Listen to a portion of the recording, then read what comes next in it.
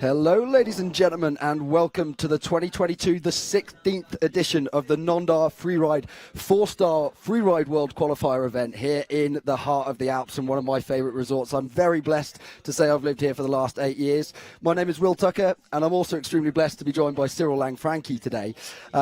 He's the boss, the director of the Nendaz Freeride, and I think I want to take just a moment to, on behalf of the entire freeride community, certainly on the community of Nendaz, thank you so much for the energy and passion you put into your work. Thank you, Will. You do it with a smile every day, and you brought a lot of energy and passion to this town for that. So thank you, Cyril. How's your season been so far? Wow, it's been amazing. You know, the week was just crazy. You saw the condition. We're going to show some pictures, some movie about the week, but it was just an insane week with great condition, with a bluebird size. So we are so happy.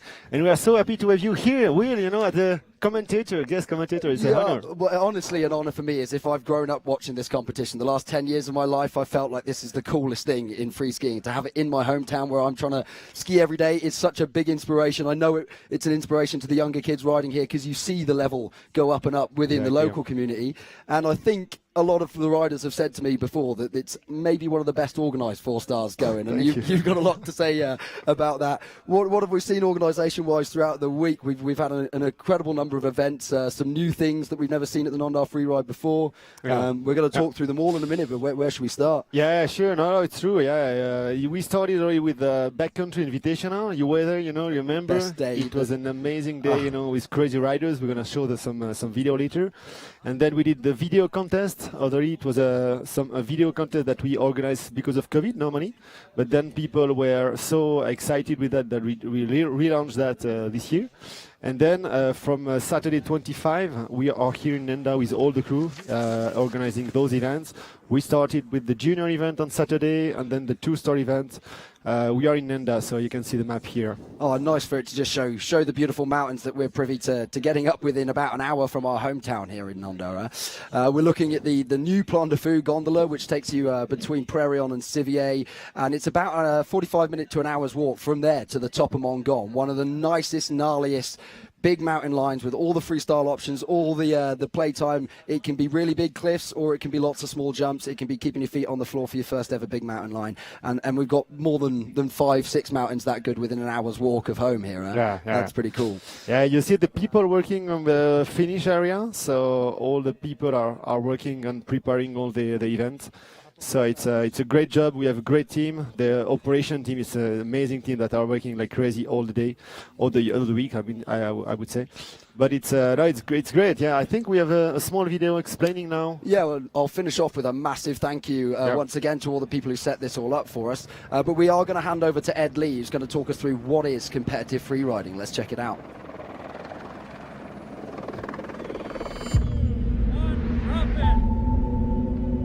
What is competitive freeriding? Well, after years of having fun, people began to wonder who was best.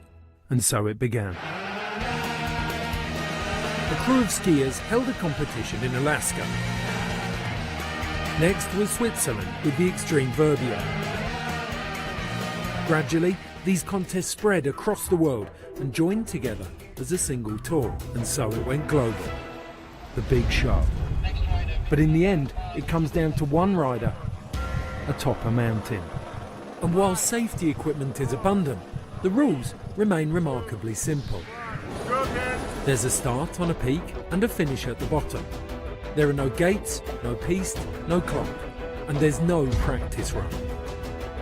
Riders rely on a visual inspection and their imagination to create a line. Runs are judged using 5 subjective criteria,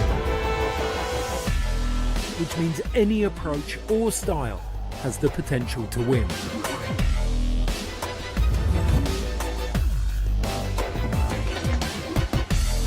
For riders, the pressure is immense and the margin between success and failure narrow.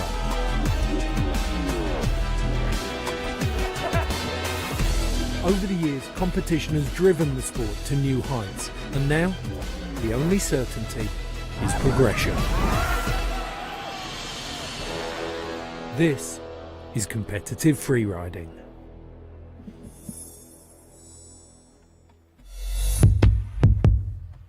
Well, thank you very much for a very comprehensive introduction to what competitive freeriding is, Ed. The only thing I'd add is that there's an awful lot of community to freeriding as well. And because we're all taking these incredible risks in the mountain together, we find ways to connect that aren't so easy on the street.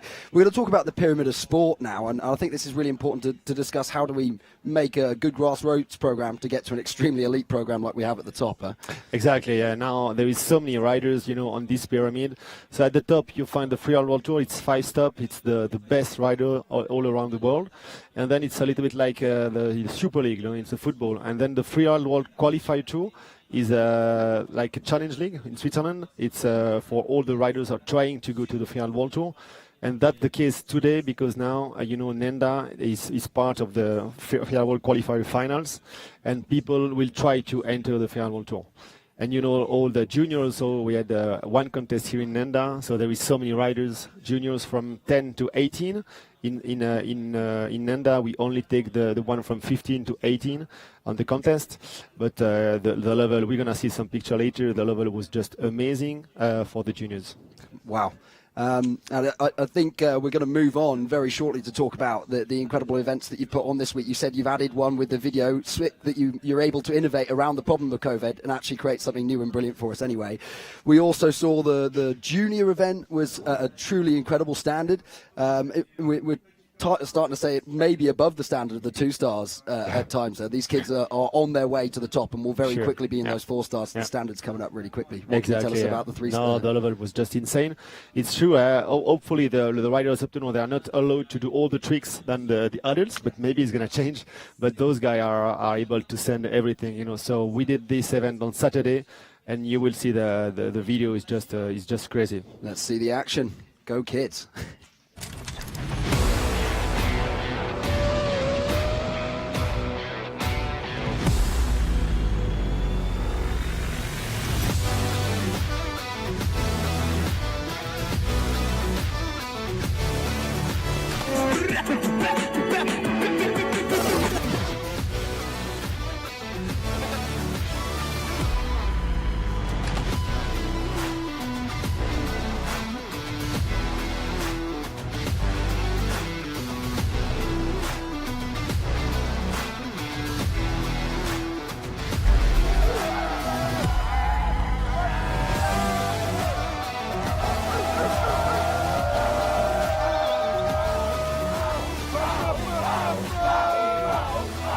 Grab your snowboard and get ready to jump on the big air ride if you want to.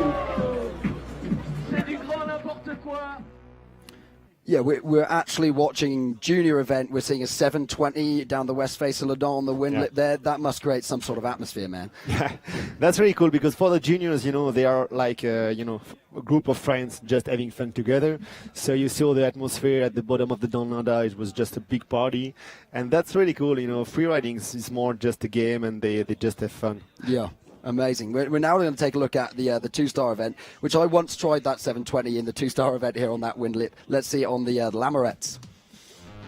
5, 4, 3, 2, 1.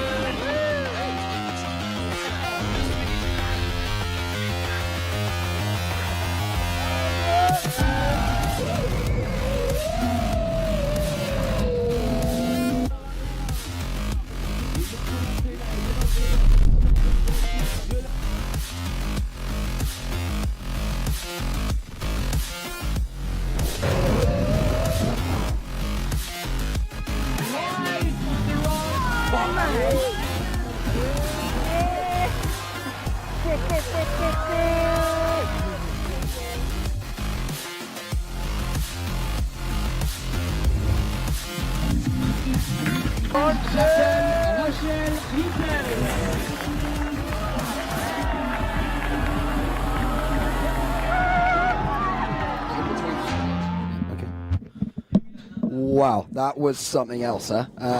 Yeah, I can't believe what goes down on that face. I've maybe skied it 50 to 100 times now, and I'm still seeing new lines, new tricks. It's different condition every time, so we always see something done differently in the 2-star. And yeah, it's true. In fact, we decided to do it on the Marets. On the Marets there is 2 different faces. On the Donada there is the north face for the junior, where we did the junior event. And then we had places for the 2-star events, the image we just see now. And there we decided to open all the riders' right side of the marets for the 2-star, and you will see on the next video the 3-star event we open all the face. But you're right, it's about in the end of the day there is like 200 tracks on the face, and people are just standing like crazy even if there is so many tracks, you know. It's just amazing. I want to give a special shout out to local hero Jan Fournier, who put it in first place in that 2-star, put in a really good result in the 3-star we're about to see some highlights for. Also big shout out to Flora Bouvet-Fournier, the Québécoise but local, who won that, and we're going to see Jan in the big final in a minute. Let's have a look at the 3-star recap now and see everybody kill it. Let's go.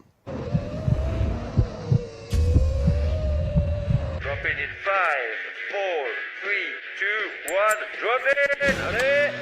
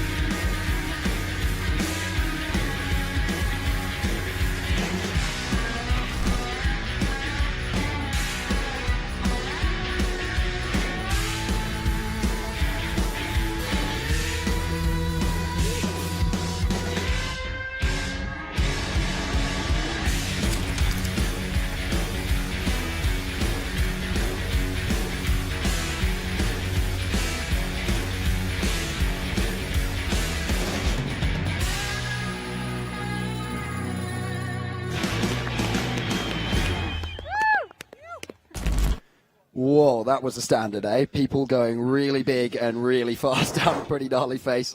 We haven't necessarily had the best snow conditions generally within Switzerland for the year. We've got really lucky with the 10-day window we've had of high pressure after a storm, little bit of stabilization before we could get into these faces and play with them. It kind of brings up the question of safety for a brief moment, because there's an awful lot to be concerned of. If we're off-piste free riding, you've got to be educated on the avalanche condition side of things. So you've also got to have the skills to get yourself in and out of situations with climbing equipment or whatever.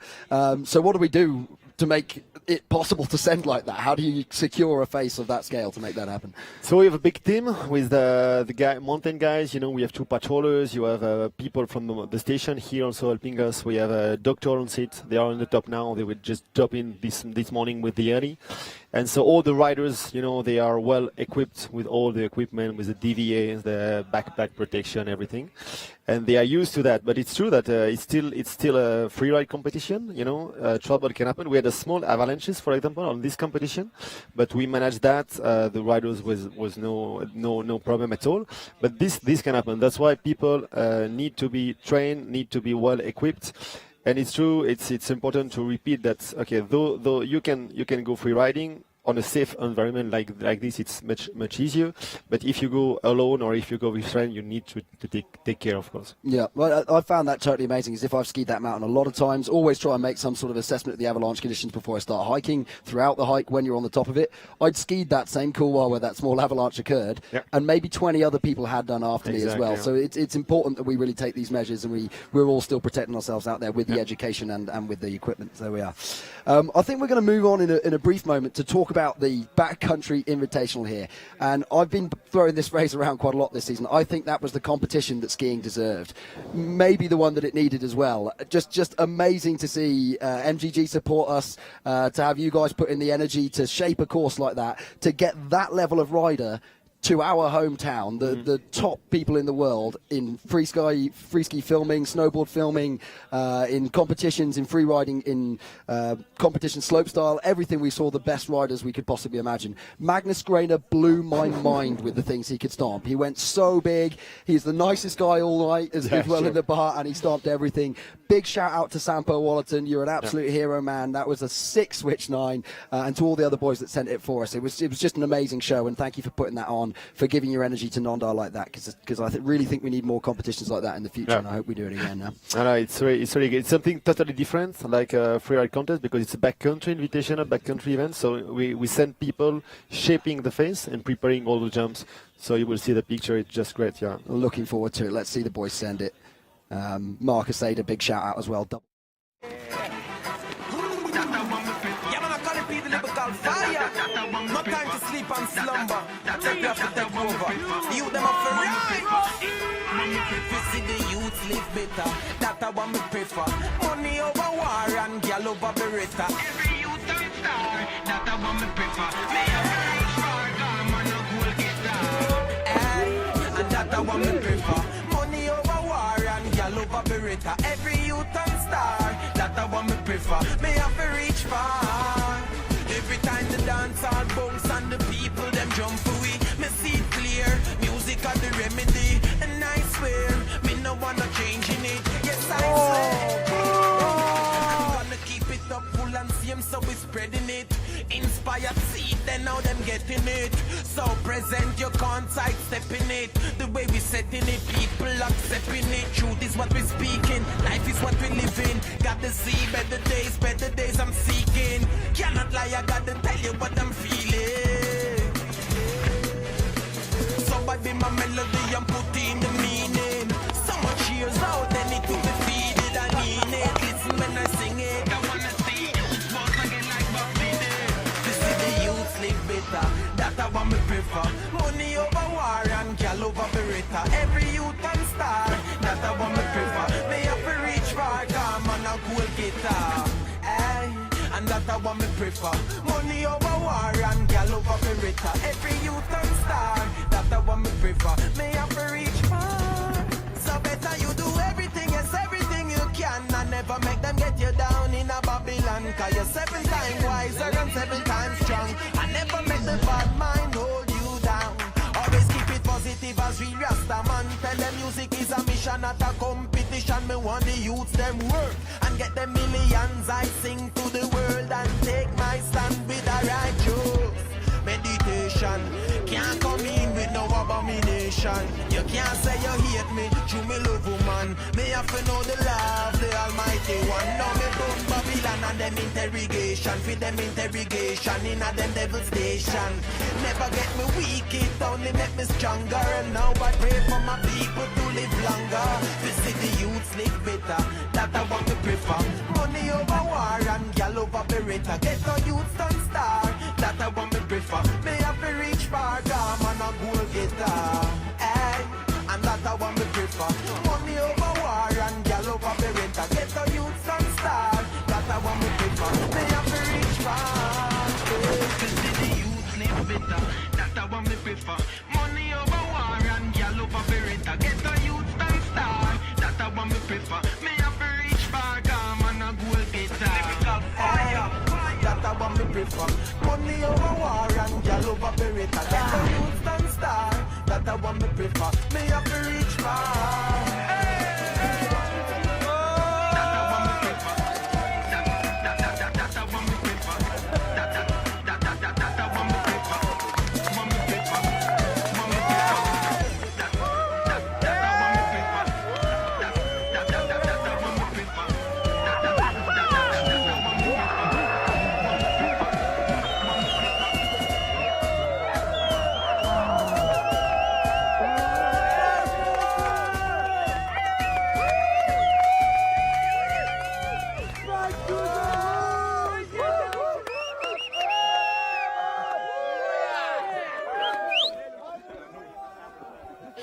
Oh, wow. Wow. It was, honestly, just reliving that day. It was so good, man. I've never enjoyed a day, and I've been to a lot of free ski contests. I've probably never enjoyed one like that in my life. To everybody who sent it for us there, for Tanner Hall for coming over and sending it up to Mongelé Gear for what you did, that was just the best day out. Yeah.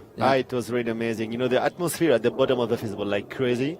Because at the beginning of the day, they thought the condition was not so good, you know, because we had not a lot of snowfall during all the winter. And so with Anto and his team, you know, the shaper, they did an amazing job to prepare this phase. But they were not so confident at the beginning. And I said, no, guys, believe us. You need to believe us. It's going to be a good day. No one did except Hugo Serra came out of the gate first. Yeah. Backside cork 7 to the bottom of what landings we had available. Absolutely changed the vibe. But then all the skiers were like, well, it's possible, and we better send like that.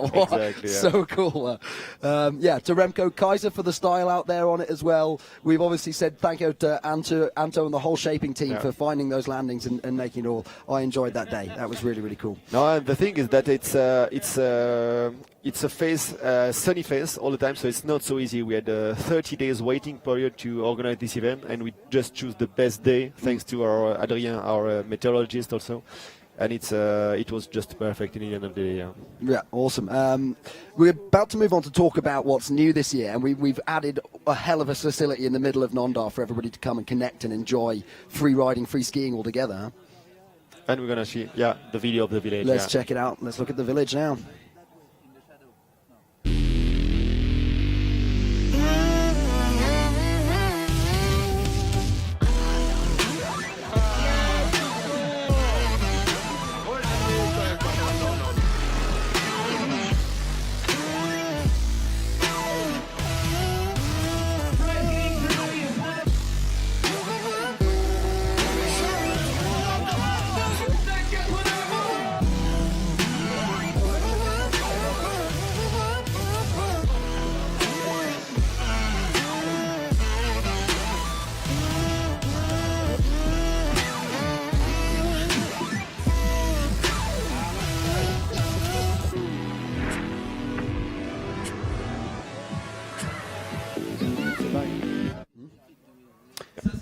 Wow.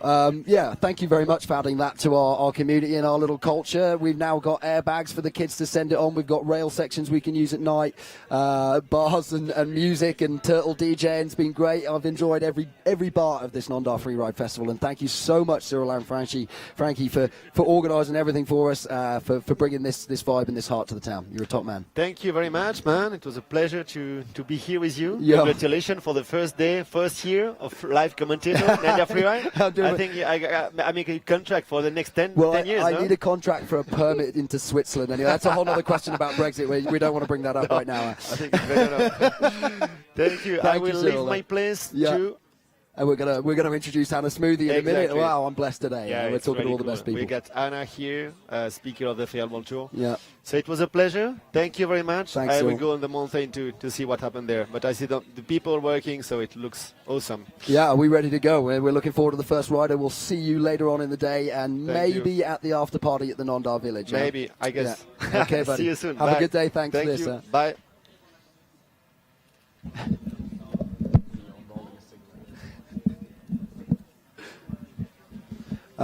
So we're looking at some pictures of the judges there. That's our man Dion Newport in the centre. And we're about to introduce our next speaker.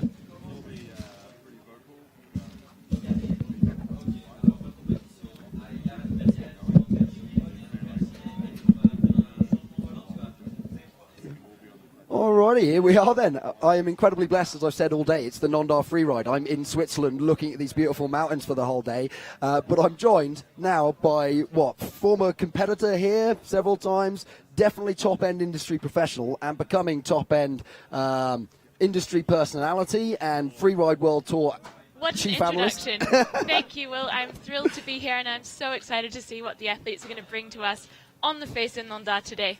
Well, yeah, maybe that's where we should start with. You've been up and had a chat with the athletes, saw them during face inspection, had a look at the conditions yourself. What are you thinking up there? Well, I think that they're all ready to absolutely send it. There's some nice cold snow on that north face. And yeah, I think they're going to throw down. We're going to see some fireworks today. That's definitely where we just had a chat with a few of them at the face check yesterday, and they first of all seemed quite relaxed, as if it's pressure off. They've made it into the qualifiers. They're into the finals this year. But at the same time, they all seem like they're really, really stoked to send. Anna, let's talk about the judging criteria. You'll know more than me. Yeah, so we've got a bunch of different criteria, air and style. We've got fluidity, and it all counts towards an overall impression. So the judges have got their work cut out for them. They're going to be delivering us live scores today. So we'll be seeing the score at the end of each run. So their line choice is really important. They want to see them taking a challenging line without taking undue risks. So air and style, that's takeoffs, tricks, landings, you name it. And then fluidity, that's how fast we're going to go. So they want to see direct lines. They don't want to see traversing back and forth across the face. Taking the most direct route possible. I think that's one thing. If you talk about line and fluidity coming together on the Mont Gon, there are so many options within one or slightly narrow 4 line that you can just choose to be super duper freestyle and take 5 hits, or you could be on 2 of the biggest drops we see in this type of competition.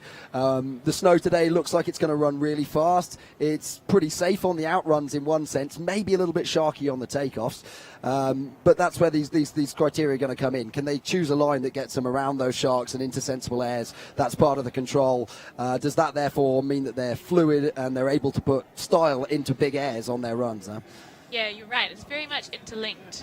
So checking out the face there, it's a low tide year, we would say.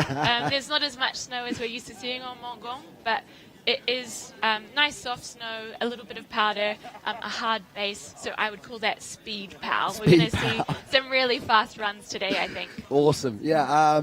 And maybe I should just drop in my project at the moment. If you want to check out the Last Ride project on Instagram, because we're talking about climate change, and maybe there is less snow in Switzerland, even if we have incredible conditions on this face, because we had a reasonable snowfall about 10 days ago.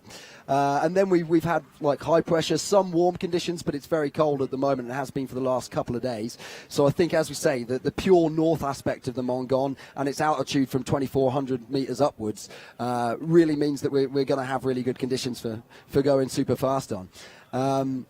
We're moving on to talking about the qualification process in just a moment, and it has changed this year. Dion Newport, one of the judges, just told me that we might see more send and a higher standard here than in the Freeride World Tour because of how much it matters to everyone to get into the World Tour. Those World Tour guys already got their place. These guys are on the absolute limit. Let's talk about that.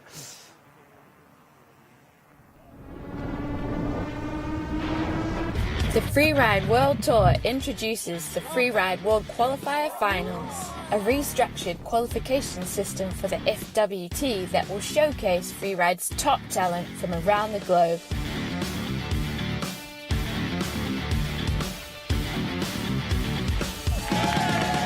Worldwide, approximately 120 athletes will compete in the FWQ Finals. 20 to 25 riders who failed to make the cut, and the top 100 FWQ riders. The riders' best 2 out of 3 FWQ finals results will count toward their overall ranking. From each region, the top 4 ski men, 2 ski women, 2 snowboard men, and 1 snowboard woman will be qualified for the Freeride World Tour 2023 season. In total, 18 athletes will qualify for the next FWT season. From December until the end of February, the first round of the season will take place with the preliminary FWQ event and the first leg of the FWT. At the end of February, following the preliminary round of FWQ events, top-ranked FWQ riders will gain qualification into their region's FWQ finals. There, they will be joined by the FWT riders who didn't make the cut in the third FWT event of the season in Kicking Horse, Golden, BC. From the end of February until April, the second round of the season will host the FWQ and FWT finals. The FWQ finals will take place across the last 3 FWQ 4-star events in Nendaz, Jasna and Obergurgel for Region 1, and Crystal Mountain, Big Sky and Kirkwood for Region 2. The FWQ finals promise to be an electric, high-stakes showdown between the experienced FWT riders and the best from the qualifiers.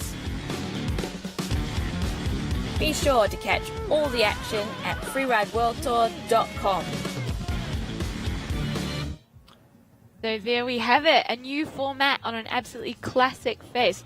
Montgong was always one of my favorites. It's got steep lines, great snow, and amazing features. Wow, yeah, and what a professional description of the new qualification process. Wonder who that was. Yeah, I've had quite a few runs on the Montgong now because I'm lucky enough to live here, and it's about an hour's walk from the Plan de Fou gondola, so it's pretty easy to get on top of what is an incredibly varied, high option sort of face. You could really ski a big mountain line here and take on a Mikael Bimbo style straight line off huge stuff, or you could be Maxine Charbleau and find 5 or 6 smaller hits to be chucking 720s and backflips on. Some people do front flips and backflips on the biggest hits here as well, if you're crazy enough. Yeah, what would you do if you saw the snow conditions today?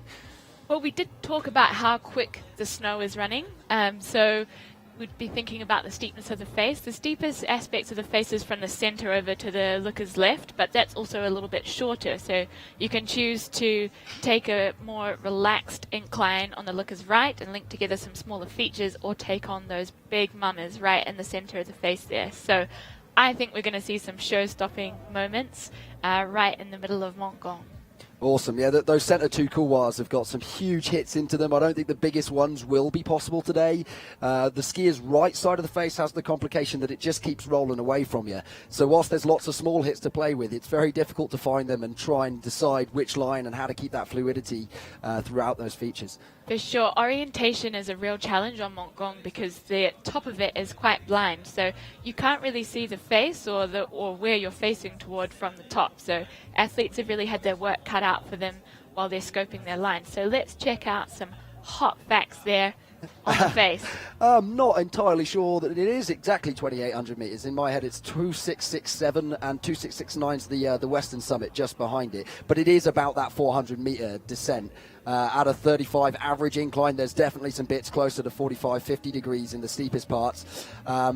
There's really good snow because of that north-facing declination. It doesn't get the sun. It doesn't transform as quickly as the other stuff. So even though we're 10 days after a storm now, we're looking at really high condition, fast powder. There's plenty of snow in the landings. I'm told the takeoffs are not as bad or as scary as we thought they were going to be. Yeah, I think that might require a little bit of pre-ollieing. So when we've had a bit of sun and not enough snow, then the takeoffs shrink back a little bit and you have to pop before you get to your feature to ensure safe passage over those really hard rocks. I guess that gives you a whole nother complication of making sure you've got the speed and the trajectory right. Are you then going to hit a nice 4-line steep bit, or is that early popping going to bring you to a flatter landing and you up shooting onto a back slap? We know the judges are pretty harsh on that, eh? These are the variables that we're working with here in Freeride. So these guys are experts. It's the best riders from the FWQ and some FWT veterans who are trying to fight for their spot back on tour. So I have every confidence that we're going to see some really experienced and epic riding today. I am looking forward to it. Are there any big names on that list that are kind of screaming out to you? Who's done well on the Freeride World qualifiers so far this year? I've got a few that I'd like to talk about for sure. Absolutely. Well, we've got the previous Nendaz Freeride champion, Oscar Mandan, who's coming to us from the Porte du Soleil. He's certainly put down some absolutely screaming runs on this face before. And then we've got the riders who didn't make the FWT cut. So we've got Mel Olivier. He's very much known for going huge, as he has done here in Nendaz before. And also Blake Marshall in Ski Men. Awesome, yeah. Blake Marshall's always inspired me for mixing that kind of freestyle spinning element, but being able to go really big and to move fast through terrain as well. On the snowboard side of it, I want to give a big shout out to Elliot Dancer, the local boy. He's coming off the back of a Freeride World Junior win last year, winning the whole championship. He did pretty well in the qualifiers earlier this week. He also won the Backcountry Invitational, beating of all people Hugo Serra, who I already mentioned came out of the gate really hot. And even Cody Brownwell was there and didn't quite manage to pip Elliot on the day. So. Indeed, and speaking of junior champions, I'm really excited to see Astrid Shailu of La Clusaz. So she has been so successful coming through the Freeride Junior Tour. This has been her debut moment on the qualifiers, and she's had a really great season so far. So I've seen what she's been capable of on video, and I'm really looking forward to seeing it live today. I think it's a bit like Wanaka, New Zealand. There's something in the water in La Clusaz. The kids there, if I'm judging the European Cup of free skiing at the moment, an awful lot of the kids at the top of that are straight out of La Clusaz. Really cool characters, attitudes and styles to their skiing. Certainly, and it speaks to that pyramid of freeride community where we've got the junior tour and we've got all these incredible freeride teams, La Clusaz being one of them, and we've got one here in Nendaz also. So really important to build up the pathway of freeride. Yeah, a massive respect to everybody who puts their energy into that, who gets out of bed as a coach every day, stands in the cold, talking kids through the most technical and risky sport I could possibly think of getting a 10-year-old to do.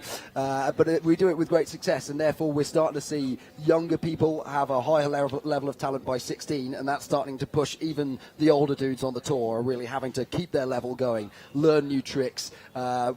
Maybe who's the example? Ronnie Barkwood wasn't necessarily backflipping until a few years ago, and now he's got to if he wants to keep up with everyone, huh? Absolutely. So word from the top is that we've got one of our forerunners about to drop in. We've got some absolutely big names in our forerunners today. I believe we've got Leo. That's Camille Armand, if ever I've seen him, starting off on the snowboard. And actually, that's me, stood just to the left, really stressed about getting here on time. So this is a replay from what time, Will? If I'm ruining that, yeah. We set up at about 7:40 this morning we were dropping in. And the snow condition won't have changed too much since then because the sun's just touching the face, but it's going to cruise round to the south and it will be off the face by the time we start dropping in. So Cami is heading over into the looker's left aspect. And this part really is protected from the sun completely, so I would say this is the most consistent snow. So if you're looking for the best riding, I would be hitting this side for sure. Oh, and here we've got Leo Slemmet on course, finding some jumps as well. That's not every forerunner happens to completely take air and send it down there. Like he knows how. So Leo Slemmet, FWT champion, who is coming back from injury last year and just looking so solid on his skis. You can just see that natural experience and training. If you've spent that long at the top, then you really start to trust your ability to carve through the snow, to find the right snow to do all of that in. And he is making this look incredible. Beautiful snow, just blowing up. Hasn't looked like it's been too sharky for him. Nothing too unexpected there. Yeah, and it's even not too much of a slough to worry about. It looks well transformed and like a solid pack, but there's still some softness and some depth to it that you can really get a good edge grip and therefore trust yourself to ski a bit faster in and out of the features, I think. For sure. So I might have to retract my comment even that the looker's right side could be less consistent. It's seen more sun than the looker's left, but maybe the temperatures have been low enough so that it's still beautiful on all sides of the face. I think we're watching one of our ski dudes, the security boys, go and set themselves up on the face. We're really lucky that we have a great team of volunteers in the valley who come and help us out. If anybody does stack it on the face, a bit like a tennis ball boy, you go and get their skis and help them out. Absolutely, and the organisation is so well prepared. We've got 2 patrollers on site, 2 doctors, and a plethora of ski dudes that are ready to lend a hand to anyone who needs it. And here's my good friend Shia Hiriart setting up his Gin Yeti 5. Thanks very much for those wings, Nendaz Freeride. They're really good fun. And yeah, it's probably going to be 2 or 3 minutes before he does take off, but it's going to be a beautiful image with the big Nendaz Freeride logo in the middle of our lovely wings. And flying is something I have absolutely no insight into, so tell us a little bit about the challenges you see there. Well, it's not the most complicated starting point in the world, but there was a little bit of wind out of the west this morning, so he's been watching that and seeing if it's going to drop off. He needs a northerly wind to take off in the direction he's facing. It's got quite a big wing there, so it's going to lift him up really quickly, and it's probably more about losing height effectively and safely in the right place for him to get down to the finish line. He's quite a good pilot, our Shire, so he'll probably do some big wing overs and almost get his wing upside down to lose that height. I took off this morning on my much smaller wing. Speed riding's almost safer in some senses if you're going for these mountain launches. I can take a lot of energy. I can ski on the floor a little bit easier, and it's really great fun to flip upside down on small wings over big mountain faces. I have to say my knees just getting to a point where it's difficult to find the same level of thrill free skiing or free riding anymore. So I'm really enjoying speed riding at the moment. A lot of people in this valley are taking it on, and we've got a pretty cool community around it at the moment. Right, so is that the natural progression, is it, to go from free ride skiing, and when your knees just can't take those landings anymore, you shift to flying? I think it's all part of that, like the mountain community side of it. Once you're here long enough, you're going to be interested in alpinism because you see where other people manage to climb themselves to and what lines they get themselves on. If you sit here long enough, you'll watch paragliders flying up to incredible heights and hitting the clouds, or flying fast next to the hills, and you'll be motivated and inspired to go and learn. In the same way that when you first get here and someone skis past you wearing a nice suit and nails a sick carving turn, then you maybe want to look like that ski instructor as well. It's how you end up building a community, people who are just positively going after their passions and doing new stuff every day. That's how we all come together and how we love what we do, right? Absolutely. Yeah, there's many different routes to enjoy nature out here in Nendaz. True enough, yeah. So we've got some of the athletes making their way up the hike. It's a good 50-minute hike, wouldn't you say, Will? A little bit of rock climbing and ski boots and snowboard boots on the way, so it's a bit sporty.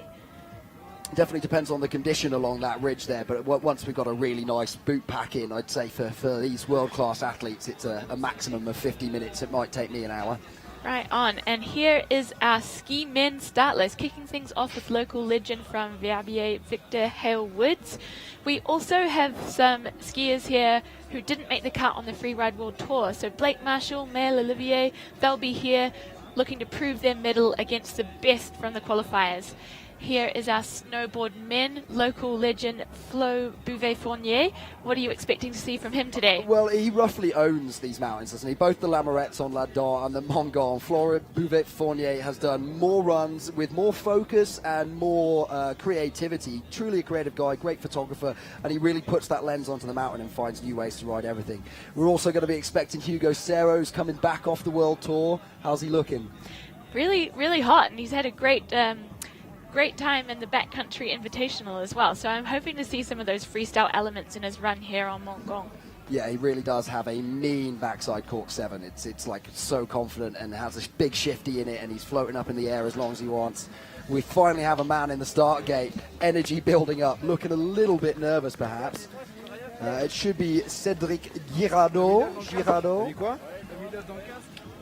of France. Last check of the goggles. And he is centering himself, taking some deep breaths, ready to bring the heat in Nendaz today. Loosening up there. It's always a bit of a challenge being chosen as the first rider of the day, so mad respect goes out to Cédric Girardot. I guess we're very lucky to have world-class forerunners, so now he's at least got confidence in the snow and how they skied it. He did well here in 2018. He was 4th, the same again in 2021. So a bit of experience on this face. Hopefully that allows him to feel a little bit more confident. As you say, he's got a few nerves to fight when you're dropping the absolute first man of the day. Here goes Shire on the Yeti. Little bit of a technical launch, got over his head for a second, but just adjust his harness. Let's see you do some freestyle, Shire. I would like to see some stunts. Yeah. This is a wing over, just kind of the funnest thing to do as you link. It's a bit like a carving turn when you really throw energy from one edge to the next, and you feel that build up of energy. The more you do, the more you get. You get a bit G'd out in the Yeah, turns. I tend to make whoops and like big calls, and I'm making barking noises like all the skiers do these days, eh? Everyone's doing it. Here we are. Cédric Girardot.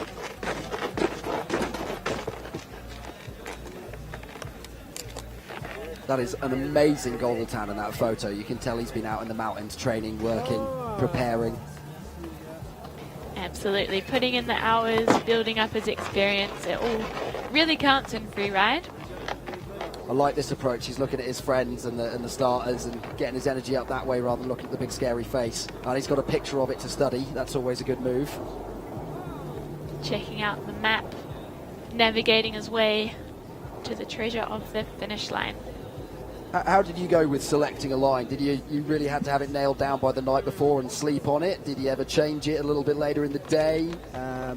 I always had an A and B on 2 different aspects so that I could make a last-minute change if the forerunners gave me some kind of indication that the snow wasn't good wherever my chosen line was. And that's the next level on these sports. It's not just the technical side of it. You've got to be tactical as well. Let's see how it all comes together for Cedric now. Looks like he's about to drop in. First rider for the Nendaz 4-star freeride world qualifier. Let's go. Looks like he is heading down the looker's right aspect. Oh, center of the face. And the top of the face has more melt back on those takeoffs. So it'll be interesting to see how riders pick their way through there. Yeah, in some years, a lot of those rocks there have been options for backflips. I don't think they necessarily are this year. There definitely will be somewhere else. Here's his first drop. Solid shifty. Just ripping some power turns there. You know the condition's good when they make those shutdown heel edge turns look really smooth. He's very solid in the landing, strong legs. Absolutely. Looks like he's having a great time on the face there, Cedric. And finding some narrow sections now, going cross court. This has been a backflip hit in some years. let's see if the lip is up to it. But no, a bit of a shifty and maybe not quite enough trajectory to get him over that wind feature on the landing there. So the judges will definitely see that landing issue and dock him on air and style and control, I would imagine. Yeah, it's a full-on on-front punch, and you could hear his frustration there, just raising his arms after a pretty solid run. I think he would have been happy with. Little judging secret is if he didn't fall over there, this score almost definitely went in at 75. If we like to take an anchor score that gives us space to then rank the next 25 people above that or not. And as we start to see the differences between the riders, you might get some feedback from what the distance between those point figures are. Of course, in free skiing, we've got 2 days of practice to watch slopestyle. In free riding, we're straight into it. Slow-mos here. Beautiful landing on that first one. Yeah, he had some very solid airs that looked fantastic in the first. A little bit off balance there, but the first one was an absolute banger. And then that last hit there, just a little bit shy of the proper transition zone. I think that's been renamed the Weddle grab, isn't it? It used to be the mute. Yeah, absolutely. So the mute grab was from skateboarding, I believe, Chris Weddle. Chris Weddle, that's it, yeah. And he was not mute, he was deaf. And so we've rightfully renamed it the Weddle grab. Yeah, big respect to Tony York, who kind of organised the campaign to get that change, because it is fundamentally a bit offensive, and Mr. Weddle deserves to be known properly, I think. Yeah, right on. Shout out to him. And we'll await the scores then. That's Zoe, who we've got for the interviews at the top for us today. And here's our judging panel. We've got Dion Newport and Dorian Conrad there.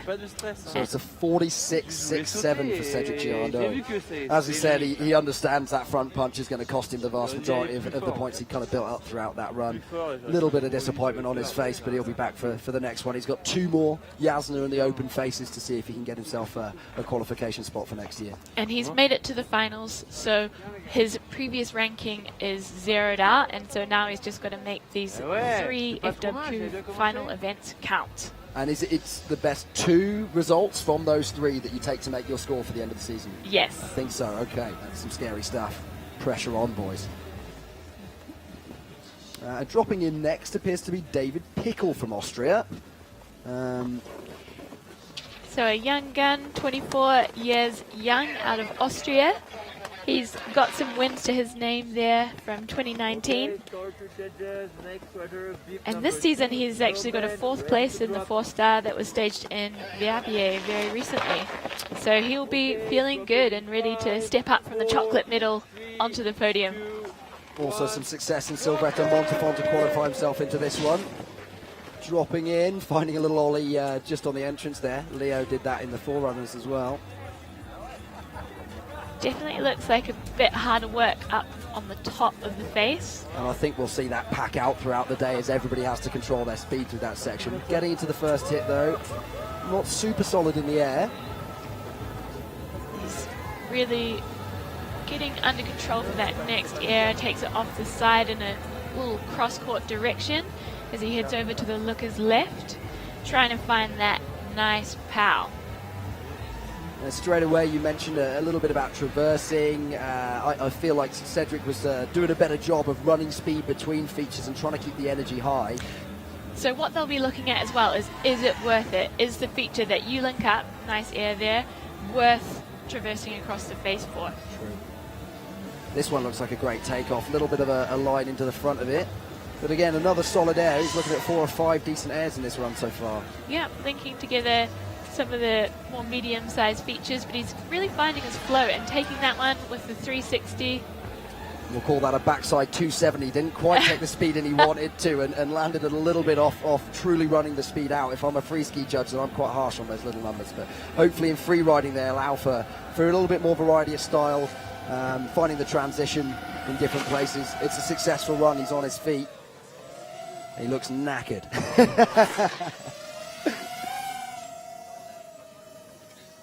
A little shifty there to set himself up for the landing, and it really looks hard to shut it down on the hillside edge there.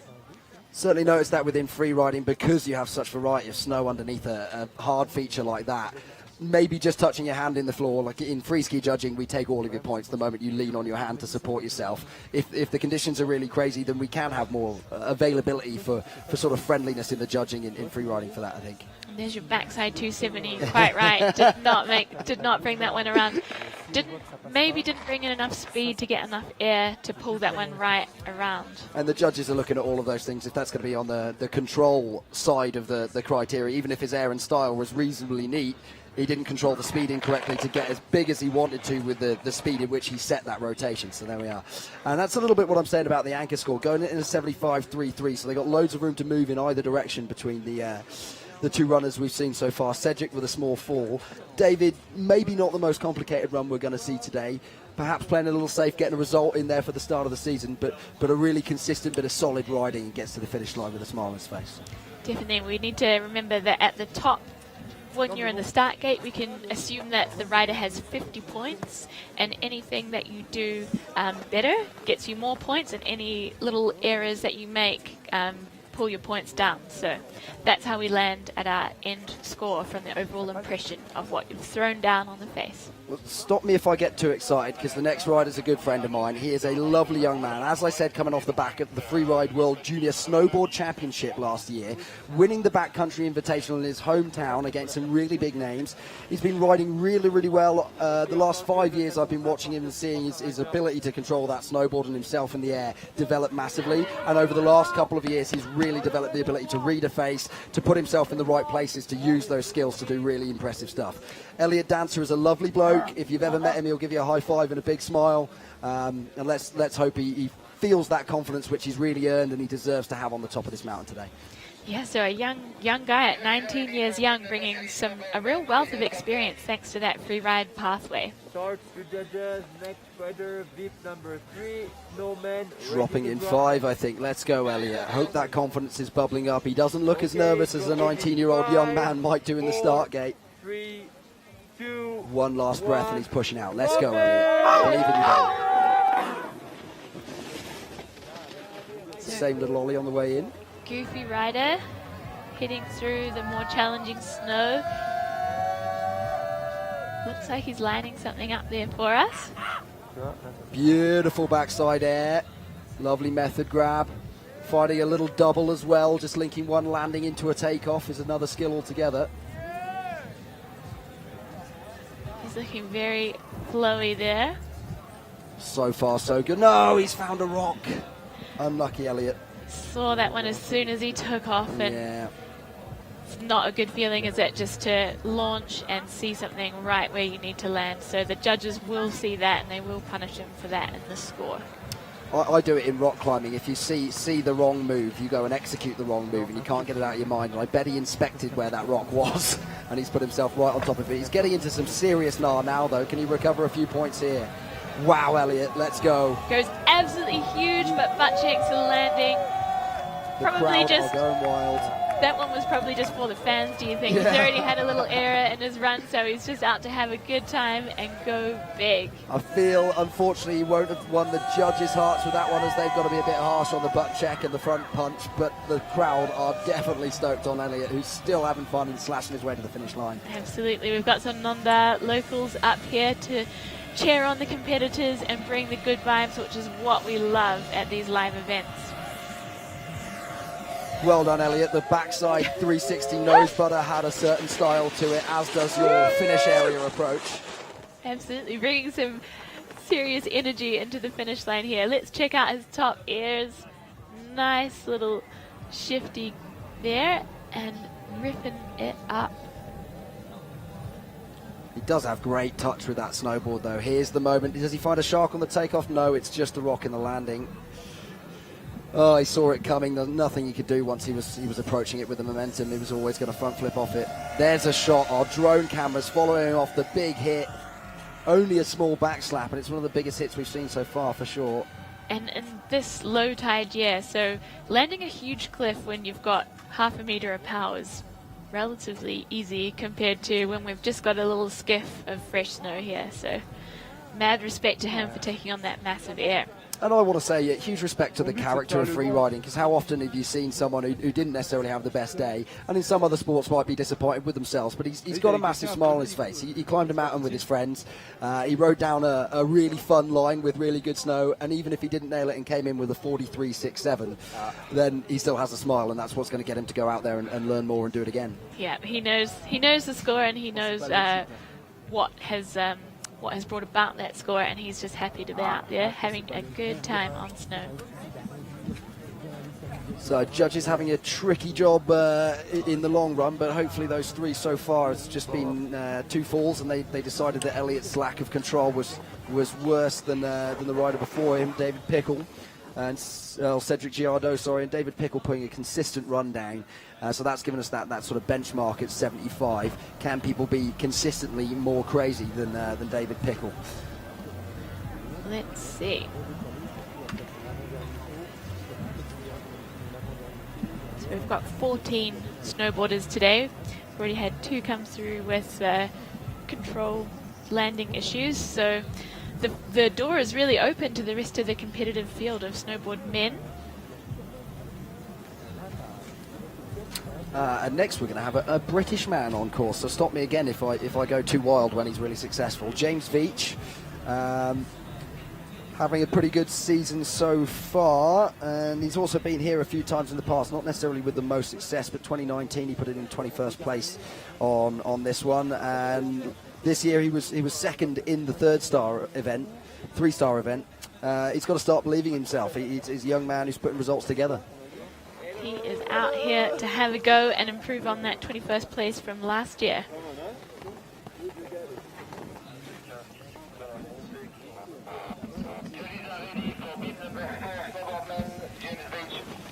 I met him this morning just as he was starting the hike, and mentioned it was really rather cold up until about 8 o'clock. I'm sure they warmed up on the walk, but I've always found that a really difficult aspect of free riding. You need to get your mind and your body ready to go in minus 20 conditions at 2,600 metres. Let's see if James has pulled that off. Looking like he's taking some real speed through that challenging snow at the top there. Little bit scratchy through the narrow sections between those rocks now, but great control from James. Biggest air we've seen off that first rock so far. And taking a tumble down between those 2 pillars. Just a small little hook up on his front foot, and he then just backflipped his own board, put on the snow. And another massive air there, lands perfectly and takes so much speed into the middle of the face. That's a real shame about that front punch, because the rest of this is a great idea and a well-executed line for the most part. Yeah, really impressed with this run, apart from that bobble between the pillars at the top there. It's 4 good stomps and just one small moment of hooking up on an edge, and he's over. The crowd are loving it. I think that's one of the fastest runs we've seen so far, despite the fact he had a tumble in the top third. Yeah, I love that with snowboarding, is your equipment stays attached to you. So if you do take a tumble, you just carry on, roll over, get it done. There we have it. His nose digs in. I'm not sure if he caught a rock. There's definitely some sharks lurking just under the surface there. And he's riding out strong and just continuing to have an absolute screamer of a run. Looking so centered over his board and just taking so much pace out through the main face. Generally looks like a very well-trained snowboarder, a really solid technique. And an Englishman who speaks French as well. Good man. 60 points for James Veach representing the UK today. Well done, mate. So that's the highest score from those that have had a control issue today. So the judges indicating that they also really liked his air and style, his speed, fluidity. And looking back to the top, we have the local legend, the Quebecois, who's moved himself here. He's building a lovely chalet just down the valley from us at the moment. Great photographer, maybe the nicest smile in free riding at the moment. He's a lovely bloke. He's always got that smile on his face. What else can we say about Florent Bouvet? He's ridden this face maybe 150 times in his life, I would say. Which gives me absolutely enormous expectations for Flo today. I'm looking forward to seeing what he puts together for us. Last night he said he was feeling a little nervous. He wasn't sure which of his lines to take, but all is about to be revealed. Coming off the back of the win in the 3-star just 2-3 days ago here in Nendaz as well. He's had some success here in the past. He did take a bit of a tumble in this one last year, but the line before that was a bit of beauty. It was an awful lot of things linked together with great speed, technicality on the air and style. Let's go, Flo.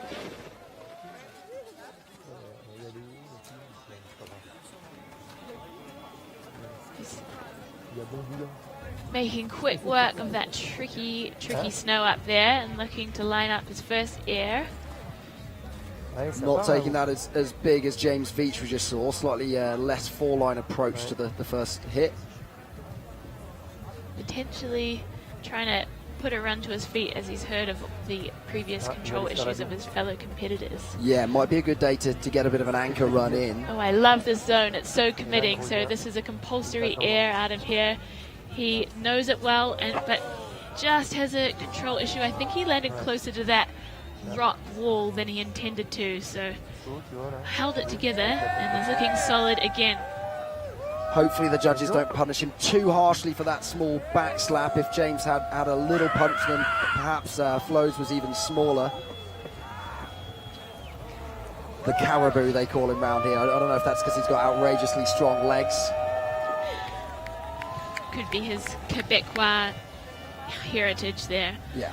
So just thinking about this run in comparison with James Veach, James also had a control issue that might have been more significant, but he also packed in more features and some more airtime, I would say. So I'll be interested to see where he ends up ranked in comparison to that. Here is the replay of him getting into that compulsory zone, and we see him take off and just land pretty close to that rock wall, which would give anyone a bit of a fright.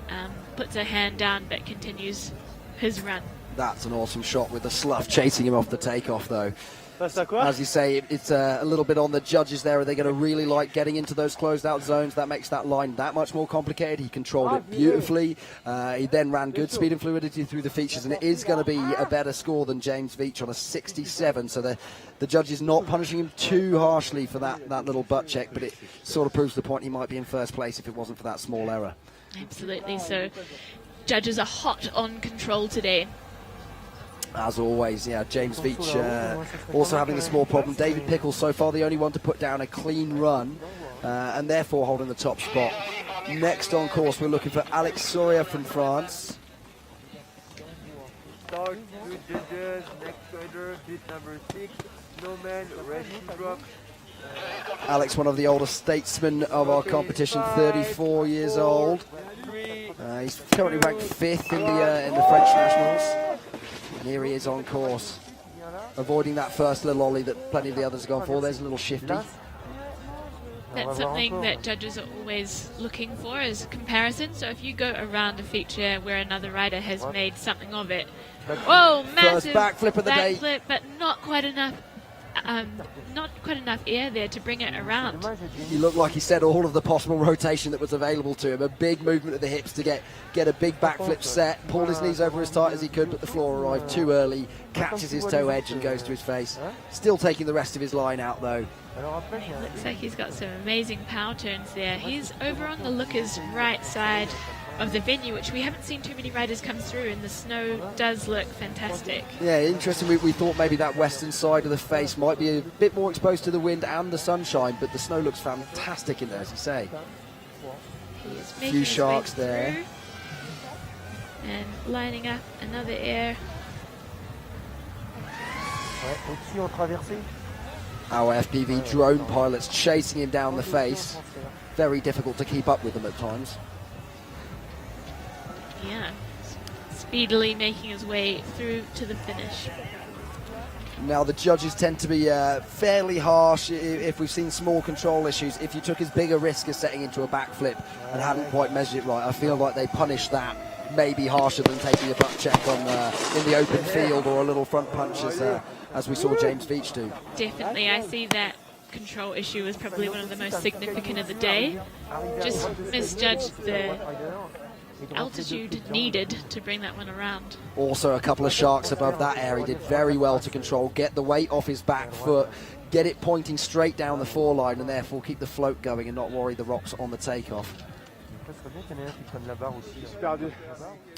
He was lost, he is saying, so maybe found a few difficulties trying to find his line on the face there today. As we mentioned, it's pretty blind from the top. You can't even appreciate kind of which direction you're headed in, and 35 points would say that we're quite right in saying that was one of the most significant control issues of the day, that crash backy. And that was the Union Jack put next to the Frenchman's name. I'm sorry, that should be the tricolore.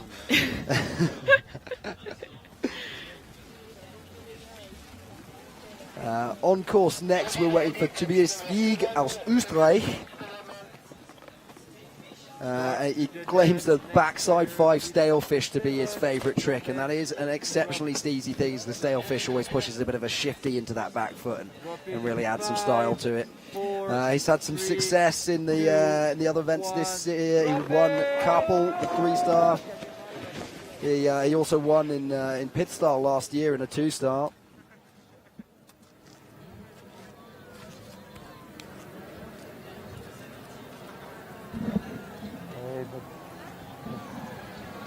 First air.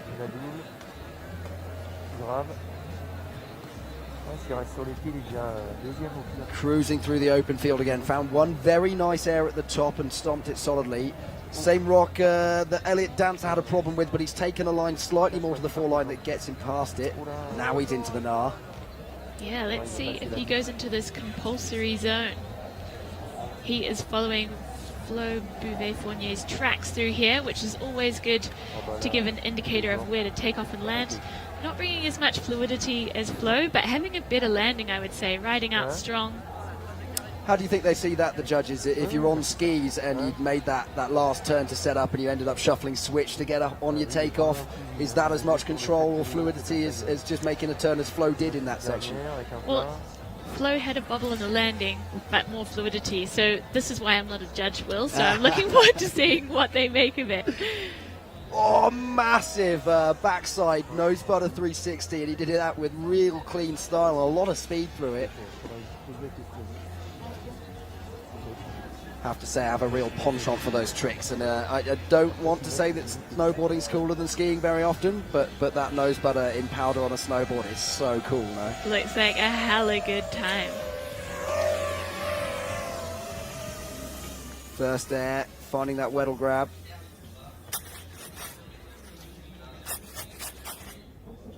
Missing that rock by nothing, keeping his feet up in the air for a bit longer and recovering well on the landing.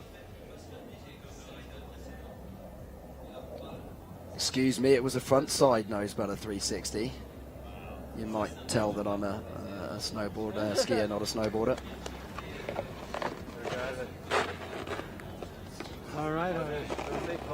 So he anxiously awaits the score.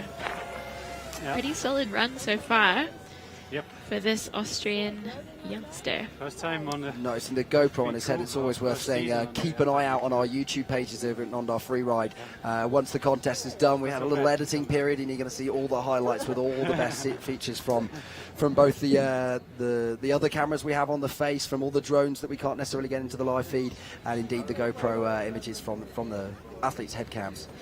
It's always good to see it from the athlete's point of view and hear their stoke or their curse words as they make their way through the face, successfully or unsuccessfully. Yeah, that's my excuse for not showing my mum most of the gnarly lines that I do. So I swore whilst I was doing it, so I wouldn't want you to see that.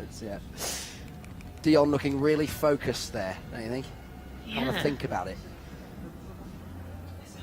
Thinking deeply, scribbling furiously as they try and come up with the correct number for Tobias Fig. I really love that process. We call it steno in free skiing. All the judges are writing down. Here's the score from Tobias Fig from Austria. It's coming in with a 70, second place for now. Solid run, just a little error of line and nearly getting on that rock's going to cost him a few points next to David Pickle, our current leader. So up in the start gate, we've got Liam Rivera. Out of Mexico. Oh, I am incorrect. We have got Gabriel Bleton of France. Looking forward to that one then. Let's see what we know about Gabriel. Had a few successes in lower star competitions over the last couple of years. Doing very well at Silvretta Montafon and in Les Arcs to qualify himself into this event.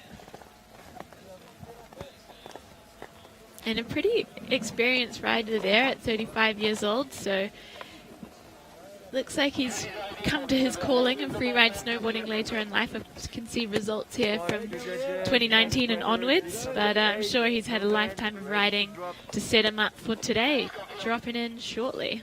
Always massive respect to those guys who keep it going. Also Paddy Graham, who's got a knee injury at the moment. It's a good friend of mine. He killed it in the invitational here.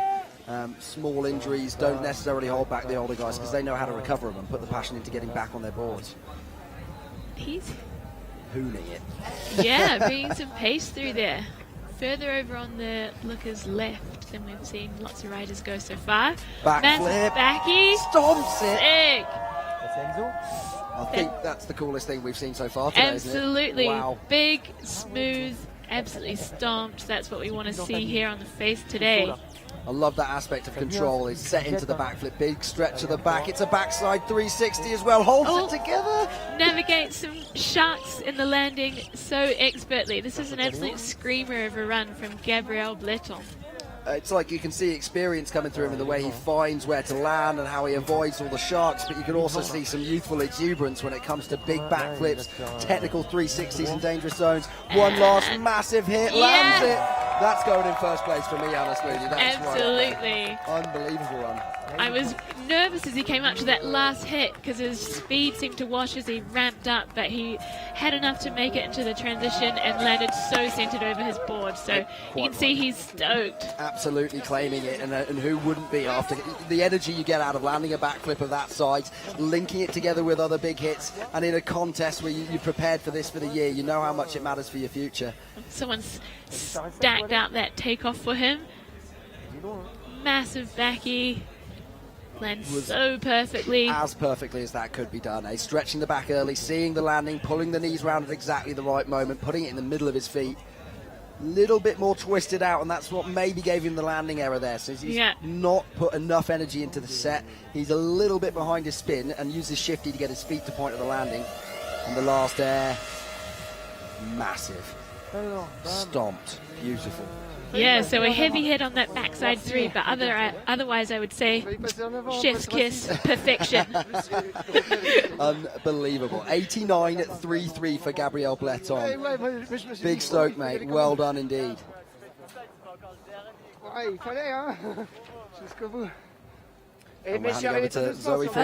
Gabriel, tu viens de poser un superbe run. Comment tu te sens? Cool, je suis très content d'avoir plaqué. Zoe saying un joli bac, un joli 3, très stylé. T'es bien fier? Ouais, je suis vraiment content. Super. He's Merci. happy, and it was Merci à an toute amazing l'organisation, c'est top. day. And thank you very much to the organisation. I did mention to Cyril that they were doing quite a good job with that. Absolutely. Oh, great manners from Gabriel Bleton. Yeah, as if he's even experienced to doing the interviews right, isn't he? What a professional. Now we're looking at Liam Rivera. The Verbier Four Valleys local, but also riding for Mexico. And Red Bull, importantly, one of the sponsors for our event today. Favourite tricks are frontside 360. And like with a lot of these guys, even if he's that high level of snowboarder, I bet he's way better than everybody else you know at surfing and mountain biking as well, his other favourite sports there. And he is a young guy, but I've known Liam since he was riding on the junior tour, so he's actually got a wealth of experience behind that 22 years. Starts off with a beautiful backside 360 wordle. Might have been Indy. Apologies to the snowboarders if I get those wrong. Manages just to skim over that rock in the landing that have taken others down. I think speed's your friend over that one, isn't it? He's learning from what we saw with Elliot earlier on. And he's looking good with the speed, bringing some real fluidity. Cross core, nice air and another wordle. Oh, these turns in the open powder look so joyous. Backside, front side shifty. Stale fish, I believe, that grab. Lining up now for the front side 360, massive, and stomps it. Definitely. Now the judges have got their work cut out, no? Absolutely, that was a screaming run from Liam. Let's see him through the finish line safely and then see what the judges make of it. This is, unfortunately, it is my job in free skiing too often. You have to defend these decisions because there is some subjectivity available in it. On a different day, a different style of line might actually be able to win it. It comes down to those tactics of is this a face to go massive on? Today, this seems like it is being more of a freestyle face. We haven't quite got the landings to go huge, but we've got a lot of technical hits, and we're seeing both ways 360 in this run. Some grabs, some cross-court approaches, different transitions found, lots of elements to it. Yeah. Here's the front front side three. three. Stomps it. Really great skill to get those feet down a straight line, run the speed through the landing. There was a hand down in that last frontside three, but I think it was more of a fun style thing from how I saw it. I don't know how the judges will see it. What do you think, Will? In free skiing, as we're just seeing, an 84.67, so he does come in with a second place. The judges slightly preferring Gabriel's big backflip and other technicalities within the line. On the subject of just touching the hands down, sometimes the power is that deep. Sometimes you've done a cork spin, and the way your body arrives at the floor means that your hand is naturally where the floor is. That's very different to a full supporting hand and leaning on it, you know. And up in the start gate, we have Christophe Charlet of France, who actually has probably the most amount of first places on the FWQ of the entire field. So we're expecting big things from Christophe Charlet. Wow. Ex-FWT competitor. And yeah, a lot of experience on this face as well. And there's so many riders who come out of that Chamonix Valley that are really comfortable in extreme big mountain terrain. They grow up with it, and therefore airs like this are nothing. His knees don't even bend for that one. He's so strong and taking some serious pace through this face. Stomped that so hard, I think the Mongon felt it, not the other way around. Absolutely. Little bit cross-court on the traverse, but lining up on something massive. That's when the judges don't mind, but a little control error. Having the control error above exposure as well. Well shut down. Yep, showing good control now, but the judges will have seen that small control issue. Massive cliff. Where's he going? The biggest air of the day. And he lands on a rock, but just rides out so strongly.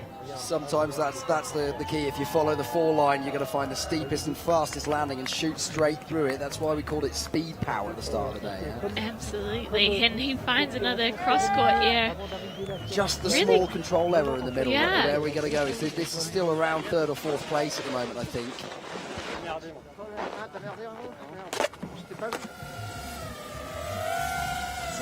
Top air. Tail grab. Locked it in, had it solidly.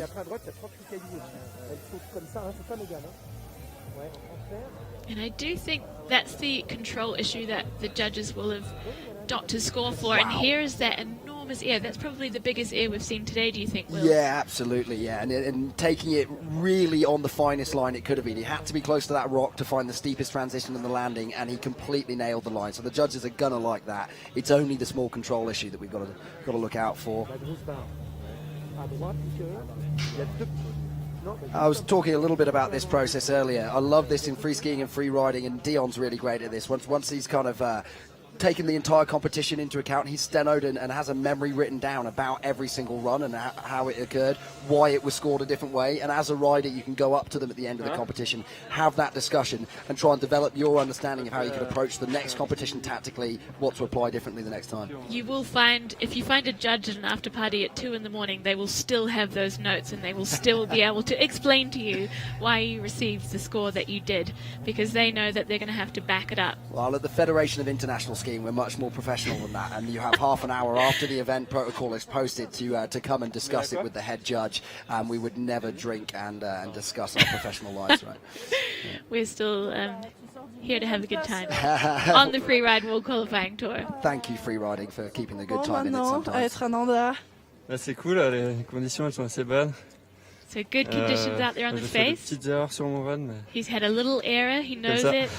So he's expecting a dock for his score there, but still smiling. And here it is, it's 80 points. I said it might be third place, so even with the small control error. Okay. Ça me place combien du coup? Okay. He seems a little surprised and stoked on that, I think, yeah. Well done, dude. We've seen a few control errors down there at the moment. So those who are being slightly more conservative, getting away with better stuff. And even with a control error, if you're not conservative and you really sent it like we just saw Christoph do, it's possible to come in with a good result. Enzo Nilo is our next man in the start gate, I believe. So a lot of French riders and snowboard men, they are holding it down. And he has had a couple of 4-star wins in the last few seasons, so he should be feeling relatively confident coming in here to the FWQ finals. And Enzo's a man after my own heart. He's a pretty experienced paraglide pilot as well, finding the clouds every day he goes out, good on the cross country, good on smaller wings. Yeah, check out his Instagram page, because if you snowboard to the level he does and you happen to paraglide like that, then you constantly take really nice photos, you know. Definitely inspiring stuff, and I'm really impressed with these athletes who master not just one but multiple sports. Passion for the mountains again, keeps driving people to do more and more amazing stuff. Here we go then, Enzo dropping in. The drone cam giving us some great images at the top of the Mongon there.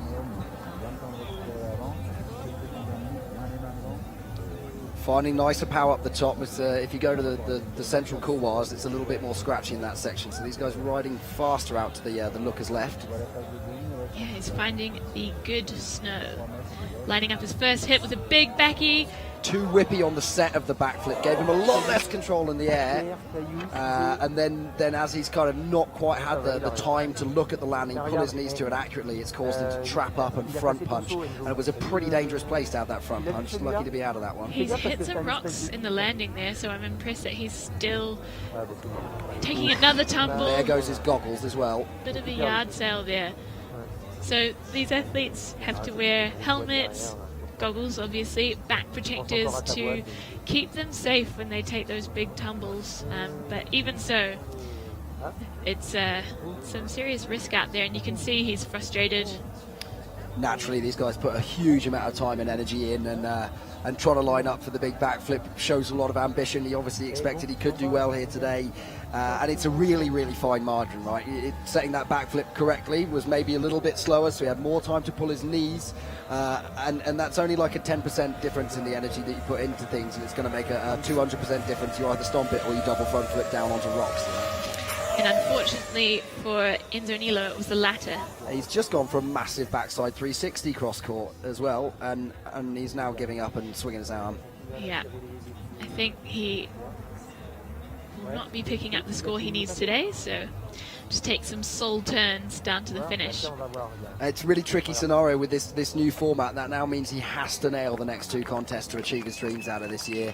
That also put pressure on him today. It's obviously just proved a bit much when he knows he has to take such a high level of risk to beat such an amazing crowd. It's really possible to make a small error like he did and end up front flicking out of contention. Yeah, freeride is as much a mental game as it is physical, and staying calm when you've got so much pressure is very challenging. Little bit in the bomb hole as well. Maybe I'm being harsh on the way he set it. For me, it was a little bit whippy. That gives you less time if you don't push your hips forward so much on the takeoff and you drop your head back. Then you won't have as long to view it and make decisions about where you want your feet to be down. Then that bomb hole came up really fast and over he went. He kept sending it all the way down the face, but another massive crash, and then he's going to try another 360 and have another crash. 8 points. If you fall over 3 times and lose your goggles, that's not the way to win a free riding contest. We'll see you at the next one, Enzo. Well done, buddy. We're expecting Hugo Serra, and I don't know if we mentioned already the Nendaz Backcountry Invitational. Everybody should go and look at the highlight reel again if you didn't see it at the start of the show. Hugo Serra came out of the gate with a lot of skiers worrying about the condition that they were going to see in the landings, and he just went massive on a backside cork 7. Stomped it, the snow all of a sudden seemed really good, and we saw the rest of the best skiers in the world go off. Hugo's dropping in. Are we going to see that level of freestyle today? Let's hope so. We're expecting big things from Hugo, previous FWQ rider, and also free ride coach in Verbier Four Valleys. He's really pouring a lot into the free ride community. Yeah, he's a super passionate dude, believes in the reasons to do free riding. He's teaching the kids that front side 360, great form in the air, stomped on a tricky landing with a few sharks in it, I think. Backside 360 cross court, he's holding on to that one a little bit looser. But both ways spinning on different types of cliffs. Now getting into a gnarly zone, steep couloir. He's above exposure. Just finding his takeoff there. It looks a bit sharky, but he finds his takeoff and landing perfectly, navigating the sharks in the landing. Huge air. Really nice transfer air.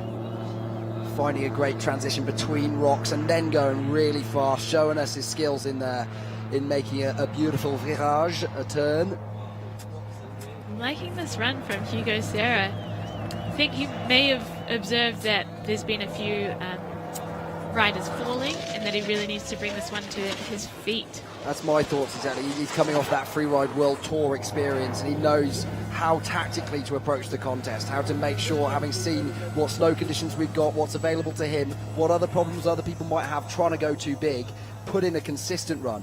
Yes, to him, consistent stuff is still doing both ways, backside, frontside 360, riding extremely fast through open power fields or getting into really gnarly exposed zones. He did all of that in one run. I think the judges are going to have to like it. Will it beat Gabriel Bleton? He's stoked.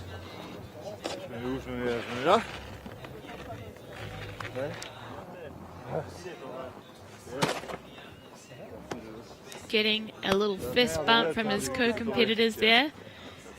We're all here to perform, but also to stoke our fellow competitors and keep the vibes high. 77.67 puts him in 4th place at the moment. It is a good run, but perhaps a bit too conservative. Maybe it's still a smart move with 2 more final 4-star qualifiers left to come. Is this the route back to the World Tour for Hugo? Certainly with the top ranked so far snowboarders, I thought they brought a little bit more speed and fluidity through their run, so that might be what the judges are seeing there, but a strong run for Hugo nonetheless. Here we are waiting for Raphael Wasser, Swiss competitor, young man, 18 years old, currently ranked number 2 for free riding in Switzerland. Yeah, debut season on the qualifying tour. Well, that's quite the season, isn't it? Putting Absolutely. it first place in Broussard, 3-star. It's always a great event, great vibe at that one. And 13th in the 4-star in Verbier. That was the additional event we threw in there last minute as we had some early season cancellations for lack of snow. And 7th at Silvretta Montafon, the last of the 4-star events we've seen. So he must be bringing a lot of confidence into this one. And he is wearing, I believe, a Verbier face mask, indicating that he may have been on this face before. I wonder how much the Verbier riders don't often come over to Nendaz, and look at what they're missing out on. Going straight towards the centre couloirs. We mentioned worse snow in the opening section here, but it does open up into nice stuff just below this band of rocks. First air, little punchy one. Had to suck the knees up through that takeoff. He is cruising over to find himself some fresh snow on the looker's right side.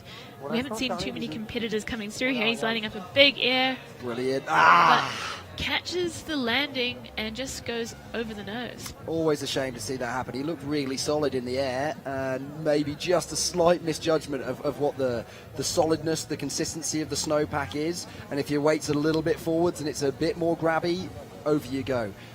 That's what happened here. It's a shame to see it, eh? Small errors, small margins. And it looks like he is just finding some nice turns.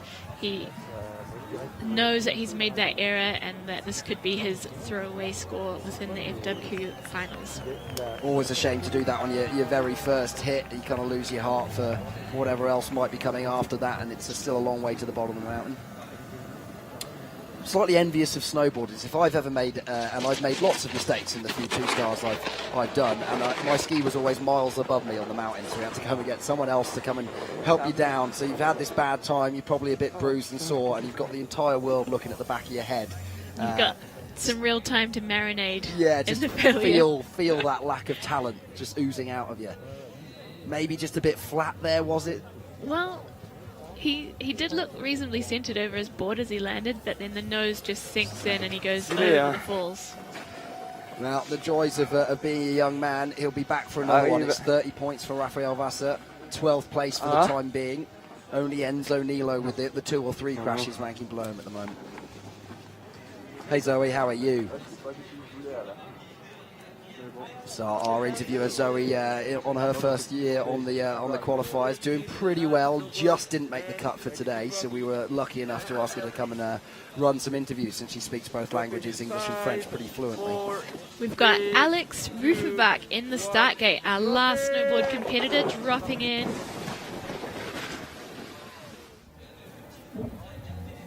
And a little... It's at a cab 180, so I guess he dropped in switch to a frontside 180. Little control error through the choppy snow we've been talking about in the middle section. But playing with it. I like people who don't waste open sections. They're still playing. It's almost a cork frontside 3. But a real tumble there. He is rolling down the mountain a little bit. So that's not the start that he wanted for his run here today. It's not a true tomahawk until you've got so much G-force you can't put your arms down. So that was just a small tumble, right? Not quite a tomahawk. Sure.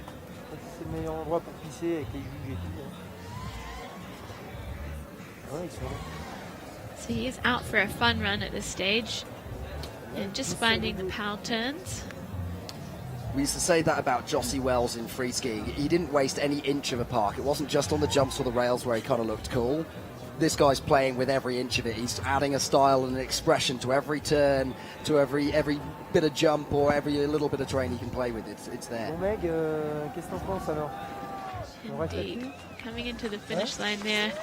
And Gabriel Bleton is going to be feeling pretty comfortable in the hot seat there. Let's check out Alex's replay. So frontside 3, but just taking it down with a little tumble, as you mentioned, Will. They happen, don't they? It's part of the game. Happens to the best of us. Otherwise, it was a really beautiful front side 360, finding a nice axis, and it looked like he stomped it again, but I think just not finishing his rotation. So once that rotation was applied to the board, it continued to spin him out. And wow, it is quite an impressive crash. I think the snow's soft enough it didn't hurt him. But he might be looking for a sports physio tomorrow for a little massage. His GoPro still on his head as well, by the looks of things. 28 points there for Alex Rufenbach. 13th place. I think that makes our champion Gabriel Bleton. He must be absolutely elated, coming with a few years' experience behind him. As you said, a late bloomer in free ride competition, but coming to an event like the Nendaz Freeride, where, as we've mentioned, the standard here today is as high as it's ever been, maybe the highest we've ever seen at this event, and it's always been one of the highest standard 4-stars in the game. Yeah, real favourite on the FWQ calendar, the Nendaz Freeride. I think we'll get to have a chat with Gabriel at the finish line with Zoe. Alors, tu viens de gagner cette Nendaz 4 étoiles sur le Mongon. Tu te sens bien? Ouais, carrément. Trop bien. T'as eu une chouette ligne? T'es content? T'as raidé comme tu voulais? Ouais, c'était la première descente de ma vie du Mongon. Donc, c'était trop bien. This is the best descent of his life on the Mongon. He's stoked on it, eh? And his first, perhaps. Oh, really? Is that me misunderstanding premiere means first, not best? Well done, Will. It's the Could be small- like premiere in English, right? I do try, but Yeah, 8 it's years tough. living here and I'm still an absolute embarrassment. Unbelievable. Now we will check out the highlights of the snowboard men category.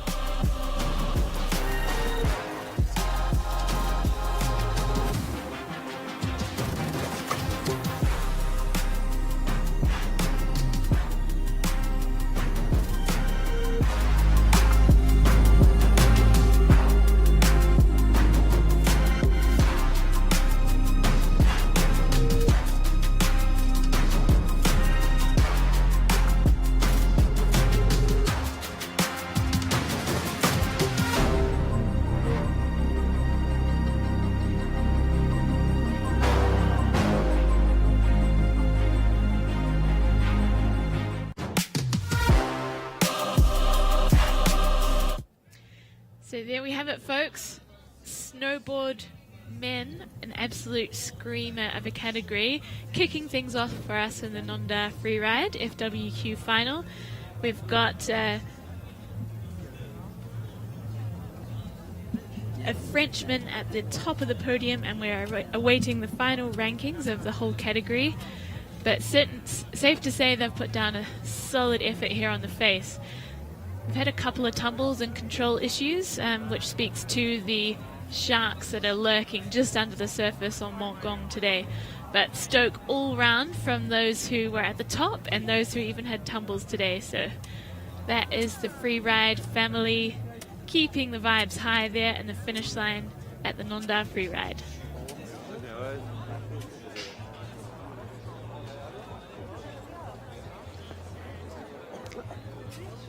So the final complicated math is just going down right now, Will, while we tally up all those scores and check out the overall ranking for snowboard men.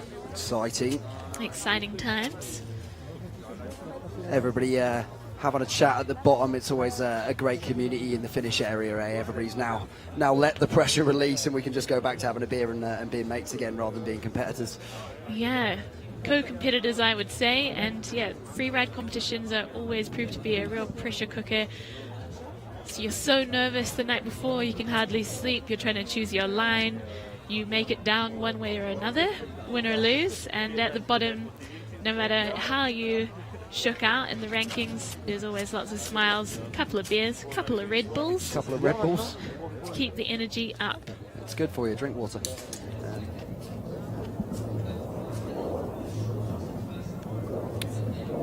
We've got ski men up next, which should prove to be a show-stopping category as per usual. Always exciting. I mean, before I go into how the level of men's skiing is pushing up, it's worth mentioning that maybe women's free riding specifically, I feel since Ari Tracomi came along and started doing huge 360s and bringing the freestyle element to it, and Hedvig and a few other girls now really taking that on and going massive, we're seeing the whole level of free riding push itself up year on year.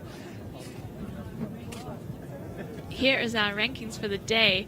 Gabrielle Bleton, our #1 snowboarder of the day, and yeah, pretty stacked category. A couple of tumbles there at the end. Slight shame for the local boys there. Will have maybe expected more out of themselves. Flo Bouvet and Elliot Dancer. Let's check out what happened previously on ski men. We've got a couple of show-stopping riders dropping in first. Victor Hellwoods of Verbier. We shouldn't mention it because Victor is now a celebrity and a hero in his own right, but his dad happened to be the founder of the Freeride World Tour, is he not? Yes, and he is still the chef at our Freeride World Tour, but he's Victor Hellwoods holding it down in his own right there. We've got Blake Marshall coming off the bad side of the FWT cut, as is Maël Olivier. And a couple of heavy hitters from the qualifiers here, Manu Bernard and Ben Richards coming out of New Zealand. So big shout out to Jan Fournier, the local young man who got a wild card, having won the 2-star event here early in the week and put in a good result in the 3. It's his first year on the qualifiers, and to be in a 4-star, it's a lot of pressure on a young man, but he seems to be pretty good at soaking that sort of thing up. For sure. So Victor Hellwoods up in the start gate. calming the nerves, shaking it out, ready to throw it down here on the Mongong face. The old pole taps, is that? For me, it's always just a method to get my head in the game. If every time I drop in, I click my poles like that, then it gets me back to that centre. I am ready to try and ski at a high level right now. Sending kisses to the fans, Victor Hale Woods. 5, 4, Here we go, loads of energy. The first ski man. Shifting over that first little hit there. And making quick work of that tricky snow. Just a bit firmer between the features there. Lines up, really solid in the air. Very tricky snow on the exit, but shuts down speed to get himself back onto a very big hit. Is it deep enough in that landing? Wow, I think he kneed himself in the face, but he stomped it anyway. Yeah, used the full travel of his knees in that absolute stomp there. He's into this compulsory air zone, finding his takeoff, following those snowboarders that took that route. Unbelievable scenes, finding the perfect transition and tying it together as a double. The judges are going to love that. They talk about line selection. Making that fluid showed a great level of control. That's how the overall impression comes together. Flat spin 360 Japan. He goes absolutely huge on a flat 3. If there was any pressure on being the first rider to drop in your category, he's just used that to be the best rider of the day, is he? Yeah, cross-court air into another little hit there. That was an absolute screaming run from Victor Hale Woods. I think he will be happy with that one. Well, it's not much use, but you've got a speechless commentator next to you, Anna. I'm sat here looking at 5, 6 massive hits, all linked together with great technicality. From the very first hit, he runs speed and just 1-2 turns, he's back onto the next technical big feature that really needs a specific setup. And that was a really tricky landing there and a tricky takeoff, which he took perfectly. Into a really flat landing, and he just stomps it. Yeah, legs of steel. And this one, he took a more sedate entrance into it, but found the perfect landing to make that next cross-court air. And here we see the flat 3. Locking in Japan just for a second, but the axis was perfectly controlled, perfectly timed on the flip, and another stomp. They normally start with a score around 75, but if this doesn't go up towards an 85, then I don't know what should be a 90 score. That was really incredible. This is a tough one for the judges because they don't want to paint themselves into a corner. That's an error, isn't it? Oh. Alors Victor, tu viens d'envoyer un énorme run. Première compète de finale, tu sens comment? Je me sens trop bien. Je suis trop content d'avoir réussi à plaquer ce que je voulais faire. Les conditions, elles sont vraiment bien. Et j'espère que tout le monde va bien faire aujourd'hui.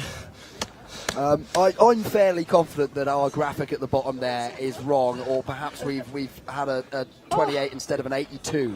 Where there were no control errors in that run. He absolutely slayed it. If he's that stoked, it must be an 82. Let's hope it's that. 88 points. Is, in fact, we're told through the ear there that it's 88 points. As I say, they very rarely go up anywhere near the 90s was the opening running, unless it's something that's truly world-stopping, and that might have been. My world is certainly arrested from that run from Victor Hale Woods. Next up, in the start gate, we have got Sebastian Varley out of the Porte du Soleil. Sebastian's one of our more experienced riders on the FWQ here. He's competed many times on the Mongong face, and he's excited, although he did say to me that he's expecting to have a sore back tomorrow. That's Victor, super stoked to see the right score there on the graphics. 88 with the first ride of the day. I mean, what energy a young man could take. He should feel really confident.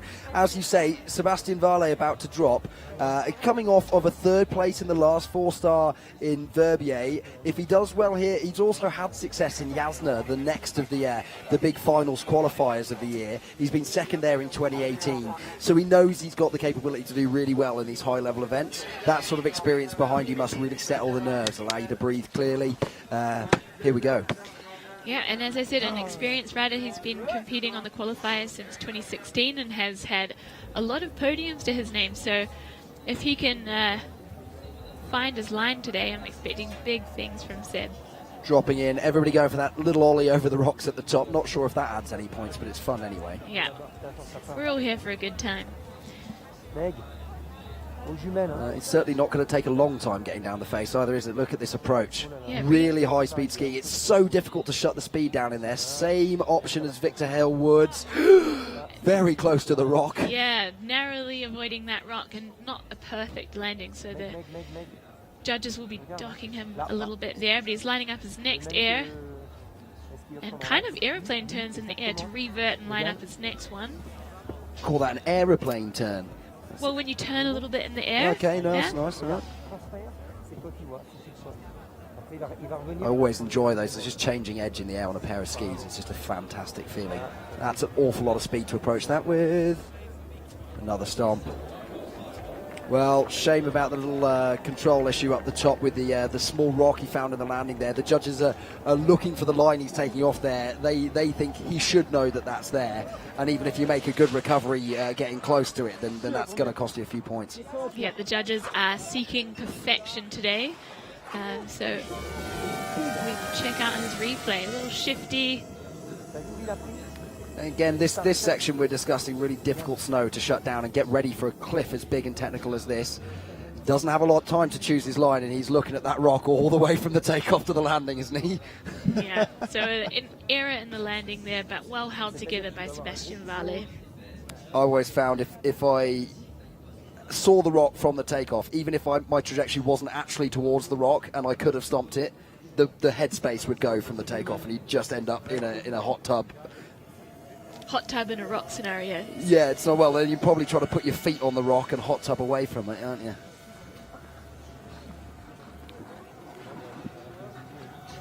Judges looking at the replays.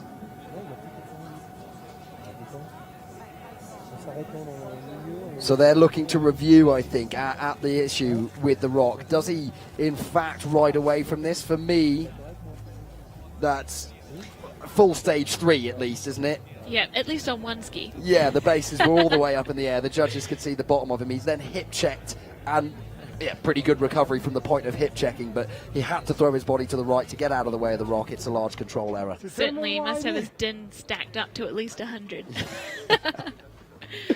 And interesting that despite having a sore back, Sebastian shows one of the fattest, flattest clips on the whole face that you kind of have to acid drop off to find the transition. So he was saying, do you think he had a sore back before the competition, or he was expecting to jump way too big to flat and therefore have one no matter what? I think Sebastian was complaining about being an old man at 31 years young and that he would need a massage tomorrow from having a sore back.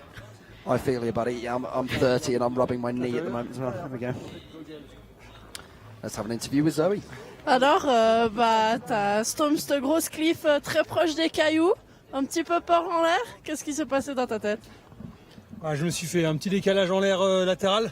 Du coup, il n'y avait plus de landing clean. J'ai fait un petit backslap. Yeah, so Seb, c'est joli point de vue. Respects that he had a backslap in the landing and struggled to dodge that rock in the landing. So he's got 72.33 points there.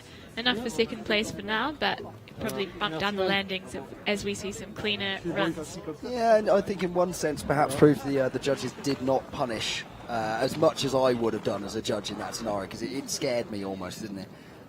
Well handled once he got to that point. But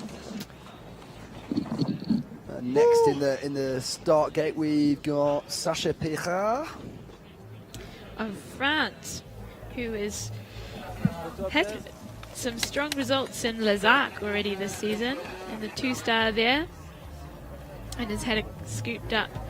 Been competing at a few other qualifiers in the 2022 season.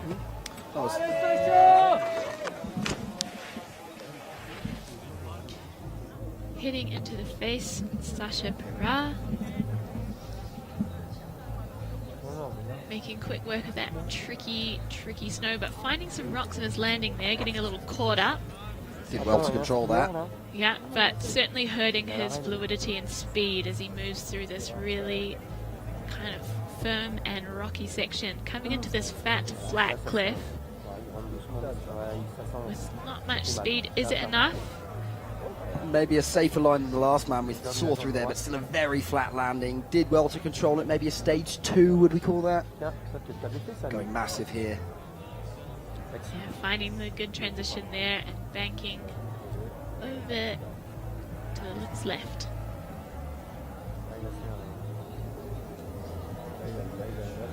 Washing speed for this one as well with a big backflip, but not enough gas. Was already looking at the takeoff as if it was a very technical area, little few sharks in there, had to get his feet in the right place, then it was quite flat.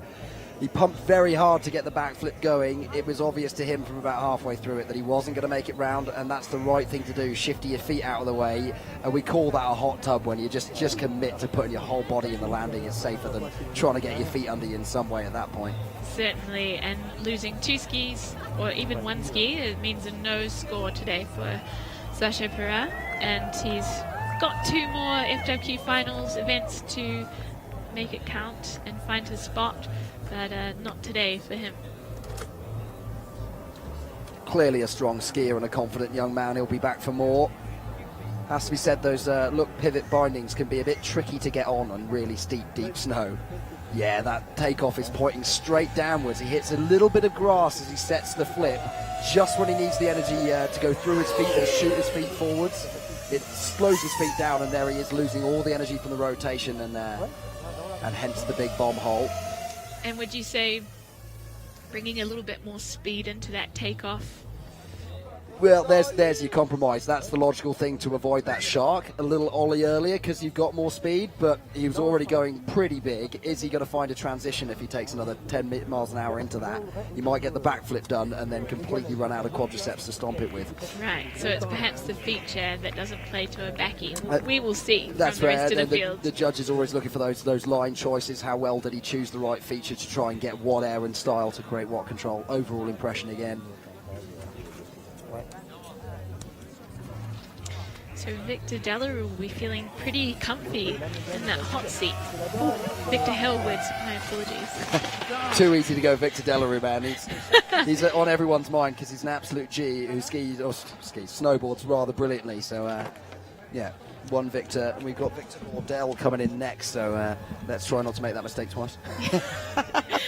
I'll do my best, no promises.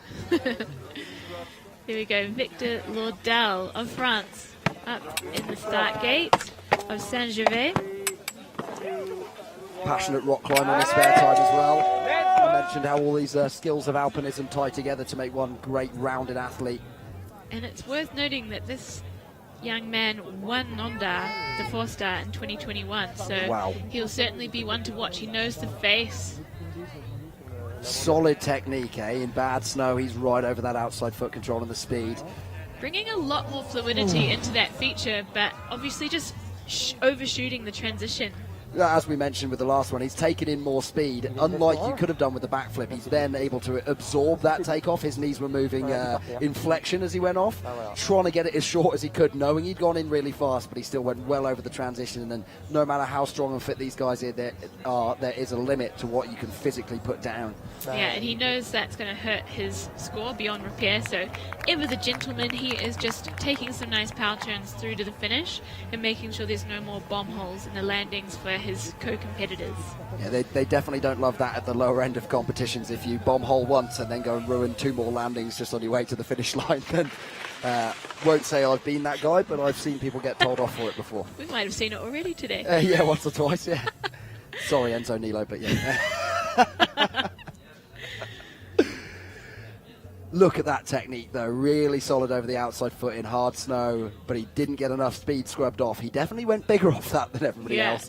But we're seeing that he just didn't have the travel in his knees to absorb what impact there was. Had to shoot the feet out in front of him, and over he goes. And just look how sharky that takeoff was. I think that's why he couldn't wash enough speed to get the right transition, because he's dodging rocks as he's trying to take off.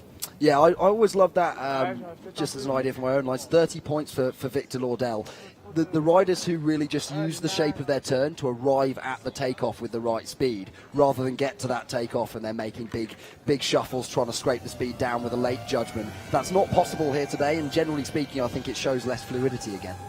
So up in the start gate, we have Valle Reiner of Austria. He is just been on the shy side of the Freeride World Tour cut, so he's looking to prove his medal today and get that spot back on the Freeride World Tour without having to spend another year on the qualies. I'm told a super popular man on the Freeride World Tour, huh? Super friendly guy. Really laid back. friendly, super nice kid with a Big nice little backflip. backy there.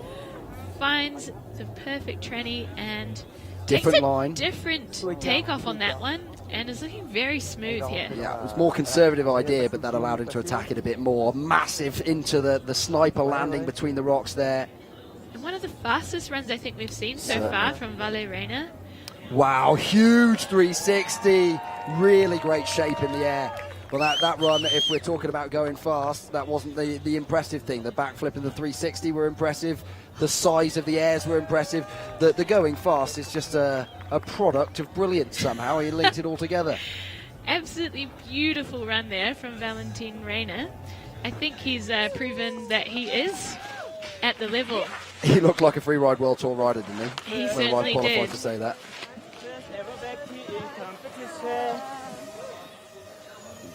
Perfectly Wow. laid out backy there. Finds the landing in the middle of his skis. Looking at that landing forever with that technique as well. And certainly the approach that he took to this one seemed to be like a smaller but nicer transition. It still had the technicality, didn't it? He had to shut the speed down above two rocks, get him pointing into the foreline.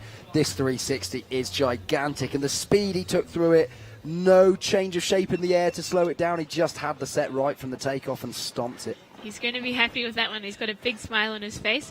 He actually hurt his thumb in a crash that he had, I think, in Andorra on the World Tour this season. And obviously that's not holding him back too much. Well, thumbs up for that run, because it really had everything we're looking for in a freeride run. It's got a big smile on its face at the bottom.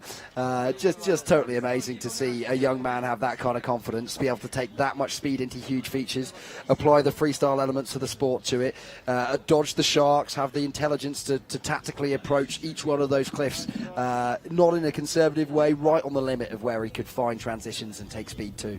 Yeah, bringing freestyle elements but not shying from those freeride big features. Could be a first place run for now. It's a 92 points for first place. Vale Reina, well deserved, amazing run. Let's cross to Zoe. So Vale, you just had a sick run. You want to walk us through it to say why you chose that line? The only thing I want to say is that I did my first backing competition and stomped it, and I'm super hyped. And you just got 92 points and you're taking first place. Yes, sir! Let's go! Fuck yeah!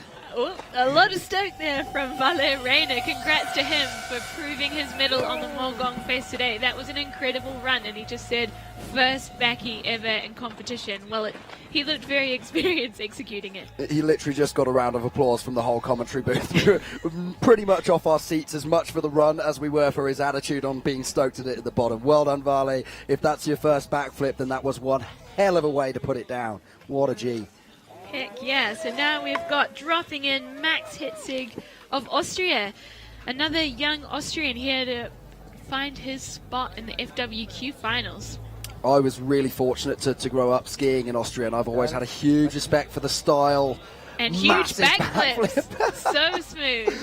So he's trying a similar. It's a almost young exactly the Austrian same man line to so run. far, yeah. Do you think they spoke about that at the start of the event? Who can do the same line better? I feel like they might be buddies. Wow, that's huge. Cross court a little bit. That's that airplane turn you were saying, just a small change of edge to find a different transition to the one he took off from. Looking super smooth, Max Hitzig. Different hit here to Vale. Another huge backflip. Unbelievable stop. Oh my God. That was enormous, and that is the takeoff you need for that feature. Stomp it, Cross-court please, man. air. Stomp it. A sick run Wow. from Max Hitzig. Bring Wow. it down, bring it home. Well, it's almost the same run, but if we saw Vale Reina going for the huge right 360 on the cross-court hit there, that's nearly the biggest hit of the day, the slowest set I've ever seen on a backflip. Yeah. I thought, no way can he set it that slowly and be going big enough and be able to stomp what's happening here, but that... But no, he judged it perfectly. So Here's the here's his first one. first backy. Looking like an absolute clinic on perfect execution. To all the kids out there, like setting it, keeping the spine straight early. You saw how early his eyes saw that landing, and that gives him all the time in the world to make a decision about how much height, how much rotation he's got. Pull the knees in the correct amount to match it to the landing. Here's the second one. Biggest backy of the day for sure. And he doesn't just decide that's enough and that's done. He finds another hit at the bottom and goes cross court. That is mind-blowing. Absolutely. And there's rocks coming up as well. If he doesn't stomp that, the judges have got to appreciate taking the risk into exposure in a sense. Whoa, 96 sliding points. into first place there, Max Hitzig. Let's cross to the finish line with Zoe for a quick interview. So you got a wildcard for this event. You just got 96 points. How hyped are you? No way! Oh my god! I'm so stoked. Thanks. That means the world to me. Yeah. Thank you so much to everyone. Geil, man, Alter. Max Hitzig, Varley Rayner, the Austrians putting on a display for us there. Unbelievable. I think those young Austrian guys must have picked their lines together and did it with a handshake that said full gas. Benson is, we makes a big landing. So. Yeah, super.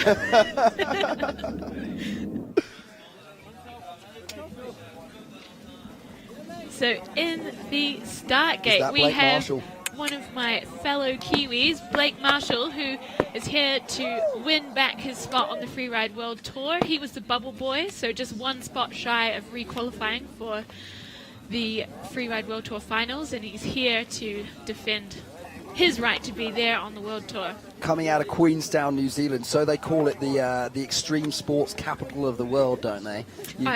As someone from across the hill in Wanaka, I would say that Wanaka is better. I agree, because my sister lives there and it's a nicer place. But here is Blake Marshall dropping in, here to defend Queenstown's good name. Put out a smoothie in a place. Can he do it?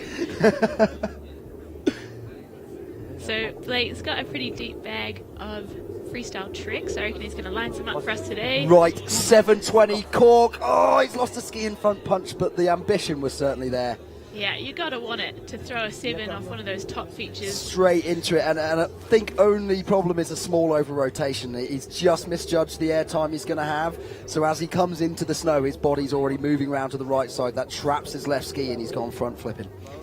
So that is going to be a no score for Blake Marshall today, which is heartbreaking as he's here to, defend his spot to get back on tour for 2023. So this means that he'll have to go into the other FWQ finals and make both of those scores count. So let's see it. What are you saying? If he was from Wanaka, he was going to stomp this 720, or? Absolutely. Sorry, Blake. We love you and we love Queenstown too. It's a beautiful place. Indeed.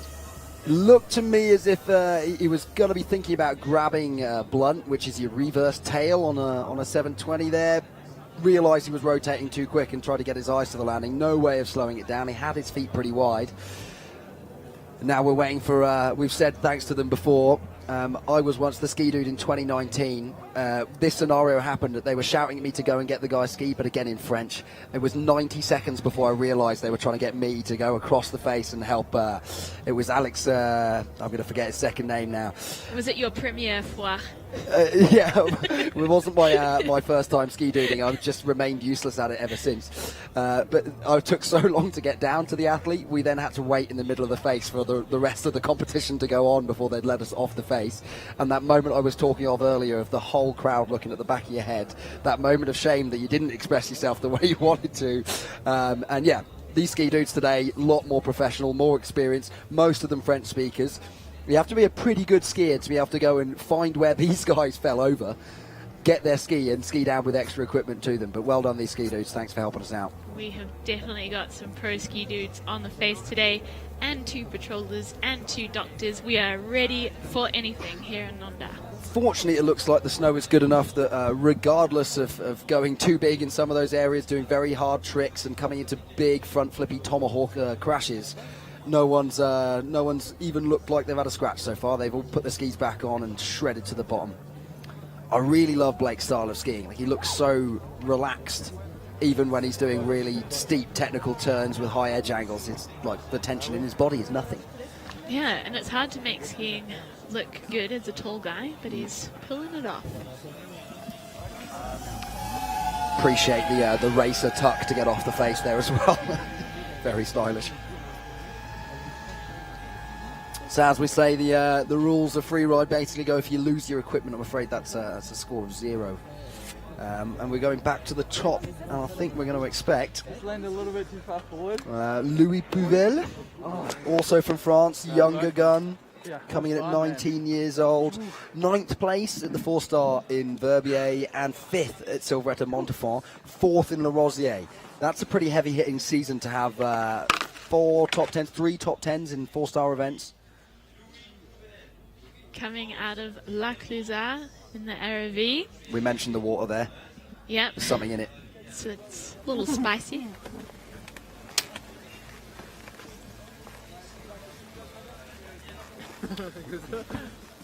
Had the honour to judge with Geoffrey Pollitt-Viard from Le Clusaz earlier this year. He holds the record for the biggest flat spin 540 ever done.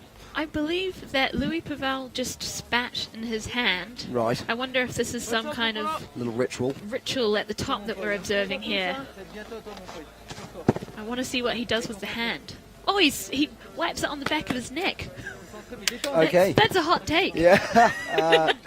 Well, now if he doesn't ski a really, really cool line, then let's suggest that isn't the best thing to do before you run. I don't know. I mean, it could be fantastic. I'm looking forward to seeing it. I'm really See excited a now. lot I'm on of the edge of my seat. The ski racers always grab a bit of snow and put it down their neck to wake him up. Maybe that's exhilarating for him. But he didn't want to waste the snow because we don't have enough this year.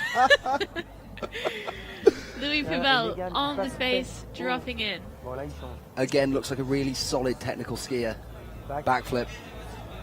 Big stop. Oh, just loses 1 foot behind him. He's coming onto the Sonnar here. Don't fall off that, Louis. Stop right there. Good and effort, buddy. Arrests himself, dry docks onto that little rock there. Conveniently, there was a much smaller rock to crash into before he got to the big rock. That's Yeah. a really good thing. And he is carrying on with his run, but that's certainly not the start that he wanted. It's a reasonably low percentage game, that backflip at the top there, I think. It's quite small, so you've got less time to see that landing and get it done. It's also maybe worth less points for that, and it's really easy to wreck an entire run with that. Louis still looking for big drops. That's a steezy one. Has to get the landing right between 2 rocks there. High-risk manoeuvre. So he's still really going for it in his run there with another huge backflip. Too big. I think that only makes it more impressive what Max Hitzig did, because you can see their bomb holes right next to each other, and it's maybe a little bit more energy in the takeoff there. He's had too much to control in the air, and he's ended up with a really big front punch. Looks like he's absolutely fine, just frustrated. 2 falls in a run. He clearly had a run that could have been right up there today. Yeah, so he's going to have a no score today as he's lost a ski, so he'll be disappointed with that one. But he certainly put on a show for us. Yeah, it was entertaining to say the very least.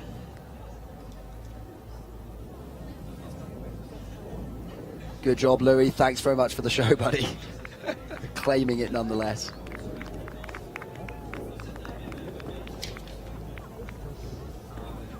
Starting to get pretty bumpy down into the finish area now, eh?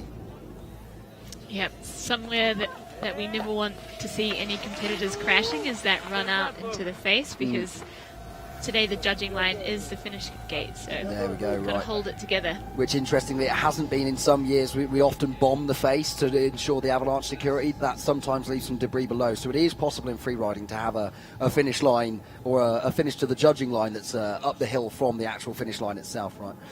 And here we see him coming to a stop just in time to not roll off the edge of our flat cliff.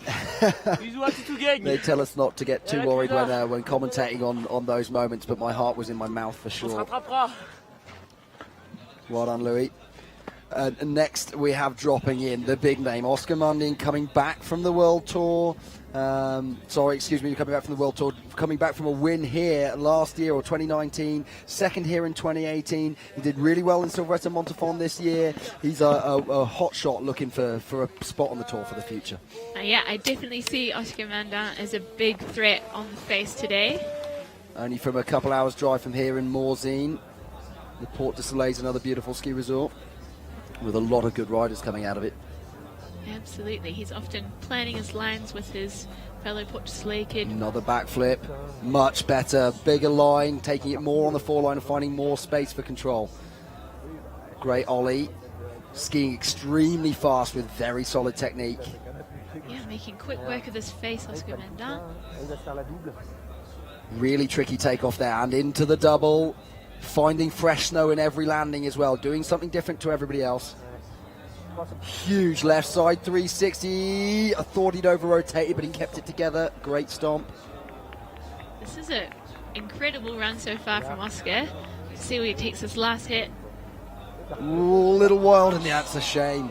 Real shame. I was in my head thinking that was right up there for third place if that came together, huh? If I could call this cliff something, it would be the Heartbreak Cliff, because it's got a pretty tricky cross-court transition, and you've got to find it just right in order to not do what Oscar Mendant has just done, which is, yeah, go over the falls and lose a ski. It mentions what are the other sort of technicalities of this sport. Some cliffs, you can go straight off them down the fall line and land in a nice steep bit. Other cliffs might have 3 or 4 different aspects to the snow just below them, and it's really difficult to find that correct transition. Here's the example. Looking at that takeoff, it also looks a little bit bumpy. I think he got a little bit thrown coming in, and it just put him in a strange position in the air. But there's that beautiful backy. That was perfect, wasn't it? Yeah. Really good energy. See that once more. Could watch it 50 times more. Absolute perfection. You could almost see the poles ready to pole plant. He was so 4-point ready for that landing, eh? So that won't be the score that Oscar needs today, but he is just shredding the face with one ski, speaking to his technical ski ability. So hopefully one of the ski dudes can grab his ski and bring it down so we can get the next competitor underway. But in the meantime, if you're looking for some light entertainment, Oscar has a very famous cat called Shoopy, which has its own Instagram channel, and you can check that out. I do really like an animal Instagram channel, a well-curated one like my sister's dog, Milo the Fluffy Samoyed. It might be Milo Dog NZ now. They changed the name. Look them up. They're brilliant. But on to the next rider. Shout out Milo, Roro. We have got Leo Drouet of France in the start gate. Another really young competitor who has been on the qualifying tour now for 2 seasons. So he's had some real success in Les Arcs with a 2nd place and the 2-star there, but is looking to bring home a high score today. Pretty amazing place, Les Arcs, the Bourg Saint-Maurice kind of region. Again, a bit like Le Clusaz or here, maybe Wanaka, where you just get a real hotbed of talented young people.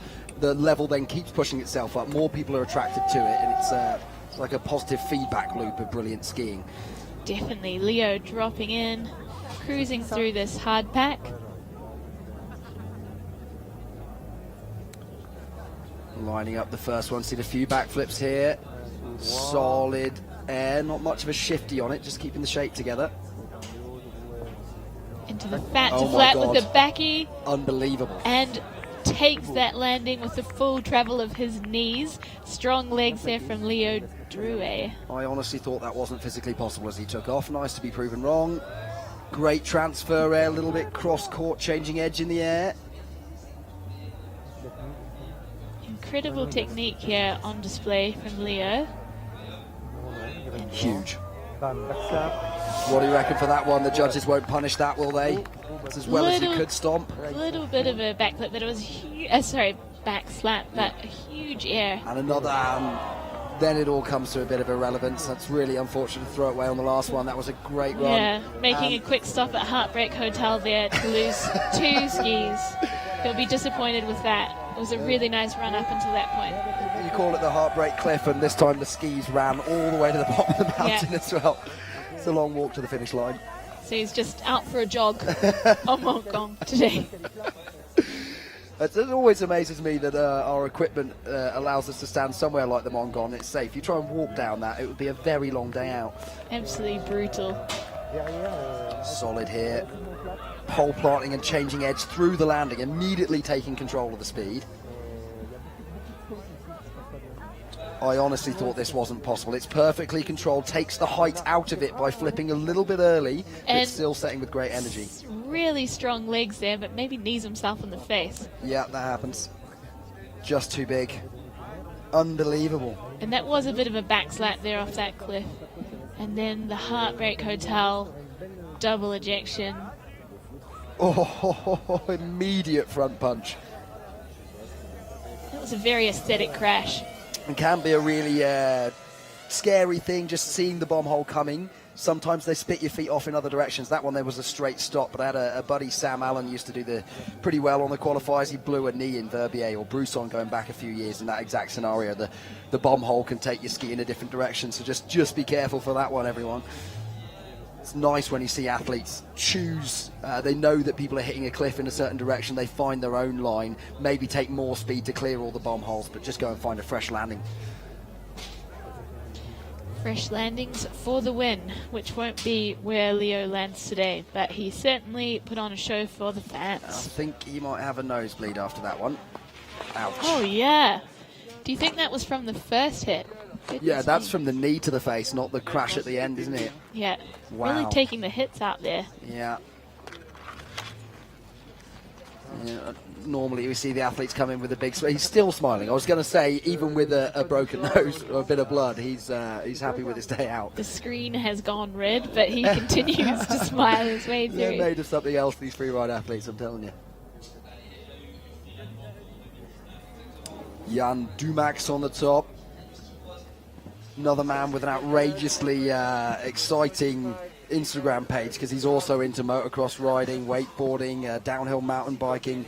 He snowboards a little bit, but honestly, the way this man skis and the way he's kept skiing over the years is a thing to behold.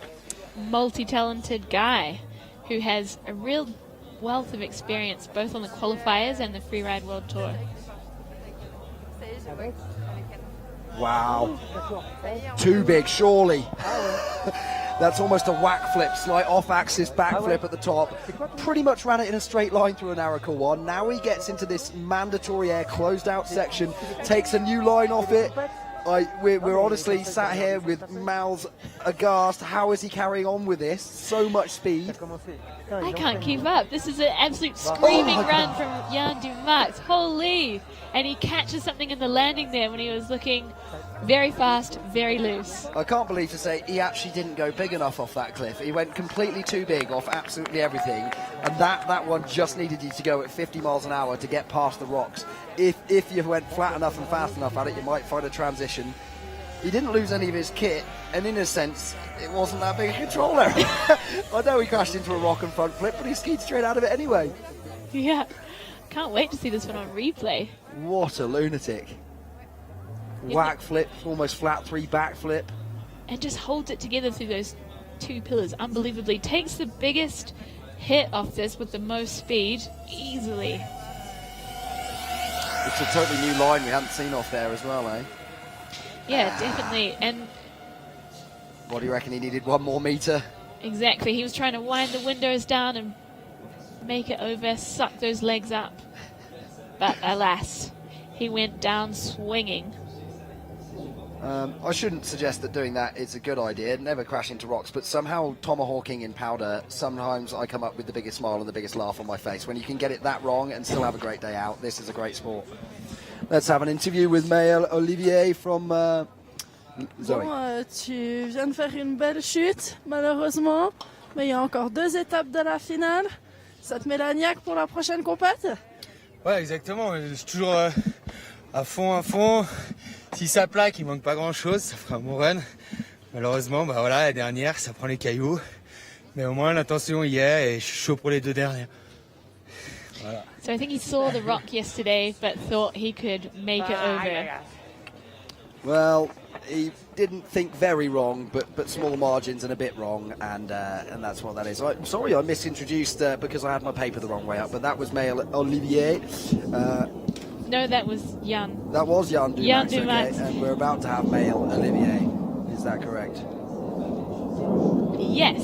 So Maëlle is known for going absolutely enormous. He's just been on the shy side of the Freeride World Tour Kutch this year, so he's here to win his spot back for FWT 2023. He's had my favorite run of males so far this year on the tour was in Becerra Barret, when he took this huge cliff that no one else had seen. He's really got an eye for picking original lines. Seeing Max Hicksig in the winners area there, or leaders zone as we call it. You're not meaning to tell me that you expect male Olivier to go bigger than the run we just saw from Jan Dumax? Well, I'm not sure if it's humanly possible, but he's certainly known for pushing the limits.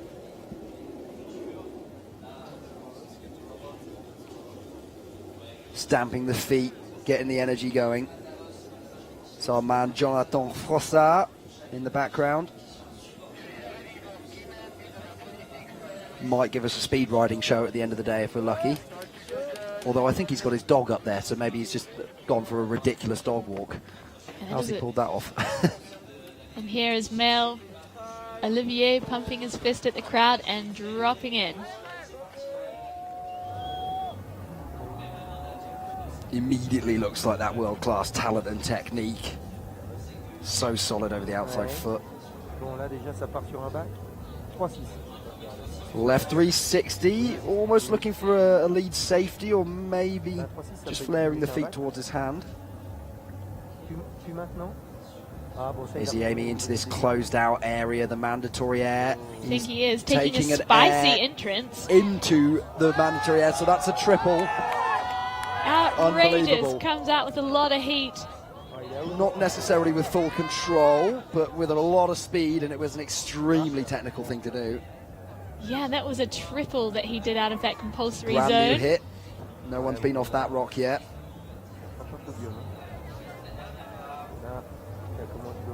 And Massive. the Heartbreak Hotel Breaks takes another.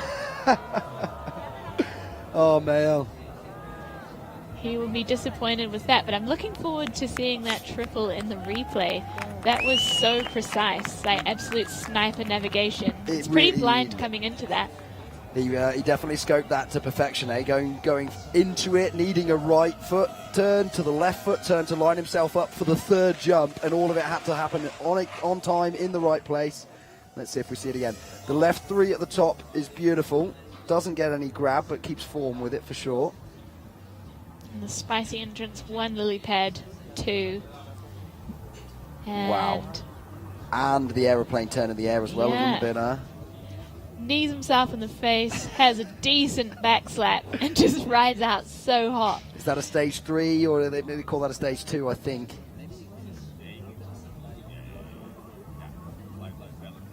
And he's trying to stay together in the air, but it's an awkward takeoff and an even more awkward landing there. Or if I wasn't a more fair-minded man, I would text all the Nondar locals at the top and tell them about Heartbreak Hotel and that it's maybe best avoided. Do they need it to, if people have already gone massive off it, maybe that's where the points are, and you cannot get on that podium without using every single hit in there. It's That's getting the harder. thing we mentioned. It's if the judges see you skiing past a feature that other athletes have made look good, then that's going to be a dock on your score. So it's a pretty tall order if you're starting later in the pack and you're dealing with bomb holes and other difficulties, and the takeoff's getting sketchier and sketchier, so not an easy thing. I think that's some of the lines we've seen. The most impressive thing is that they found a takeoff that hasn't been used yet, where we're sitting here on bib 26, 27 about to drop. Yeah, it's hard to find fresh snow to land in once we've got a bit through the competition. So if you can find that, you're showing that creativity of line choice. Therefore, you're more likely to be fluid, and again, the whole overall impression can come upwards. So as he kept his skis on, the judges will still be drumming up a score for Mael. But he'll certainly get a significant dock for that last crash at Heartbreak Hotel.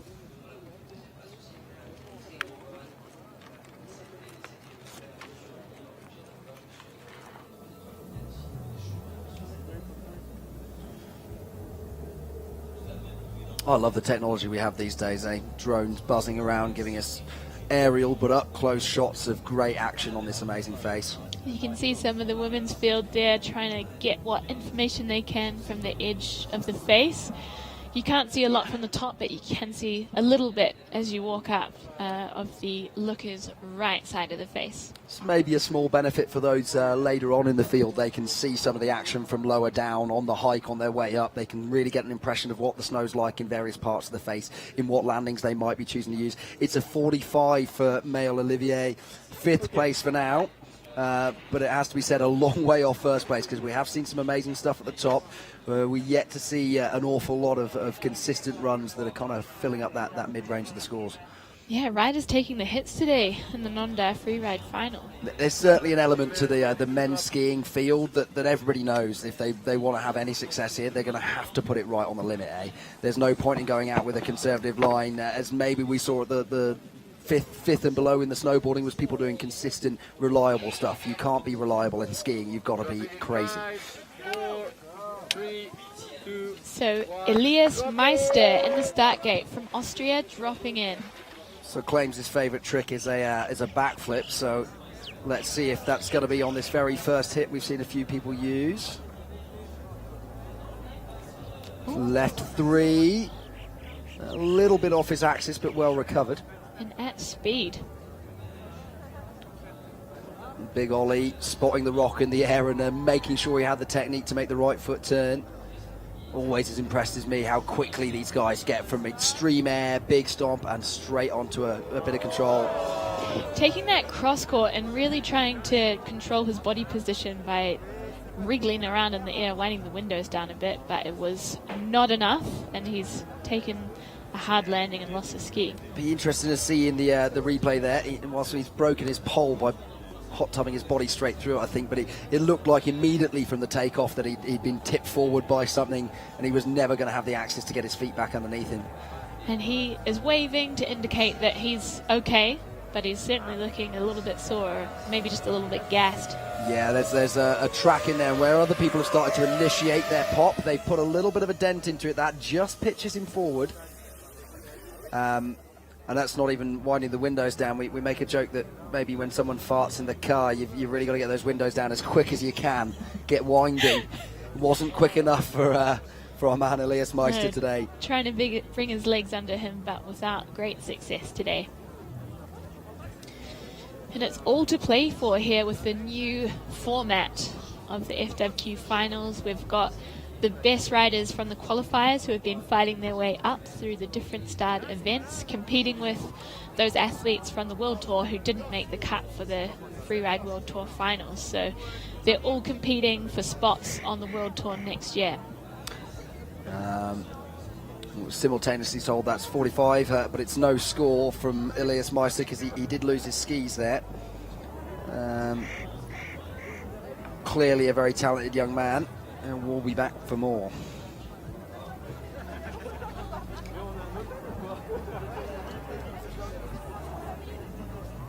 It's a pretty incredible field of young Frenchmen we're seeing today. We will expect Edgar Shalis next, who was 5th in the 3-star at Brousson, just came off 8th place in Silvretta Montafon. Those top 10 results for a 20-year-old dude coming into freestyle 4-star world qualifying events has got to give you confidence, because you've got a long future ahead of you at that point. Yeah, Edgar Shalu has outrageous talent coming from La Clusaz. He and his sister often spend time on the west coast doing all sorts of water sports as well, so just a multi-talented family. I'm going to have to go and have a better look at what they're doing in La Clusaz in terms of ski clubs and training, because there are so many talented kids coming out of it. And Edgar with a massive backflip, shifting his feet out a little bit, going bigger than anyone else has on that and stomping. Showing beautiful control, Edgar, and stomps that takeoff and landing there, coming into the compulsory zone. And he's going to take the high takeoff there. No one's used that angle yet. Does it go? Yeah, and he stays on his left foot to find a big cross-court air and doubling straight out of it. Almost a little control error there, but well held. Holding it together epically. Lining up another air there. Looks like a funky takeoff, but he just takes it perfectly. He was just soft with the knees there to allow that funky takeoff to keep his centre of mass in the middle. Through Heartbreak Hotel. and One more. front punches, but rides away. Heartbreak Hotel is really ticking up its victims today, so Yeah. that'll be a real disappointment for Edgar Shelu. He's lost a pole, but that... Has he? If you lose a ski, that's a no score, but if you lose a pole, you still get a score. Is that so? It is. We just had to change that rule in free skiing with the Federation of International Skiing because what's his name? Evan McEachran did a switch double 1440, grabbed mute, pulled his ski off, and still stomped it switch at the Kreuzberg Big Air last year. And since he kind of could still have won the competition with what he did there, we had to say, right, it's dangerous. We're going to say no points for losing your gear from now on. That cross-court hit was madness. Yeah, he had just a second to ensure the right takeoff, and yeah, beautiful stuff. I really want to see the one you say, the dodgy takeoff where he sucked his knees up and found control. Everybody getting pitched forward off that, and now the landing's full of bomb holes.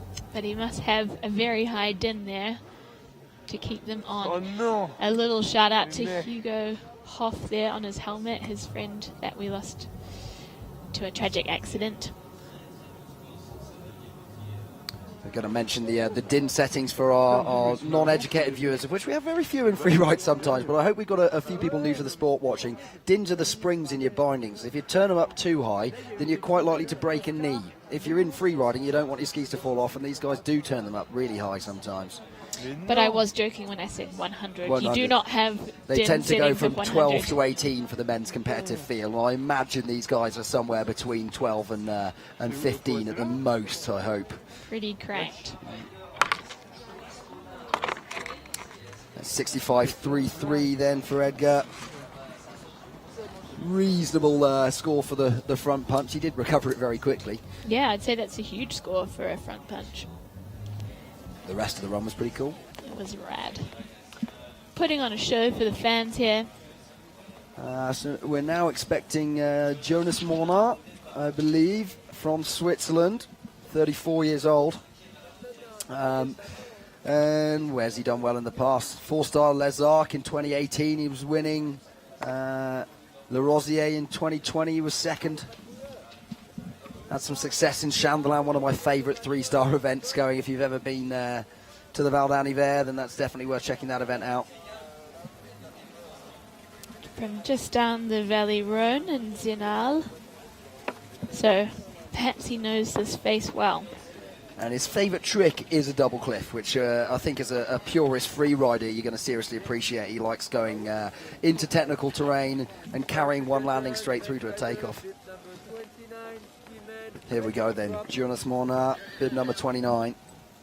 Dropping in 5, 4, 3, 2, 1, drop it! On course.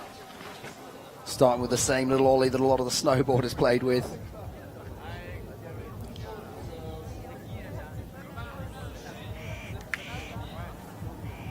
Conditions just starting to chop up a bit more in the top section there. It's harder to find the fresh snow for the turns. Good control between those features. Huge and front punching. Again, the recoveries from these front punches are amazing. Outrageous. Still continuing on with his line, or maybe thinking the better of it, leaving some... And he's putting his goggles back on at the same time. Yeah. And we also mentioned, if you know that you've kind of thrown away your score for this event, it's good manners to just continue down the face and not put extra bomb holes in for your co-competitors. I think at least at the World Tour, I feel like fair enough. Let them still have the rest of their run for the show, and we've got the TV timing, and we're going to run the next guy at the next point anyway. In the meantime, make a cup of tea. Yeah, that's it. In the 2 stars, it's much nicer if we can leave those landings for the next competitor. We tend to run bigger fields in the lower end competitions. And more people do fall over, so it's more necessary that we avoid the next few hits and just get ourselves down to the finish area safely. So this top hit, he's just sticking his toe in the water, seeing what conditions are like.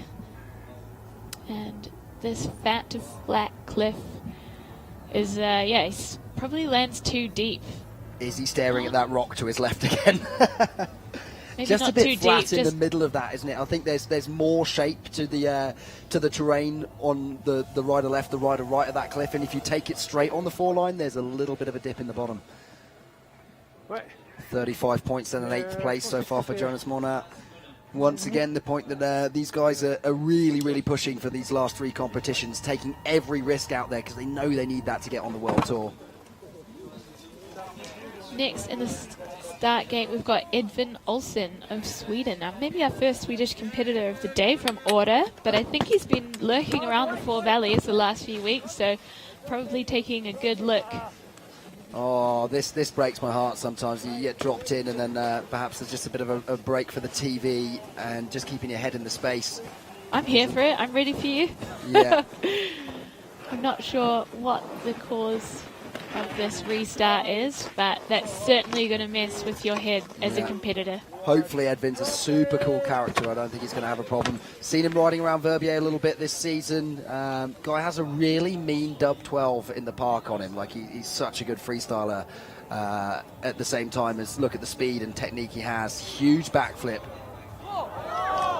And those Swedish legs just sucking up the hard landing. Look at the technique in the turn. He looks like a classically trained ski racer who just happens to be a world-class freestyler who we just happen to put on this freeride face, and he's figuring it out. That's ridiculous.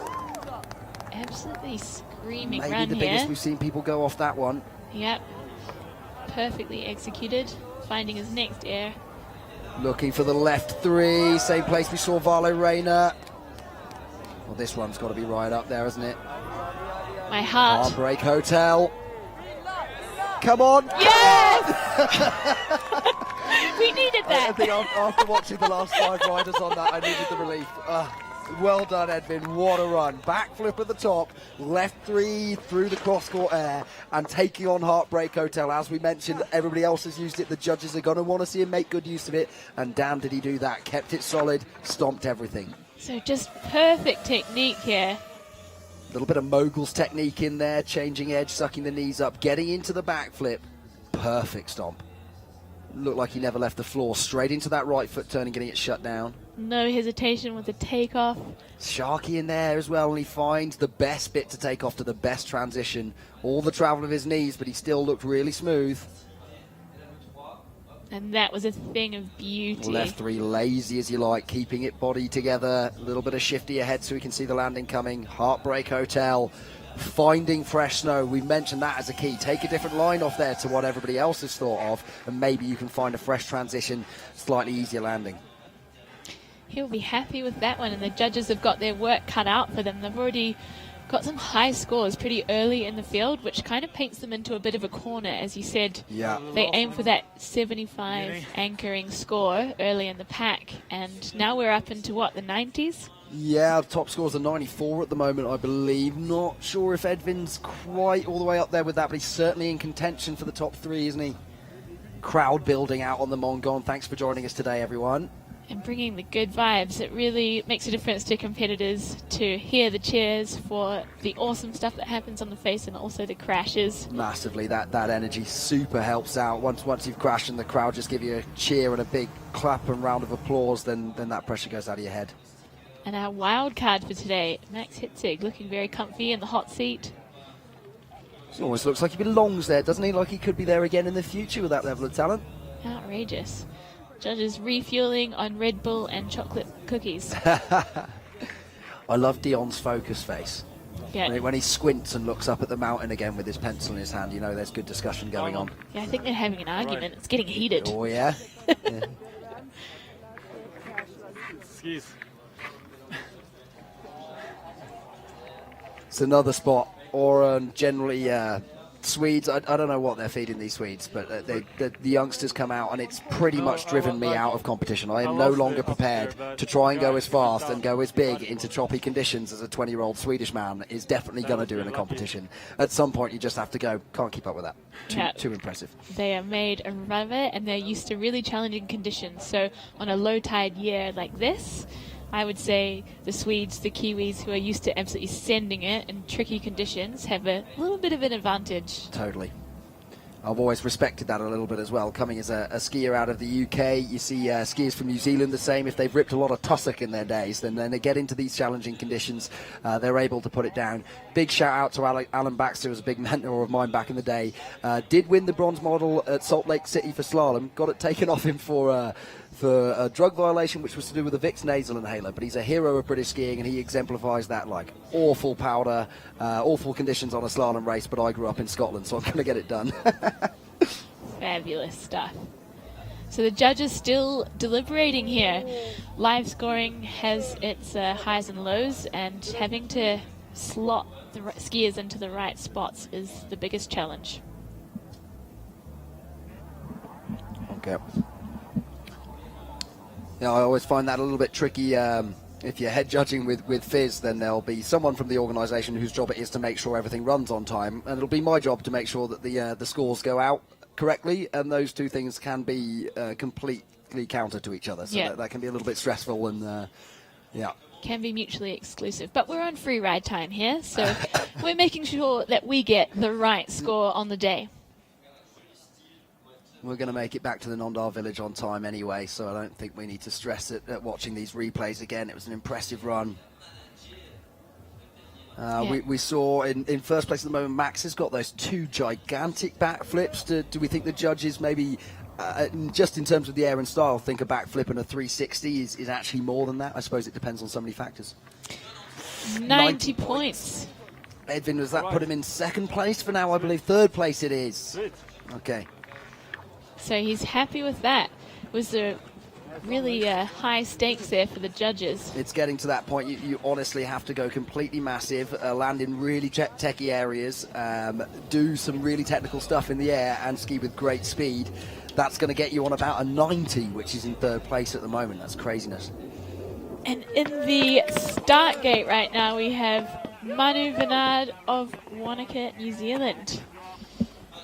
You can go as nuts as you want. I was going nuts for all the Nendaz locals earlier. So well, one of my favourite skiers from an incredible family of mountain guides and talented creative artists and all sorts of things. Manu's got a really unique eye for the mountain, finding creative lines and bringing a bit of a freestyle mix to it as well. So I'm excited to see what he puts down today. Left 360, nicely flared out to control the rotation. Perfect stomp.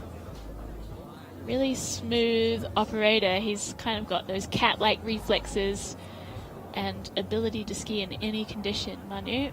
Sniper landing there, lining up into a double, is it? Where's he going here? Whoa, finds Tranny there, over on the skier's right, taking that one cross court. Completely new line. Again, no one's been over here yet, have they? Just getting some power turns and another huge air back into the main part of the face. Unbelievable. That unique line choice is also going to stack up well for Manu, so I'm looking forward to seeing what judges make of that. Is it going to contend with those Austrians sitting at the top? We shall see. But his family are definitely going to be cheering from Harware Flat, just outside of Wanaka in New Zealand. So shout out to Hugh and Letitia and the whole fam. Awesome. Big hug from Zoe, our interviewer at the bottom there. That 360 was perfect. And as you say, we'd not seen anyone go over to that side of the face. Yeah, this one, he finds a different transition. Yeah. And I wanted to mention, just even though he had to traverse to get onto that line, he did the traverse with style and speed. Not everybody can do that. And yeah, beautiful line choice there from Manu Bernard. Deep takeoff, had to pop those just right to get over the double at the bottom. Oh, he looks pretty stoked there. He's been travelling around with his co-competitor Ben Richards and Martina in a car that they... Tina the car, brilliant. Yeah, they bought a car. Oh, there we go, 85 points, 5th place. He's got the Swedish flag there, but I assure you he is skiing for New Zealand. Graphics. It's a big job.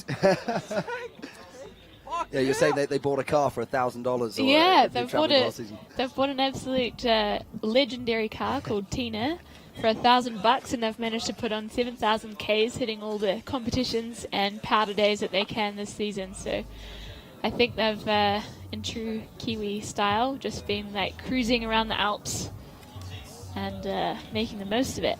So we're now looking at Hugo Trouba And the start gate, another one. We've seen quite a lot of these sort of hubs of free ride brilliance. Les Arcs being one of them, Le Clusaz another. For sure, our home resort here in Nondal brings up a lot of really good riders.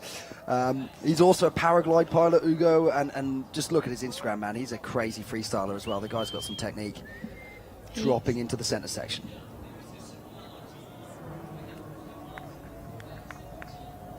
Lining up a first air there, just feeling out conditions. It's pretty challenging up there, and he's on the fat to flat cliff with a big backy, which he has good a as back he could, slap, I suppose. Yeah. but maybe that's the way it has to be done on this big feature. Wow, taking speed into this long hit. Perfect stomp. I can't believe that backflip at the top. I would never think to do one there. Unbelievable. Seeing a bit of a rock on his run out there, but great control to just finish his turn over his heels and not put any pressure through the rock and get him pointing straight and floating again. And I'll be interested to see how this score shakes out, because it's a really strong run. He's skied past the Heartbreak Hotel, and so I wonder if that's going to be docked on his score, or whether it's going to be rewarded, because, you know, people are repeatedly falling on that cliff. So I wonder, obviously the backflip at the top is as big and as difficult as anyone's, but perhaps just a little control error on the landing, like you say, a small back slap. And he brings it around on a slightly off axis. It's not always a bad idea. Going into that whack flip means you can see the landing a little earlier. It gets your feet round to the side in case you are having a problem, but also allows you to pull them underneath you really quick. Whoa, pre-ollie to get just beyond those rocks and nailing the distance into that transition. Really, again, that really amazes me. They take big, heavy landings, so they're immediately onto that right foot and controlling with it. 76 points in 6th place at the moment for Hugo, proving the point of how crazy a thing you need to do to get yourself up into those top rankings now. I feel like with snow conditions, we haven't seen that many competitions this season won in the 90s, actually. It's been rare to get all the way to those mind-blowing runs that kind of give out those points. At least we put in that 75 anchor score, and then people haven't necessarily gone beyond and beyond again as they have today. Yeah, the judges will be sweating. We've got Alessandro Yosin, a Swiss guy from down the valley across at Arlich Glacier. He's the rad dad on tour. I think his young son and wife are here to support him today, so they'll be stoked to see him getting back into competition after taking a little hiatus. And respect to being a passionate golf man as well. Playing golf when you're a skier is a great way to just lower your blood pressure from crazy season all round. Enjoy the view. And a climber and a surfer. He's got all the things going on. Dropping into the face. Lining up his first hit here. Little cross-court backflip. Little late on pulling it round, but got the feet underneath him and stomped it perfectly. Straight in with speed to the next feature. And taking... Huge. Yeah, beautifully. This is a very fast run. I think he's going to have a great score for fluidity so far. Is this the 360 hit? He's just gone huge on it. Nice control in the air. Having the skill to drop some things 4-line. This one set up cross-court. Completely new line on Heartbreak Hotel. But slightly over-rotated that backy and just landing on the tails. It's hard to pull it back from that position. Actually never ever seen anyone hit that way round though, so it's at least a new line on there, therefore hard to make a judgment about how much energy he needed into the flip. Too much on the set, thought he was going a bit smaller, ends up backslapping because of it.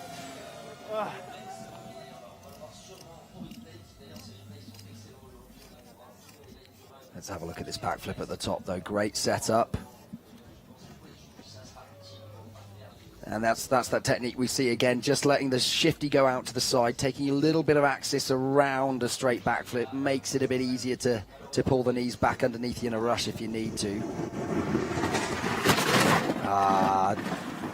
Shifting out the other way on that one, he had his body rotated out to the left, probably the shape of the takeoff making it very difficult to keep things square.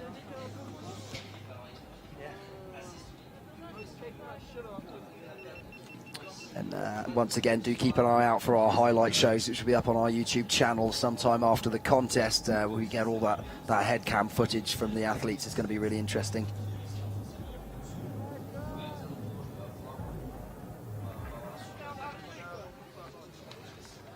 Waiting for the score for Alessandro Jossen then. 55 in 9th place for now, so those control errors at the bottom obviously being punished.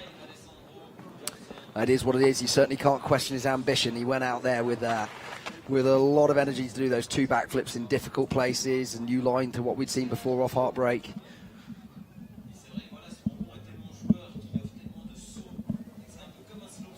I really like that new name. I think if you've managed to... We need another cliff that we're going to call the Anna Smoothie Cliff now, because otherwise you've given one a name which we've never done here before. And in this start gates, we have another Kiwi, Ben Richards. He has assured me he's feeling extremely fast today due to the fact that he lost his jacket. So he's wearing his dad's Ferrari jacket. No way. Yeah. Brilliant. Absolutely brilliant. I happened to be in the park in Verbier the other day and saw Ben just going way bigger than it's possible to go in there. Check out the Line Skis Instagram page for that. 360, beautiful kick in the shifty there. So and now stylish. Speed, taking risk and nailing it. And he's off the back of a win in that 4-star in Verbier, so he's going to be feeling really confident today. Deserves to. You can see it in his riding. So stylish, going for that transition Big that Manu opened up. Oh, no. Shame. This run was so good and just getting caught up in deeper, heavier snow. One more front flip for the crowd, I think. Interesting point again that Manu and him have obviously had a chat about line, much like our Austrian compatriots did. We see this a little bit on the World Tour as well. The Swedes always seem to pick the same line, and then it's almost a competition just within their nation to see who executes it perfectly. Not sure how much I support that. If we want that, we should all go ski slope style, shouldn't we? That is a thing of beauty, though. Off a really natural, sketchy takeoff like that, to have that much style and control in the air.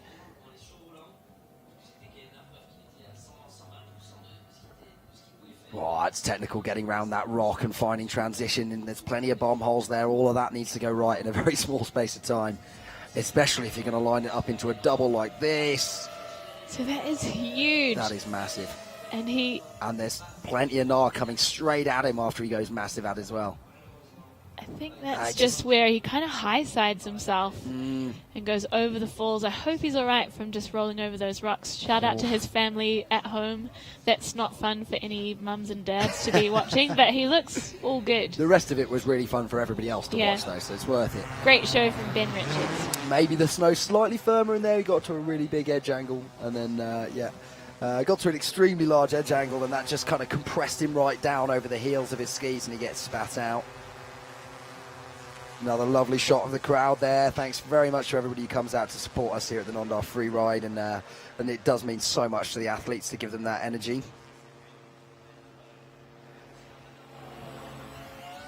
And well done, the ski-doo. Very efficient job of getting a ski out of a fairly gnarly place again. Ben still got a big smile on his face. He knows he went for everything, and he came away with something of nothing in terms of a score, but certainly an experience that's going to put him in good place for the future. Skis with his feet extremely close together, which sometimes stops people getting weight onto their outside foot, but he's just so talented. He can relax that inside leg, look really relaxed whilst getting really steep edge angles and skiing fast.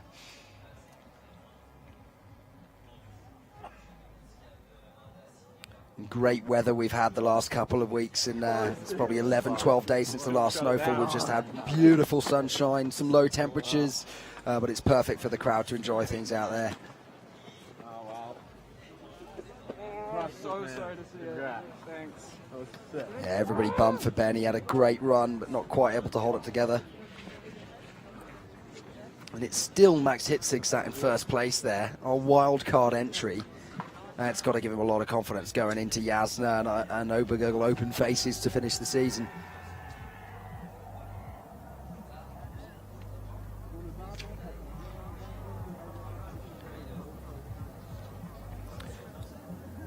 Just waiting for the no score to come in from Ben Richards. And I've got to make a big noise for my man Jan Fournier stood in the gate right now. Local boy from Nendaz, one of the better paraglide pilots around here. Lovely young man, winner of our 2-star event at the start of the week. Did well in the 3-star, has been skiing well for a lot of years, but now deciding to put it into competition and express himself on the big stage. We've given him the wild card for the 4-star, truly deserves it.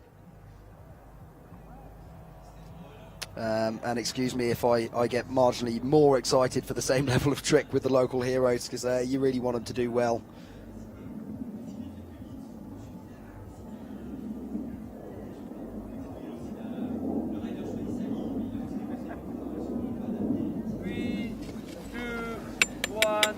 Come on then, Fournier, let's go. Snow starting to sound pretty firm at the top there as well. Jan cruising in. Slightly question the technique with his inside foot. Sometimes it's a bit wide, but in the air, there's nothing to question. That is a massive backflip and a massive stomp. Get the speed shut down, Jan. Maybe the judges are just going to have a question about the control of the skiing in between the features there. Took him a long time to shut the speed down. Doubling, hold it together, Jan, you absolute boss. Let's go. Can he find 1-2 more hits? Still taking risks in going fast through tight sections. Too big, surely. Unbelievable scenes. Let's go, Jan Fournier. Heartbreak Hotel does not claim another victim. And I don't want to be a judge in this event, but I'm putting pressure on you all right now as a fan of the local boy to pay the points on that. That was unbelievable. Very hanging it all out there for the crowd. That was pretty loose, but a very fast run. He started in the 2-stars like a few weeks ago. His lens has fallen out of his goggles because he stomped that backflip so hard. Just the control issue between the features at the top, because he goes huge on this backflip. Maybe bigger than anybody else has gone there. There's just one bomb hole slightly past him, and it just takes him a while to get the speed shut down between those features. Does really well to find a takeoff there in tricky conditions. Shuts it down to make it into a double. The judges love that. If you can show that level of control between two features that are tight, that have technical entries. Again, the hands in the landing might be punished a little bit on the control column, but I just thought this was impossible as he took off. I thought, why have you thrown it all away? That's too big. And look at the stomp on it. And the, there goes his goggle wiggles, lens. the wiggles in the air just really do it for me. In one sense, it wasn't the most naturally stylish run, but it's on such a level of send that I don't care. On the scale of keep it tight, let it loose, I would say that leans a lot further over toward loose. But I loved it. I'm here for it. Yeah, sometimes you got to keep it a little tight loose. That was everything we wanted to see. But again, he's a young man. He's coming out of here 18 years old, and he's just coming up to 4. That's his first 4-star competition. He's under a lot of pressure, having been given the wild card. Local guy, his family here, all his friends watching. And he definitely didn't go for a conservative approach and get a result, did he? He went for everything, and he's come up with something, that is for sure. Definitely put on a show here for the fans. It's got the... Can you wind windows down with your feet as well? That's what he's going for there. See you later, goggle lens. I'm skiing here. That's going to be a tricky one for a ski dude. I hope that doesn't get left on the mountain, but finding that in that powder on that face is going to be a long day out. Come on, Jan Fournier. Let's have a result, man. Top 5, I think, in my head. It's hard to know, isn't it? I don't know if I agree with you, because I think there's too much technique at the top. Too much control issue, I would say. But they're still writing furiously, arguing amongst themselves. No, I'm biased. I want him to be in the top 5 anyway. Of course, you're absolutely right, and I'm just overexcited about the level of send, how deep he went on everything. But you're right to say that control issue. His left foot turn that took him about 4 hours to get to the right side of the face. 74 and 7th place for Jan Fournier. That is an incredible result. Here's the interview. Alors, tu viens de faire un joli run à la maison, sur le Mongon. Tu te sens comment? C'était pas mal cool, ouais. Après, conditions un peu difficiles quand même au niveau des cailloux. Il y avait pas mal de sharks sur tous les take-offs. Saying with these conditions and a few rocks in the face, a few sharks, difficult conditions, but it was cool and he's able to find a line, so he's pretty stoked on that, I think. Thanks, Zoe. And Elliot Dancer, young boys, grew up here together on the local freeride team with Anto Kamagnu, our local coach, just putting an incredible program together and bringing so much young talent up towards this level of competition. The moment they're out of the juniors, they look like a threat on the big stage. And speaking of young talent, we have another local Swiss kid, just 19 years old, Simon Peredon. Dropping in. Another man who loves a whack flip, like an off-axis back flip. Also throws into Japan on some flat threes every now and again. Left cork 720, too big.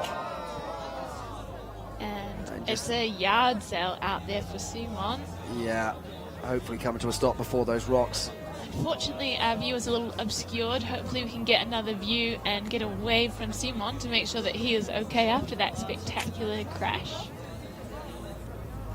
It's the big difference, I think, in freestyle snow sports where we're in a controlled slope-style terrain park, someone's built this perfect shape jump, and then you go and practice it for a full day, then you have some more practice in the morning, then eventually you have 2 competition runs as a minimum to try and put a score down for the judges.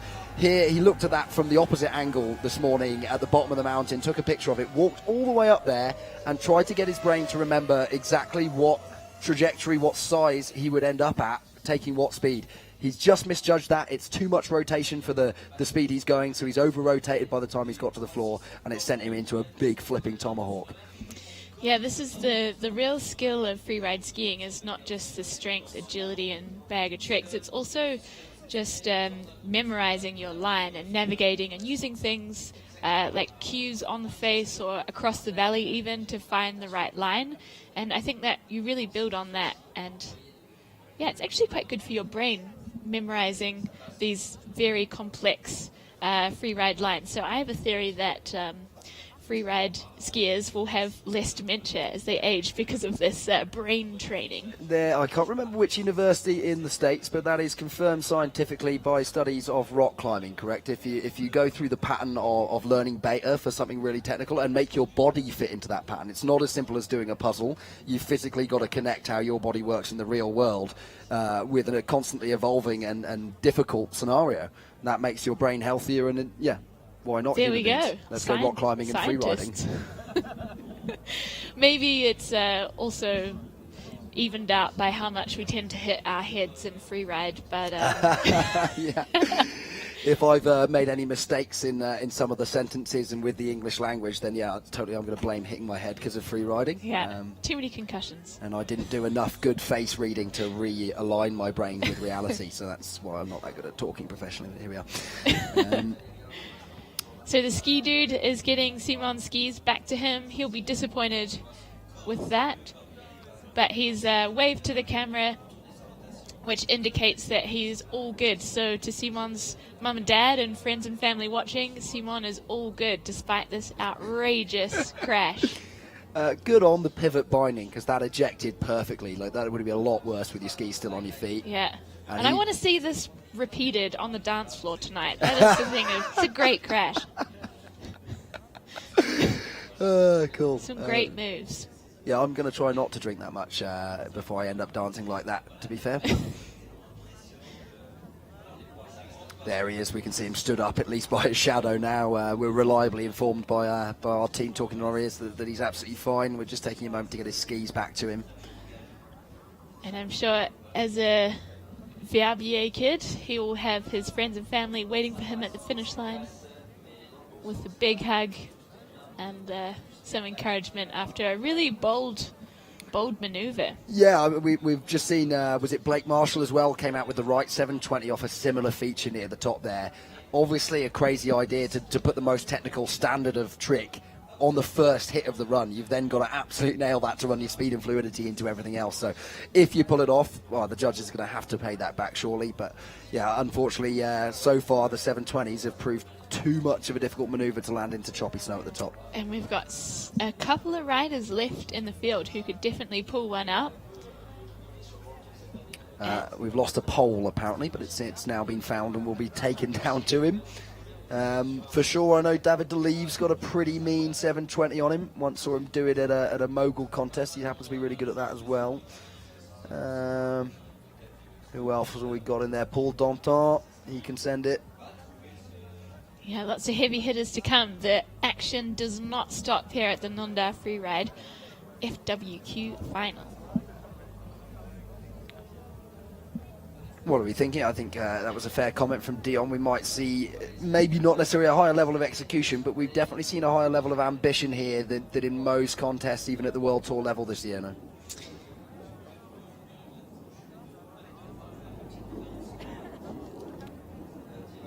Yeah, that's right. The new format means that it's all to play here before. If you've been building yourself up through the qualifiers and you're at the top of the rankings, that is now zeroed out. And we've got these 3 FWQ finals events, 2 results of which count towards qualifying for the Freeride World Tour. So I think it's going to be interesting to see how psychologically that plays out. Perhaps if you were leading the field coming into the final, that's going to have a negative impact on your performance. And perhaps if you were just the last person to qualify for the final, now you're at the same level as everyone else. And yeah, it's really all to play for.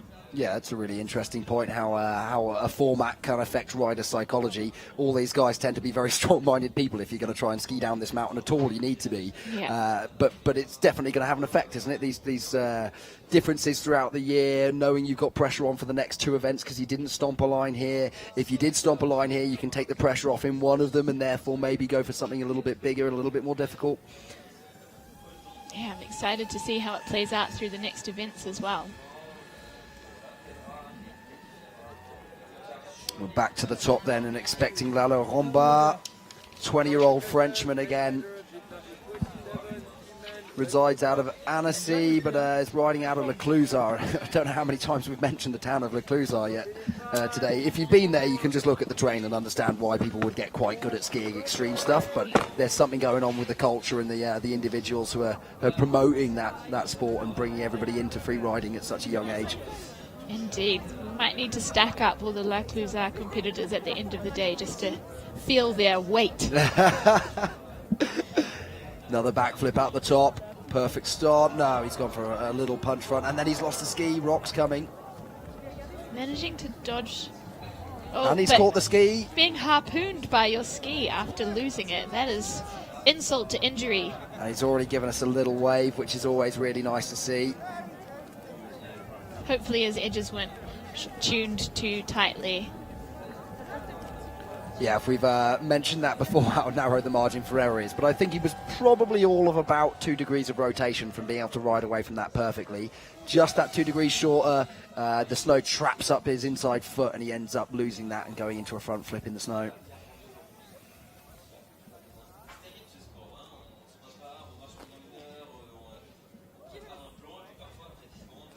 And I don't think we've seen quite a few crashes now, but somehow it's just added to the stoke that we found good snow for people to crash into. People are able to take a bit of risk to make a big expression of their skiing. And whilst now he's expressing himself by swinging his pole in the floor with a bit of anger, but a lot of people have given us a pretty crazy show with a really ambitious idea of a line. Yeah, it's been a fantastic show out on the face today. They're certainly not holding back these competitors, and while it's not like a normal snow year, they're just really laying it down out there. Let's see again then. Love those last 2 turns. Sets up perfectly for the backflip. Control looks good in the air. Spots it really nicely, but then the feet just stop as soon as he touches the snow. Do you think there was a shark because he looked reasonably centered over his skis, or do you think there was a bit of forward pressure? Yeah, it's more to do. I don't think he hit anything underneath the snow there. He's in this snow condition. If there's more softness to it, then you probably have to land it in the middle of your feet. Because it's that bit firmer, he wants to rotate a little bit further because he can expect the skis to slow down a little bit as he hits it. That's what's pulled him forward and sent him into the front flip. So a no score for Lalo, but I like that he manages to fend off his ski that's about to harpoon him in the face as he crashes. As well as then save the ski dude from coming down by catching his own kit. Good man. Absolutely. I find that an incredibly difficult thing in free riding. Doing a backflip in the park is one thing. The landing is at one angle and it will behave in one way to your skis. just 1 metre left of where he landed there. It might have been a slightly softer bit of snow, and he could have punched straight through it, and with that amount of rotation, he got it perfectly rode away. In the bit of snow he landed there, as we say, bit of pressure came to the front of his boot, couldn't do enough to keep pushing his feet underneath him, and it sends his centre of mass over his feet and into a pretty impressive crash. Indeed. So now we have Paul Danton, another Verbier local, he's pretty fresh on the qualifying circuit, a young guy at 21 years old, but he's had some impressive results this season. He's got 2 4-star wins under his belt. 3! No, that's a 2-star. I got too excited. But yes, in Silveretta, Montafon and La Rosière, he's got the first place. So he is sitting at the top of the rankings. So let's see how that kind of plays out with that psychological aspect we spoke about before. That, yeah. So leading the rankings, and now his score has been zeroed out for the season, and he's got to make these next 3 count, which is a lot of pressure for a 21-year-old Swiss kid. So we had similar snow conditions in Silveretta and Montafon, I think, but this face is altogether a bit larger, just as many freestyle options in it. I think Paul's got all of those abilities to add a little bit of that freestyle element, but he definitely skis like a Swiss alpinist, a big mountain skier. Very comfortable in serious exposure, but also bringing those freestyle components through. He's also got a wealth of experience on the junior tour before he joined us here, taking that big cliff, fat to flat, maybe a knee to the face, but rides away. Yeah, whether the judges are going to call that a backslap, it's about as well stomped as it could have been. Back into this closeout section. Biggest line we've seen off there, similar sort of compression in the landing, but holds it together. Lining up on the next massive cliff then. This is big. Big backy. Huge, and he's landed it! That's 3 times today I've truly thought it's physically impossible what people are doing, and they've just made it look like it was easy by the time they reached the floor again. Absolutely, and just perfectly executed, laid out backy, enormous amplitude. Wow. Wow. Think it's right up there with Max Hitzig's backflip. I don't think the rest of the line could necessarily be right up there. Yeah, I feel like within Max's run we saw a little bit more fluidity, some bigger airs, but that was a seriously impressive run from Paul. Now, as you say, it's not necessarily getting any easier to find fresh snow to land in and to go that big as the competition progresses. So Paul, amazing job to find a fresh line off here. Yeah, landing in perfectly fresh snow, and as you say, maybe that's a stage 2 to 3, just seeing the base of his skis, but surely the judges are going to appreciate how big it was and how flat the landing was, but how much control it takes to stomp in that condition. That takeoff is pointing downhill. How do you backflip off stuff that's pointing downhill? What an incredible talent. Wow. And that isn't a stage 2. Like you say, he's gone all the way, his ears between his knees, and yet still kept perfect control. So we're outrageous scenes here from Paul Danton. I think that we will head to the finish line to hear his thoughts on his run. Yeah, man. You just had a sick run. You already won 2 comps. How are you feeling about this first one in final? Oh, feeling really, really good. That's it. Nothing more to say. Sometimes all you can do is be so emotional that the word is good and nothing else. More of a skier than a talker. Yeah, well, they can talk with the skiing, that's for sure. That's how you express yourself up there. And interestingly, listed in his other sports is rugby, which is not something I would typically see. A Swiss guy, that's a really rare one, isn't yeah. it? But hey, each to their own. Yeah. I grew up playing a lot of rugby. Yeah, but you're British. That's Yeah, it makes part of the a course. lot more sense, doesn't it? Yeah. Then I'm with the opposite guy, because it's weird that I ski because I'm from the UK. And there we are, yin and yang. I hope I'm equivalently better at rugby because he's hugely equivalently better at skiing.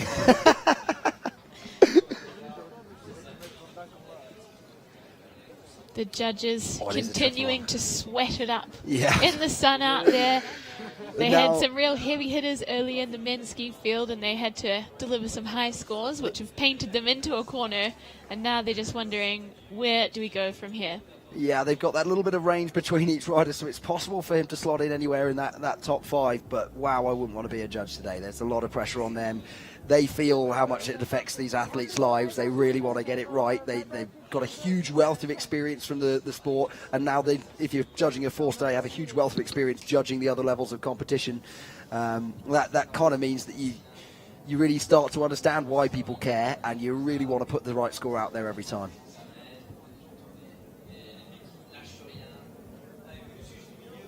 Discussion being had. Max feeling the pressure a little bit, we think.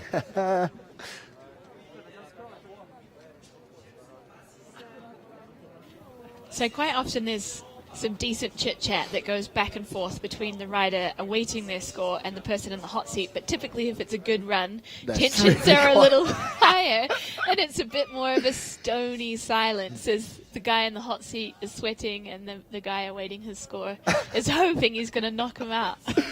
Oh dear. Well, that's part of human nature, isn't it? But wouldn't it be nice if we could all just get along regardless of the pressures put on us by artificial scenarios? So he's still working through it. I don't see any hands in the air or anyone walking away from the judges' table just yet. So. How does that? It has to come down to a consensus in the end, I suppose. So they're going to be having a discussion, and if 2 of them feel it, this is the winning run, and one of them feels the other, and then they just go with democracy in the end. Perhaps, or maybe they're just talking about what they're going to have for dinner. Who knows? But they're taking their time. Or maybe we should say raclette or fondue. These are the big questions here in Switzerland. I want to say huge congratulations. Oh no, we got the score. It's 91 and 3rd place for Paul Danton. That must have been solid result. He'll be happy with that one, and so will Max Hitzig, who is still holding on to that hot seat position. Definitely 2 people there that we'll keep an eye on them for Jasna and for the Obergurgel Open faces coming up later in the season. Max's smile, he then relaxed. You saw the tension all go out of Max. David Deleve, what a gangster. Once represented the Nondar Mogul team, which I have the great honour to be the captain of. It's not David Deleve at all. It's Tenra Katsuno of Japan, our only Japanese rider in the field today. And I'm looking forward to seeing it. Says he's got a sticker of the Lezarks Free Ski Academy on his helmet, so we'll await confirmation from our team that is in fact Tenra Katsuno in the start gate. They are dropping in.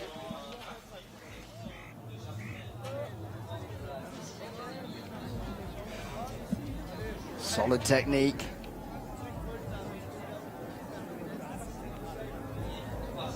It's a left 360 with a huge stomp. This drone angle's pretty mad. Wow. Another line off there, finding fresh snow to land in. Run starting to stack up with a lot of elements to it. Another fresh air off there. We haven't seen anyone go in that direction yet.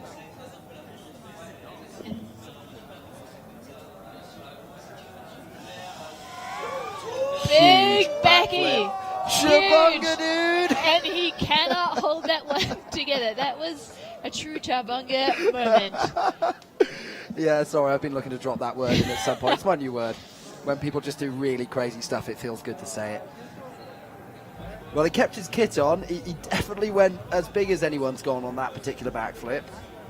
But he could not hold that together on the landing. I'm looking forward to the replay. Yeah, nice to see what did happen to him there, because everything looked pretty good in the air, eh?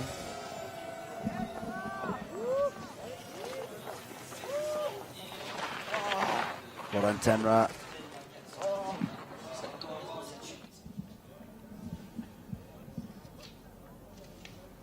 Did extremely well to get himself composed and set up for that 360. Didn't nail the left foot turn above. As soon as he released the line to take the speed into the jump, he looked solid again. Great control to shut down in really difficult snow conditions there. Again, small trips just before the takeoffs and then recomposing himself, missing the shot. That is huge. But he finds the bomb hole, I think. Maybe he's going just a little bit too big to too flat. But certainly with this bomb hole, just changes the angle of the snow in the landing and makes it too big of an explosion to hold on to. Yeah, pretty significant sit down on the landing there. I think even his head touched the ground, but he looks happy and healthy and really sent it out there on the face today.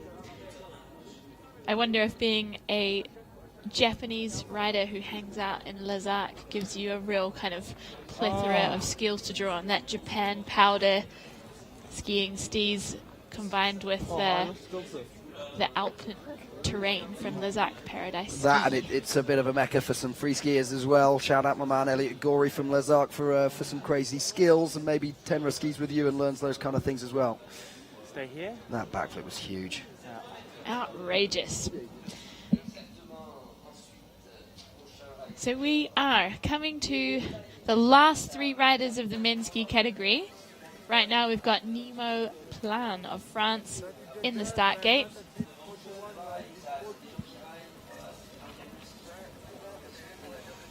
Another young rider.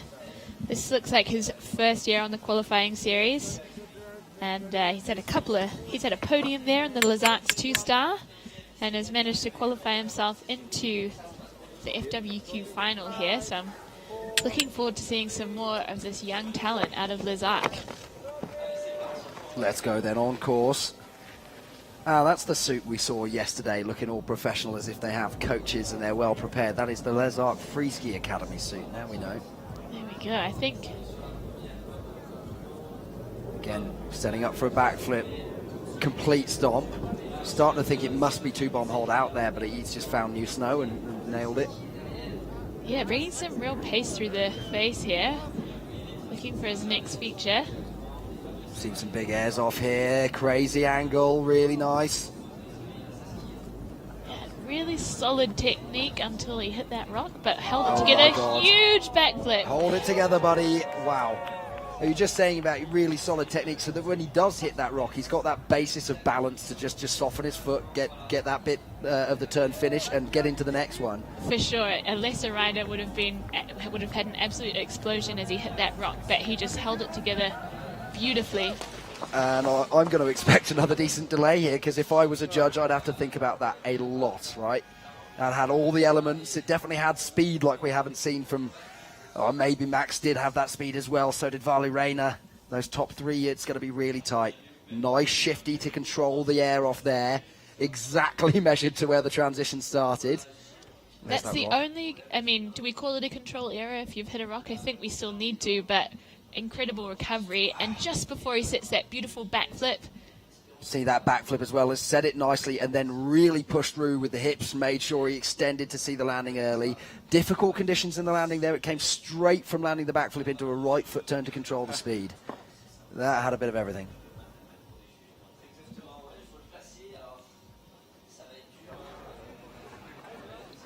You too, that was so impressive, your last backflip. Yes. Perfectly. Well, here's the opposite scenario. Is Max feeling like he's about to take his seat, and Nemo's just a really nice guy? Is Max still feeling a bit quiet and nervous that he's going to be knocked off here? Anxiously awaiting a score of 82 points. So that absolutely incredible run still comes through in 7th place, which really speaks to the level that we have out here today in the Nendaz Freeride final. Yeah, and it definitely had all the elements, but because he was going for that extra speed, he just managed to lose a few of those control elements in the middle. That left foot clap on the rock, spat him on his inside foot. Maybe the judges punished him for that, and then a little bit out of the second backflip was maybe so big that he was a little bit set back in the landing. So now we've got David Delive of Sweden in the start gate. You said he's going to pull out a 720 for us today, and if he doesn't, I think you need to buy me a beer. Okay, that's a reasonable shout. What if I buy you a beer anyway? Oh, just because we had a great day working and talking about skiing together, right? What a hoot. David Delive, absolute boss, backflip, with a bit of a mogul style to it as well. You can tell he used to be on the Swedish World Cup mogul team, can't you? Pretty sure he was, anyway. Very solid mogul's background. Wow, that's huge. Well done, David. Well held. It was really punchy in the landing. Yeah, those Swedish legs taking any kind of landing as a warm reception. Right side, 360. Huge little control error again, but only a small one. I fear that even those tiny control errors now are enough to take the podium away from you. Oh, getting absolutely smoked by Heartbreak Hotel. I'm so gutted for David, because that was a great run. Yeah. He looked like he came in on a really difficult angle, and that takeoff is completely haggard now. Everybody's had a funny line across it. Real shame. And my David de Leef story is I ran the Nendaz Mogul team in a contest called Boss to Boss over in Verbier, where we compete against Chamonix, Verbier, Port du Soleil, a few other big names. And David came in there against the number 2 in the world, Ben Carvey. I had no idea he was a mogul skier. He just said he'd come and help us out for the competition. And he was maybe this far behind Ben Carvey at the finish line, just a few meters, and he did a 1080 on the jump like I've never seen before. Look at the technique in the air the man has. Absolute precision. Just a little bit of a bobble in the landing because of the bomb hole there, but totally did not get the line right off Heartbreak Hotel. Gets him spat out over his inside foot. Yeah, he almost sees that it's happening and he just gives up. Gives in to the crash. Well done, David. Still got a smile on his face. It's entertainment every time at the very least.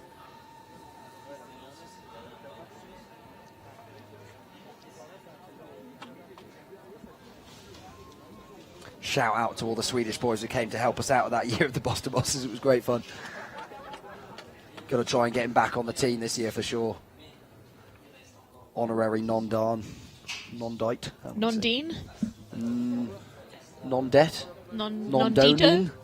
67 points for David de Leef, sliding him into 12th place, which is not what he was looking for today, but very impressive run from the Swede nonetheless. That's about where the highest of the control errors went in, isn't it? 12th place now. One more man to go, then we're back to the top for Paul de Portailles. Paul de Portailles of Switzerland, 23 years young, and I've been seeing this name on start lists for a long time, so I think he's had a wealth of experience on the Freeride Junior Tour, has really come through that strong pathway, so I've got big expectations of this young Swiss guy. Just seeing on his Instagram page that the last 2 competitions he's been suffering a little bit with an inflamed hip. Perhaps shouldn't have gone for such a bigger line in his last contest as he's struggling with that error, but he seems to have recovered it now. You know what Shakira says, those hips don't lie, but let's see if Paul can hold it together.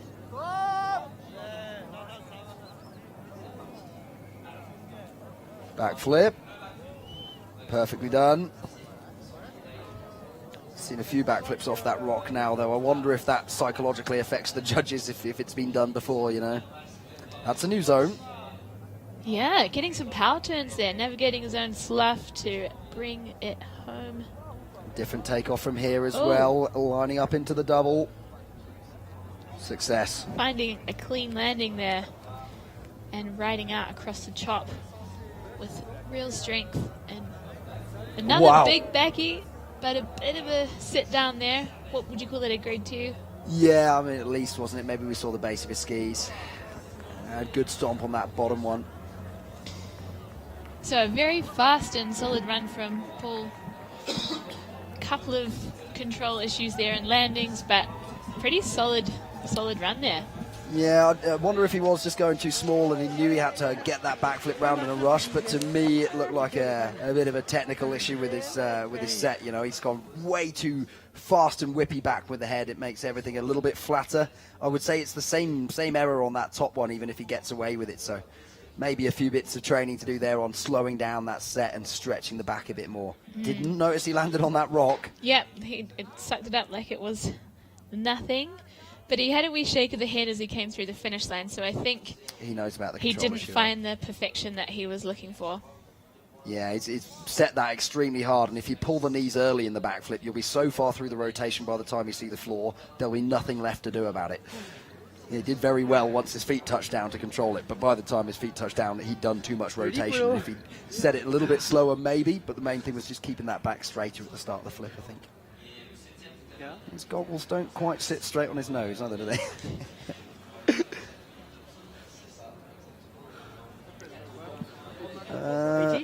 Cool. 80 points in 8th position. Pretty decent score there for Paul, and that is our final men's skier, I final believe. skier, yeah. So that's the result decided then. Max on the wild card. We're told we're going to go talk to Paul at the top, I think, with Zoe. There's a happy Max. Let's talk to Zoe.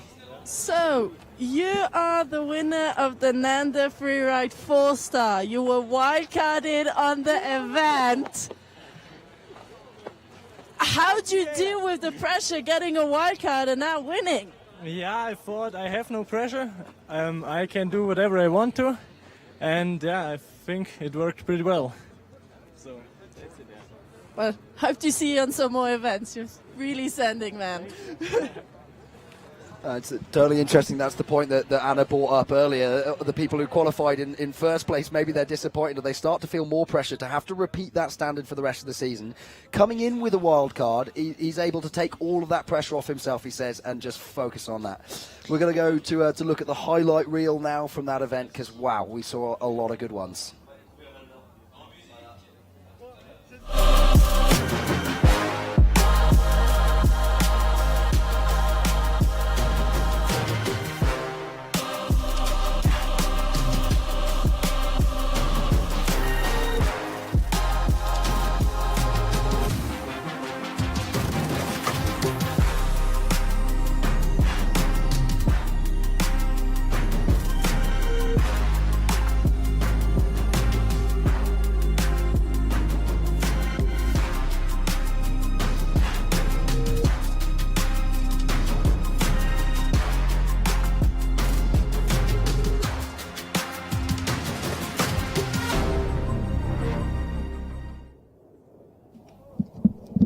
There we have it. Highlights from the ski men category. Absolutely putting down a clinic there today on how to make things look good on the Montgong face.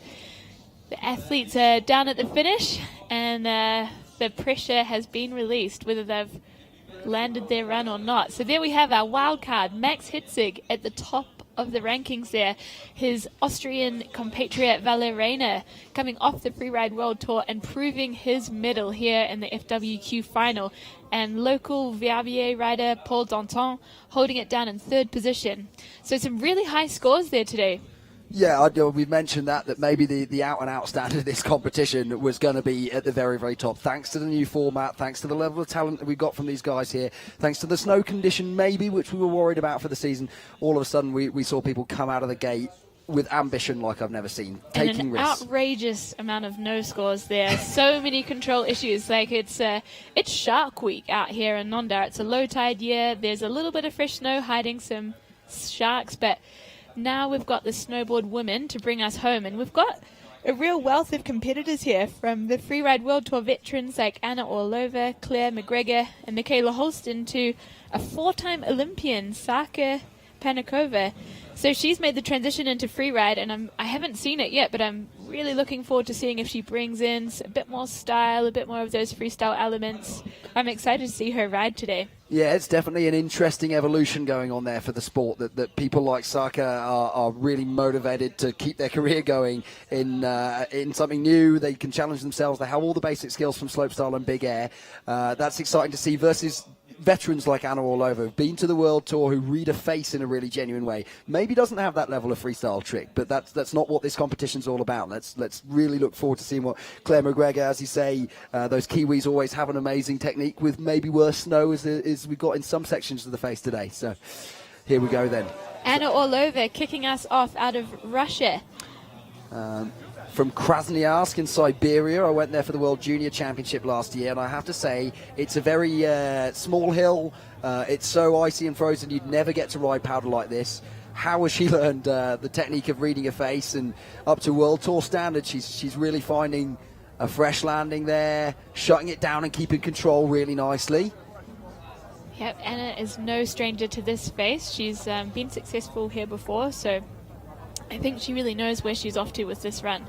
Taking some nice fluidity as she's linking turns, trying to find her next feature. Oh, a rock ride in that one. I'm not sure if that was intentional or not, but she held it together and is cruising out on her hillside edge. Often I feel for the snowboard women a little bit as if they too often go third or fourth in the competitions and therefore don't have the best snow to play with. But Anna making it look pretty easy, even on those heel edge shutdowns in difficult conditions. Having just taken a big air, she's looking really solid. Yeah, navigating bomb holes and lots of different tracks on hillside edge is tricky, but she has had a pretty speedy run there. I'd say a good line choice, fluidity, a bit of air and style. So that's a strong start for snowboard women with Anna Orlover's run there. She is stoked. Brings some good vibes into the finish. You really feel like you can see the pedigree of being a Freeride World Tour athlete, the experience that you're going to build, riding around with those people, riding on faces of that level of difficulty, obviously having ridden here before. As we said there, here's the slow-mos of her shutting down in really difficult snow into technical sections, super solid in the air there. And that landing is really difficult. Would have been extremely easy to punch out over the front foot there. Wow, look at those turns just before. If that's two very quick turns to set up the speed and the angle, that's some talent. So the judges have that decision again to make. This is their first rider, so they don't want to give a crazy score, but that was a pretty strong run. Yeah, absolutely amazing stuff. The city she's from, Krasnoyarsk, has the two largest aluminium smelting factories in Russia in it, and therefore sometimes it's dark all day, every day, because there's so much smog in the air. Wow. I mean, she's puffing in the finish line, but generally I can attest to Anna being a super fit woman, so I don't think she's suffered from growing up in pollution from aluminium. No, but she... Great fact, though. Yeah, isn't it a fun one, random one. Also there on the Russian $10 note has a picture of the cathedral in Krasnoyarsk. There you go.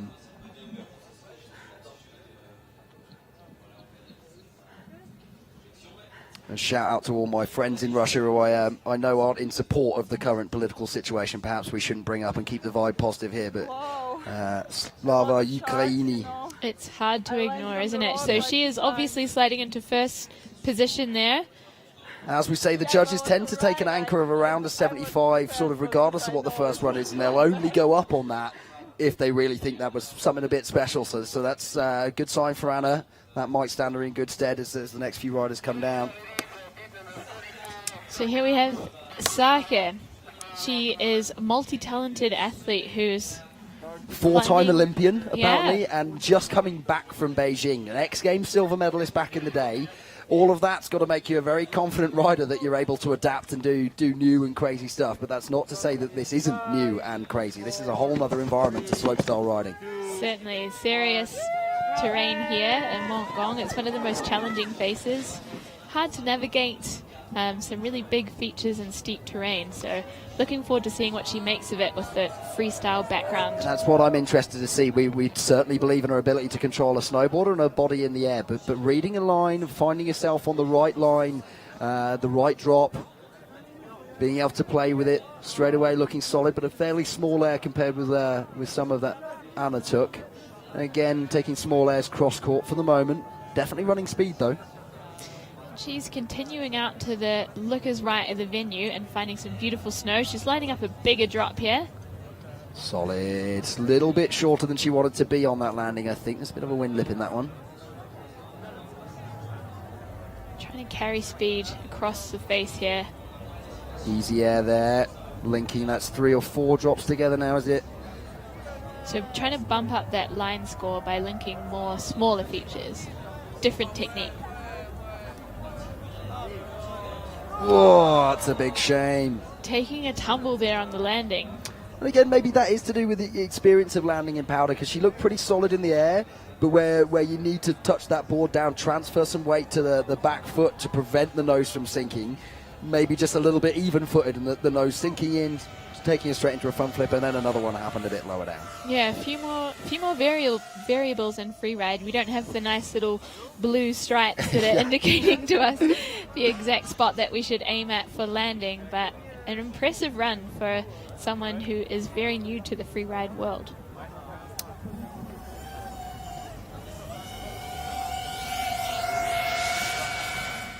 And here we see the replay of a few of those top cliffs.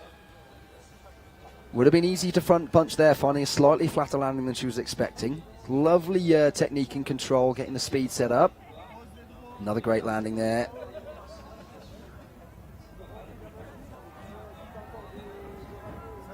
There's something about the style of snowboarding. As long as their wrists are bent at about a 90-degree angle, everything looks cooler, or what? They all The do limp that. wrist. But I'd be really excited to see her build on her freeride experience and begin to bring in the grabs and different kind of freestyle maneuvers that make freestyle snowboarding so sick. Yeah, it's definitely a progression we've seen in the women's ski field. Those elements of freestyle 360s and backflips on bigger features starting to come together, and maybe Saka's the woman to do that.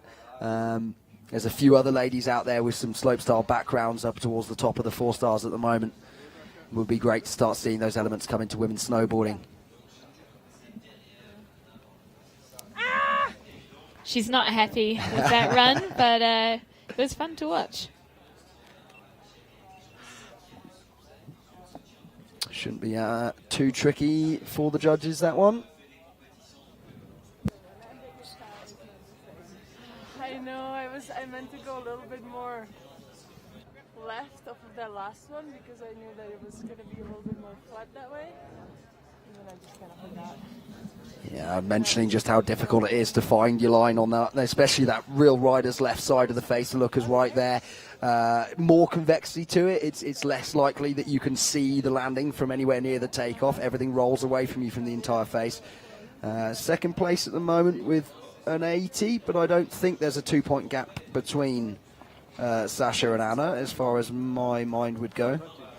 She's actually got 20 points. That was a graphics error. We're just hearing from the team, so apologies to our willing audience. That's not the right score. We're now waiting for Estelle Rizzolio from France, 36 years old. Could actually be Sarah Andresen from Swiss. That's a good job we've got Anna here, who's actually a professional broadcaster, because I'm just looking at the wrong piece of paper altogether. Hey, big jobs only. I can read English, and I have once been skiing before. And then you are twice as qualified for the job as the other guy, yeah.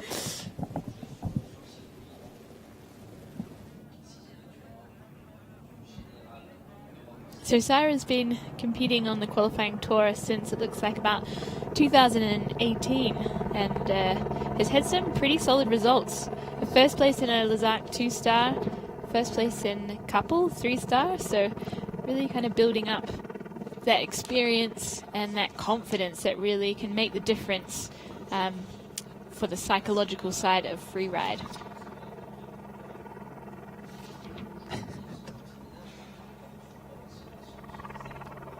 So she's switching on the GoPro, trying to find those little cues on the face to make sure she knows exactly where she is heading today.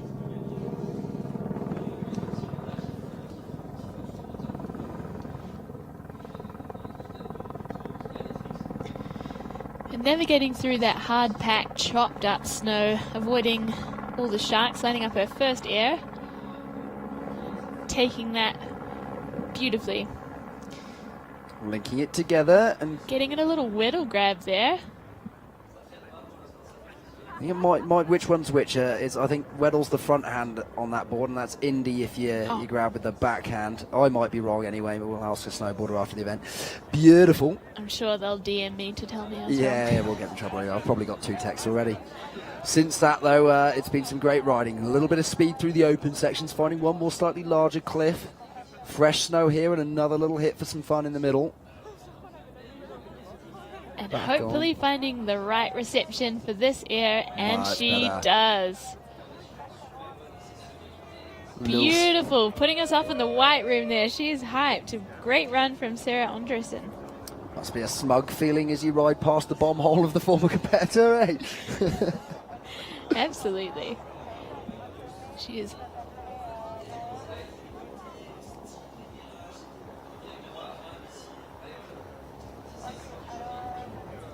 Oh, I love those shots with the slough falling off the cliff as they set. Great pop, lovely control on the landing. Yeah, she's a really solid free rider, eh? Just reading terrain nicely, knowing where to set that up. Looking really strong, so centered over her board, and definitely bringing a lot of pace through the field today. I think she'll be really happy with that run. Could be right up there, and let's see how the judges compare it with Anna's run. She's stoked on it, that's for sure.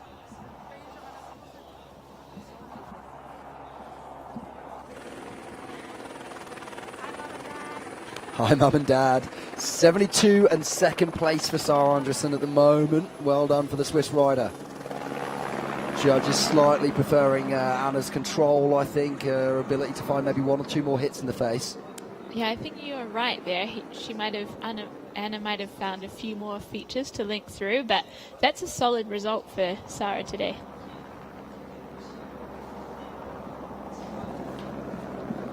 And we have got Michaela Holston up in the start gate, a Finnish rider who has a wealth of experience on both the qualifying tour and the world tour.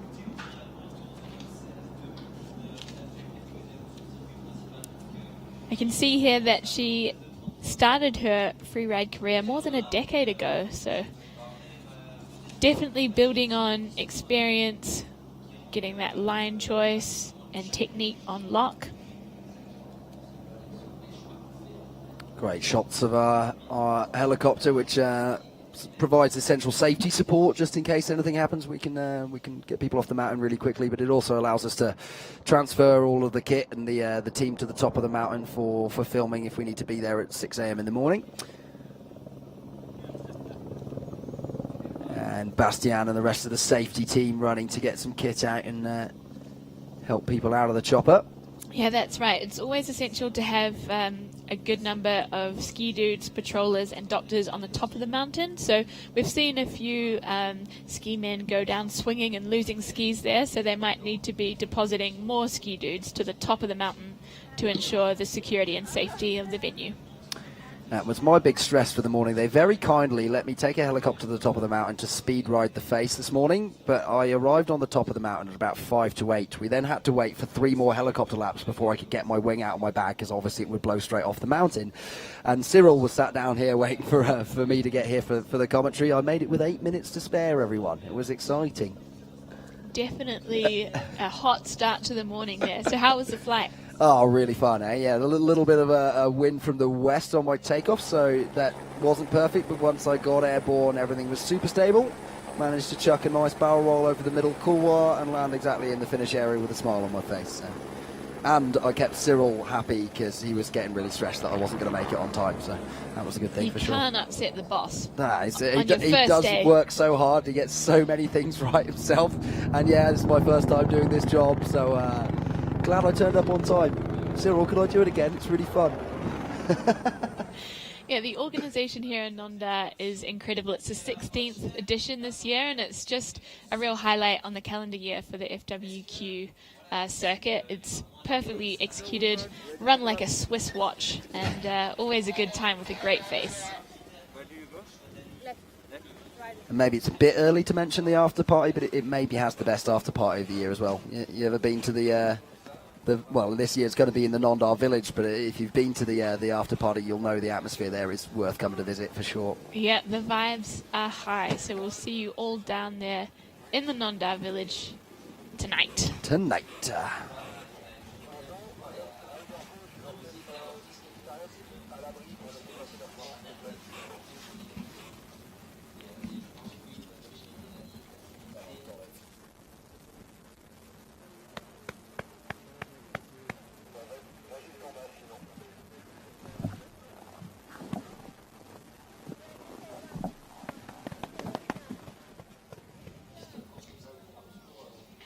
So just getting all those little security aspects smoothed out before our next rider drops in. We've got Bib 46 of Finland, Michaela Holston. Known for linking together, I think she builds her line score with a lot of smaller features and real control and technique. You might see from those Finnish riders the same as we said for the Swedes earlier on, that they grow up skiing and riding in slightly more questionable conditions. So when we've got a slightly shallow snow year as we do now, it might suit these riders a bit more. Small features so far, but very fluid and moving fast. We mentioned the difficulty of navigating this face, but Michaela finding her next air and just smoothly rolling on to the next, moving down the looker's right side of the venue.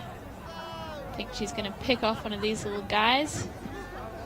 Nice, solid in the air again. Only small ones, but they're adding up.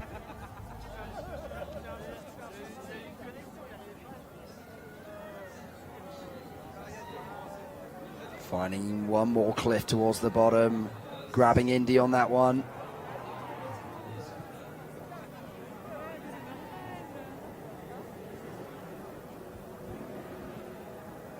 Lovely turns in the open field. Tail grab.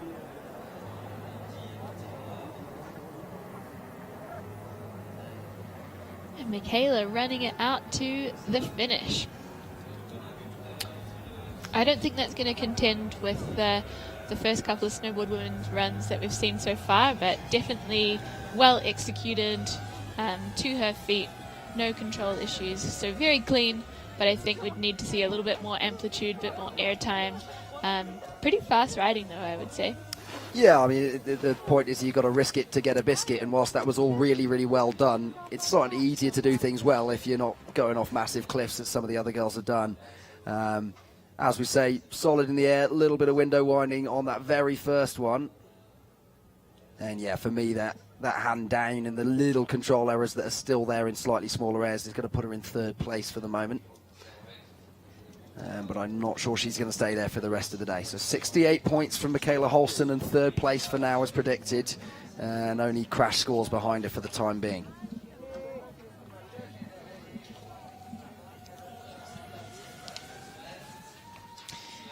So we have got someone partying in the start gate. We've got Sarah Bacher of Austria, 21 years young, and a stack of FWQ events to her name so far.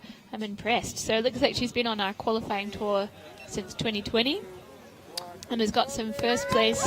She's got a first place in the VRVA 2-star and a couple of other podiums dotted through there. So I think if we mentioned earlier Queenstown's the extreme sports capital of the world, then Innsbruck would be the extreme sports capital of Europe. But it's a pretty amazing town with a great culture to it. It's right in the heart of the Austrian Alps, and in every direction around it. You can take a train from the middle of the city on your lift pass up to one of the ski resorts there.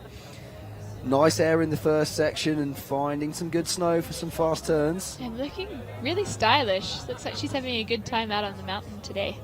And you're right, the joys of Innsbruck means that you can access so many resorts just a stone's throw from the city. I used to train in Axamer Lipsen. You can see the planes coming in underneath you into the airport. It's amazing. But I digress, because we should be talking about this amazing snowboarding, and it's really nice, neat turns in the open section. Able to run speed. Every jump's looked really solid. And as you say, there's a basic style to her riding. She mostly looks extremely relaxed whilst doing difficult stuff. Yeah, but resting on her toe side edge coming down into this more exposed section. I think that's costing the fluidity a little bit into the I gnar would there. say, yeah. But it's lining up for another cliff we haven't seen too many people hit. Nicely controlled.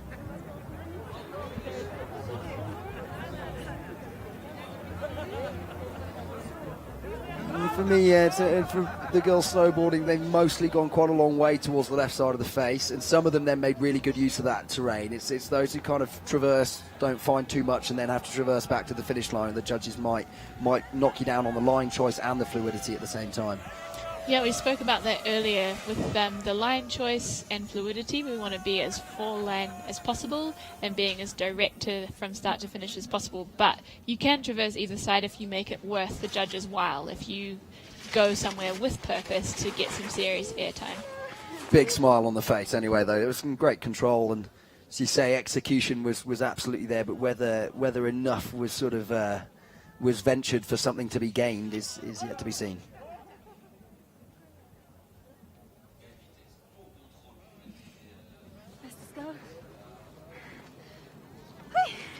So Sarah Bacher comes in with a 66 and fourth place at the moment. Oh, nice. Yeah. She seems pretty stoked on it. Be interested to know what she was listening to on the start gate to get her in the groove. What's your go-to track? Oh, when I was competing, I think it was Crooked Colours Flow. That was my drop-in tune. It's like a little anchoring thing there. But yeah, it's been a hot minute. I'm old now. But back to the top, the action never stops here in Nanda. We have got Estelle Rizzolio in the start gate. Dropping in 5, 4, 3. Here we go then, dropping in for Estelle Rizzolio. Big smile on her face when she's leaving the gate. Doesn't look like she's under too much pressure. Yeah, if you can make snowboarding look fun, that normally kind of scores well. So you want to be in a good mood up in the start gate. It's amazing how that can affect your sporting ability, as if muscle memory doesn't work unless you're in a good mood. But snowboarders particularly are pretty good at finding that mood, creating that mood for their friends. That's why we ride as a community and a team. It's not an individual sport, even if you're out there on the face on your own for the most part. It's certainly in freeride that you need your friends in terms of safety. Estelle airing that windlet on the looker's right back into the face. It's a new line again. We haven't seen that done yet. Lining up a bigger air. Not much pop off it just to control the distance, but finds the transition really nicely and a super solid landing. Yeah, almost an acid drop off that one. I think it would be easy to overshoot the landing if you went too fast. I think could be docked for riding past a couple features, but she's found another one there, building that line score.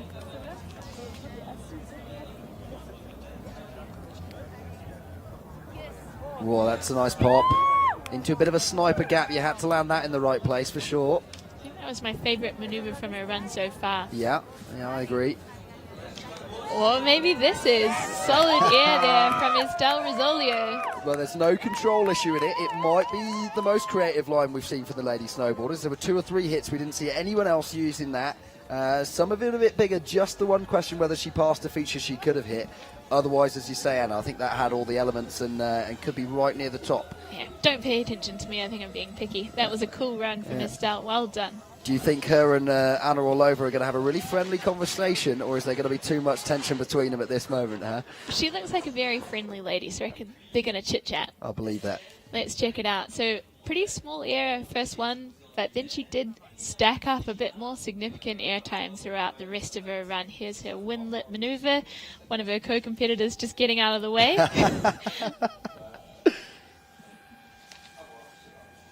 Yeah, lovely control on the top of that to get the speed just right. And as you said, not popping too hard, but finding the right zone in the landing. And this is she's found a really cool transition and straight lined out of the chute. Controlled it with a little heel side turn there. And we'll cross live to have a quick thought from Estelle. So Estelle, you had some very good results in the qualifiers. Now you're in the finals of the qualifiers. First come, how do you feel? I'm feeling like a little bit afraid, but feeling nice. Today is really nice day, good snow, and I done everything, and so I'm really happy. That's it, Estelle, 78 points and second place behind Anna Orlova. I thought that was going to be really close. Brilliant line choice. She executed what she wanted to do. Yeah, absolutely. I think what Anna held over her was a bit more speed and fluidity, but Estelle definitely stacked some awesome airtime in there. So big smiles from Anna Orlova in the hot seat. Looking good in the first event of the FWQ finals. But back to the top, we've got Claire McGregor from New Zealand. I'm sure her family will be tuning in from Tauranga and from where they are dotted across the world. She's had a tough time on the Freeride World Tour. There's been really tricky conditions and maybe hasn't played well to her strengths. So she's competed many times here in Nendaz, and I'm looking forward to her putting down a run that she is pumped on. Grabbing Indy off that first hit. And maybe we've only seen a couple of grabs from the girls so far, and that was maybe one of the bigger airs as well. We will see. So she's heading out to the looker's right to dial in some more airtime. Nice pre-ollie, good to get away from the sharks on the top of those cliffs, I think. So just getting popped a little early, and that gave her a nice transition. And this one looks like it's got a bit more of a lip. Yeah, it's really steep on that takeoff. That takes some control with the legs on the way in. Yeah, those stompy legs are engaged today, Claire McGregor. Nice line there. and finding another one working cross-court back towards the finish line. So if we just had the thought that the previous competitor missed a couple of features, I think Claire has not done that. She's lined up everything, she? Yeah, but I think she's struggling to keep her speed as she comes towards... Oh, and takes a tumble there over the falls. That's really disappointing for Claire. So she's been on the bad side of the FWT cut, so she's here to try and compete against these qualifying riders to win back her spot for Freeride World Tour 2023. Therefore, that's going to be heartbreaking at the bottom, isn't it? She probably had done enough to get some good points and work her way back towards the tour there. A little snow snake or a snow badger or something underneath the snow. She looked solid, and then the board wasn't underneath her anymore. Yeah, so... Yeah, we can't believe it either, Claire. Bummer. She is gutted. She's had a tough time on tour. It's been very hard pack conditions. But that is a beautiful air there from Claire, and she was looking so solid in that run. But I definitely want to make that point for all our younger viewers that this is part of competition, right? It doesn't matter if you are the best rider in the world. Sometimes you're going to make small mistakes, and beating yourself up about them too hard doesn't necessarily help you move towards the progressions that you need to move on. So Claire's a little upset. She's going to be really good at getting her head back together for the next competition. It's a 55 in 6th place. But exactly, she really had space to try and score some more points with that run, I think. Okay. So we have got one more snowboard women rider competing for Germany up in the start gate, Selina Weber. She's a climber, a mountaineer, a yogi, good, and a pretty sick snowboarder by all accounts. So she's been competing since 2020 and has got a couple of first place finishes there in 2- and 3-star events. So is graduating to the big dogs here in the FWQ finals and looking to back up those wins with another. Always respect anybody who takes part in yoga. You start to notice, and I come from a super conservative, old man, grumpy sort of background that you don't necessarily associate with yoga, but the extra things you learn about time, your movements with your breath and your body actually really helps keeping you calm, keeping you smooth and fluid with how your body connects with the snow. I think it's a really good thing to do to progress your riding. Definitely, and taking the hits in freeride competitions, you need to stretch it out and breathe through it. True. So Selina is just getting into the Na here, trying to find her way through this technical area, making a double. And then sitting down off the end of the double, expecting some exposure in front of her and didn't want to risk it. So things so far looking good for Anna Orlova in the hot seat there.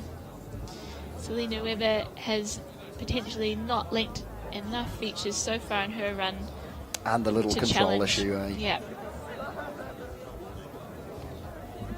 But still hitting some big slashes and enjoying some fresh power at the bottom of the course. And to all the locals, there's still going to be some snow left on this mountain to go and get some lines as soon as we're done with this competition.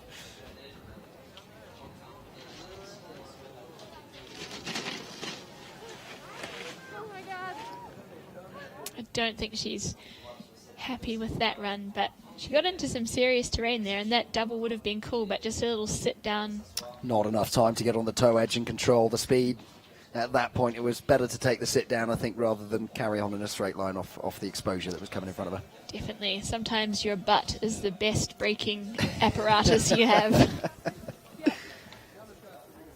It's better than your head, anyway. Definitely. More robust. So Selina Weber coming in with 40 points in the 7th position. So that is a great result for Freeride World Tour veteran Anna Orlova. You can see she is absolutely stoked, giving her co-competitors a big hard hug. She has clinched it today. So let's cross to the finish line to have a quick chat with Anna and Zoe. In just a few moments, she's got important duties of doing a signature for the fans.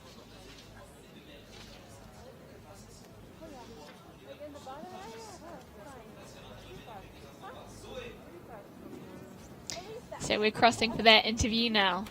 So, Anna, you just won the first stop of the finals in qualifiers. And you're riding on a brand new board. What made you switch last minute and test one out?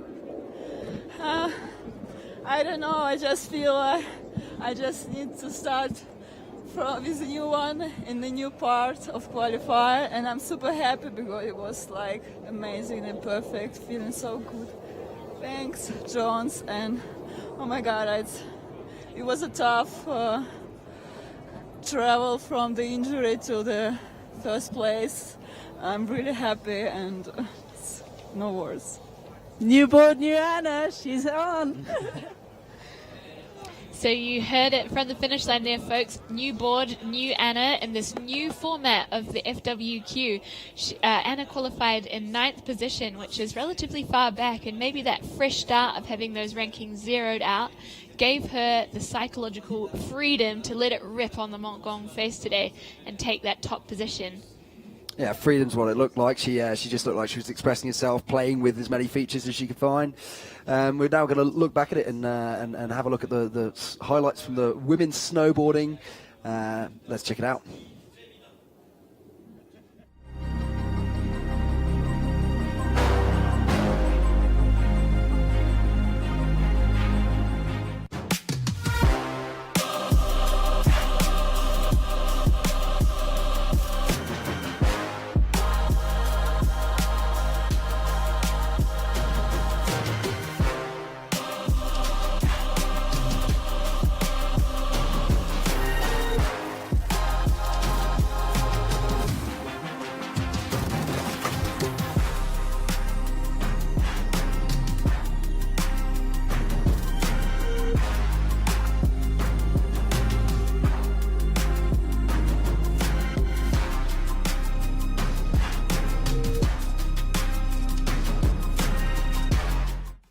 There we have it. We've got some real highlights for Anna all over there, some heartbreak for others who were there to bring home some solid results and weren't able to pull it together, but some seriously awesome riding from snowboard women. And our last category of the day is my favorite because I am a ski woman, and it has been an exciting time. These last seasons we've seen the level of women's freeride skiing go off the charts, and we've got Jenna Kaller kicking us off today. She's no stranger to backies off freeride features, often takes a, oh there we go, snowboard. Oh, no, we're back to the ski women start list. And as I was saying, Jenna Kaller, I love her backflips. I love the enthusiasm that she brings to freeride skiing. And I'm also hyped to see Astrid Chelou of La Clusaz bring it home today. Astrid Chelou's the junior world champion from last year as well, is it? Yeah, she's been killing it on the junior tour for many years. So she's a young rider, but she's incredibly experienced. And we've also got a couple of competitors that are here from the World Tour, like Juliette Willman and Susanna Wittig. So I think they're both going to bring the heat today and look to win back their positions on the Freeride World Tour 2023. And we're at the top with Jenna Kaller, who could have a few more fans in town because she actually used to work for the École Suisse du Ski Nendaz. Lovely character, super laid back, and as you say, like, has clearly seen the progressions we're seeing in the Freeride World Tour right now, and is keeping herself right on that point. I've seen her backflipping all over Instagram. Some of them have been pretty successful, and she does have a real style in the air already, yeah? Definitely in step with that new wave of women's freeride skiing that's bringing more freestyle maneuvers to freeride settings. So I'm stoked to see if she can bring that to competition. Guess time will tell. Here she is on course then. Straight away you can see like an aggression in the technique. She is not messing around. She doesn't mind that the snow's bad. She's going to run speed because her technique is solid. Really technically strong skier, and she's lining up her first air. Nice, solid in the air, little shifty to it maybe. Yeah, this is some really challenging chopped up snow, and she's taking off the lift pillar, finding that transition and riding out really strong. I'm not trying to oversell my industry, but I think you can see the value in ski instructing here, because this is incredibly solid technique. It allows you to approach stuff with aggression if you can have true trust in your ability to shut the speed down again, to use the turn shape to find yourself back on the line you want to be. Look at that right foot turn. Absolutely charging, shutting the speed back down, finding a double, 2 jumps in one. This is pretty good run straight out of the gate. Yeah, strong debut for the ski women category. Jenna Keller looks like she's still got something in the bag for us, heading over into that little zone there. Still think at the moment living and working in Verbier for the ESS there, so we'll be on this mountain earlier in the year, finding out what options might work for her. Fundamentally, that's a really full run. Yeah, lots of control, an awful lot of fluidity from the speed she ran between a very complicated line. A lot of difficult little features to find in there, all of them put to her feet nicely. Maybe just air and style lacking a little bit. I think where she, well, here's her first air. Wow, I'll take it back, the style in that. It's just a little bit small. But I think where she lost a little bit of fluidity was in that last hit. I think she wanted to air into that chute and then take off that small one, but maybe didn't have the speed for it. But then that's good decision making on course. Once you don't have the speed, you've got to have a plan B and execute that, right? And her plan B was rad. We're going to have a quick interview before the score. I haven't said thanks so much to Zoe McGeorge all day, just getting the information out of the athletes for us. So let's go over to Zoe now. So, Jenna, you just rode the face. You're kicking off the ski girls category. You're at home. How do you feel? Excited? Yeah, stoked. I'm so glad I'm down here. Snow's good, super fast. I didn't really expect it to be this fast. Got a bit surprised with how quickly the features came, but it's great. Really good conditions. Everything is organised so well, so very proud, very happy. Yeah, very well said. You should be really proud. You should be really happy, Jenna. That was incredible scenes. 82 points out of the gate, putting in her... well, she's the first rider to drop, so she's not in second place for now. I'm sorry about our graphics today. But 82 points is one hell of a start. Absolutely. That's a strong campaign there for Jenna Keller. Making the most of her local intel. Coming from the Port de Soleil, but also, you said, hanging out here in Nanda quite often. Yeah, well, she's spent a few seasons here working for one of the ski schools and now works for one of the ski schools over in Verbier. So. And up in the start gate, we have Manon Lotchi of France. Also of La Clusaz, and a very young rider at 20 years old. She's only been on the qualifying tour for a couple of years. Is that now more than 10 riders from Le Clusaz? Absolutely outrageous. And absolutely outrageous also is how much free ride result she's managed to stack into her short career. A first place in the Verbier 4-star just, was it last week? Yeah. Impressive stuff from the young rider of La Clusaz. Well, that's a big hit as well. There's a lot of pop on the top of that one. Left 360, stomped perfectly, and the crowd goes wild for it. A sick one from Manon. Look at this. Linking features together beautifully, showing solid ski technique alongside those freestyle maneuvers. This is exactly what we're saying. The women's ski category is blowing up, right? People are now linking these freestyle elements with complete exposure below them and going straight into multiple hits. She's finding her way through here. It's a little spicy and a very rocky takeoff. Wow, she stops Killing again. it. That was a super technical spot to get yourself into just to make the jump, and the jump was huge.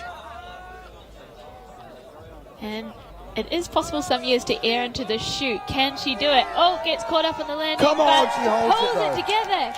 Manon Lotchi of La Clusaz riding out strong. That was an incredible line choice that she had there. Well, that could be in the 90s, even though it's so early on in the competition. That has to be right up there with the highest points we got.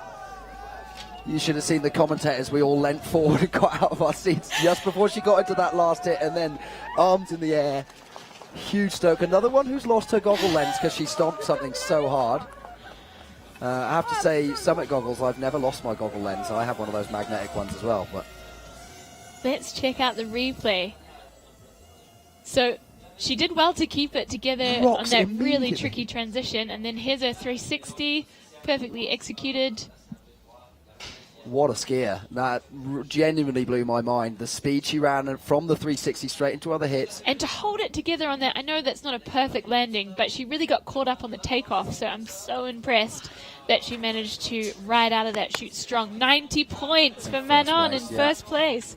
Well deserved. We're going to cross to Zoe for some words from Manon.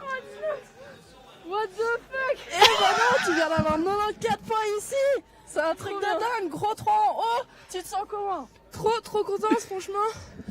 La face c'est trop cool, ça fait trop longtemps que j'avais envie de rider ici.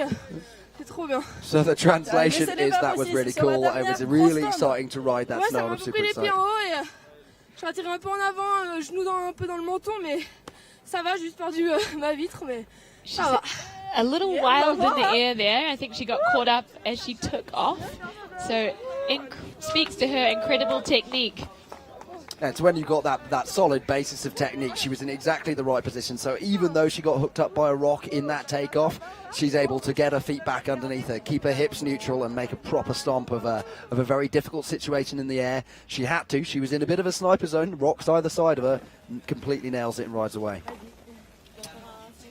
So next up in the start gate we have Alison Charmy of Switzerland. Charmy. And the information, another one of our backcountry invitational winners.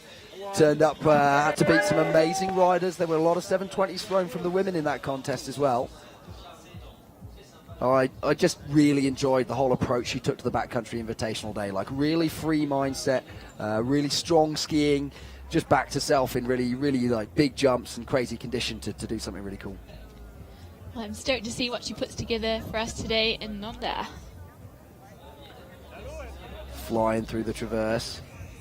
Heading out onto the looker's right aspect of the face. I think she's lining up something for us here. Hitting it fast, very fast. If I was really critical, I think Manon Loshi maybe has a more traditionally solid basis of technique, but it's certainly not affecting Alison Charmy. A little bit over the heels of her skis, but she's still able to run speed, and they get a nice turn shape out of everything. But she has unfortunately lost a ski just in a turn, so I'm not sure if that was an ice on the boot issue, a din issue. She looks as surprised as we are. It genuinely didn't look like anything even caught the ski. She was in a pretty solid position in a nice turn, and it just disappeared. I was sitting live in the booth at the Free Ski World Cup in Font-Romeu at the start of the year. You've maybe seen a video of Cody LaPlante, and if you haven't, go and look it up. Both skis disappeared directly on the takeoff. He was trying to set a left double 16, has a look at it at 1080 having held safety, opens up to look at the landing again, goes, no, I need to do another 720, grabs safety and finishes it off at 1800. Shouting a swear word in the air, taking a massive slam and getting up with a big smile on his face because freestylers are solid like that. Alison didn't deserve this one, though, much as Cody didn't in that particular story. And tell us more about what you saw from her in the Backcountry Invitational. Solid 360s on really big jumps, and they were quite difficult landings, especially as, again, we sent the girls category second or maybe even last the girls skiing. So they didn't have all the landings to run into. Backflips, I think she had a left 720 safety in there as well. I can't believe that ski fell off. You see anything that meant that ski should have ejected there? So we're just waiting for a ski dude to bring that ski back to her so she can make it down. And I know we said it's bad manners to make more bomb holes on the face, but if she wants to throw us a 720 as she exits, I don't mind. Absolutely. It's an interesting point. We've seen an amazing evolution in bindings over, say, the last 5 years now. A while ago, you could only have an anchored binding, or you could have a pin binding if you wanted to tour in it. And these days, we have these hybrid bindings that can go between one or the other, and sometimes they're super light, so you can walk uphill on them.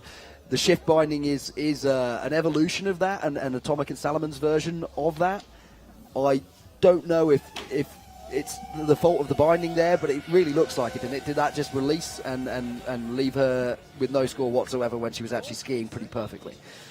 Yeah, or did she find a shark under the snow? It didn't look like it on the replay to me, but we'll have to get word from her in the finish corral.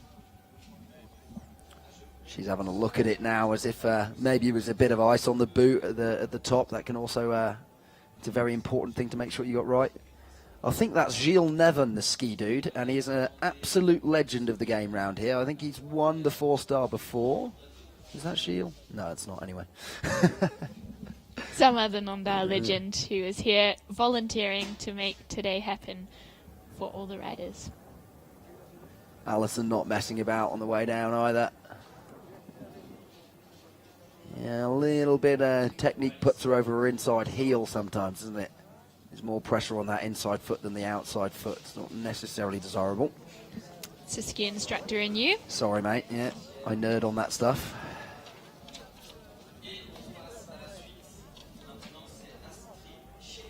So another La Clusaz legend, Astrid Chelou, dropping in. Her brother's here cheering her on at the finish, and I'm sure everyone is tuning in back home in La Clusaz as well. So Astrid has incredible experience for being such a young rider, coming through the juniors. Here's her first air. Whoa, a little bit whipped on the takeoff, but gets it together in the air and stomps. Linking it with good control, 2 turns in between, gets the speed right to take another hit, then heavy on the left foot. Somehow holding it together. We saw some other the lads having problems on that one earlier, but really nailing it. A little bit pitched over the inside foot there, but getting it back together again. Again, solid basis of technique means that when these things go wrong, wow. Massive air there Wow. from Astrid. And again, control, shutting down speed before exposure after a massive hit. And finding her way to Heartbreak Hotel. And stomping. Successfully navigating those boys' bomb holes and smashing it through to the finish. So I don't think that's the run that Astrid wanted to put together for us today, but I take my hat off to her for dealing with all the obstacles in her way. She hit a bunch of rocks. She had to make up the plan as she went along, I think. She's shaking her head. She knows that's not exactly what she wanted to do today. Yeah, so definitely an ambitious line plan, and for the most part executed brilliantly. That was really difficult. You know, it really kicked up that takeoff more than I thought she expected it to do. Then she controls well in the air to not front punch. Huge in taking that at crazy, crazy speed. Immediately onto that right foot turn and getting the speed shut down before she's in trouble. I really enjoy watching her technique, though. She's a solid, solid skier. Pre-ollieing the Heartbreak Hotel cliff that's cost so many people their scores today. And this is fast becoming one of the hardest categories of the day to judge, isn't it? 3rd place and 75 points for Astrid Chelou. Yeah, not completely happy, as you say. She knows she had those couple of control issues, that unfortunate position of rocks when it comes to the line inspection. You've got to know where they are and make a plan around them.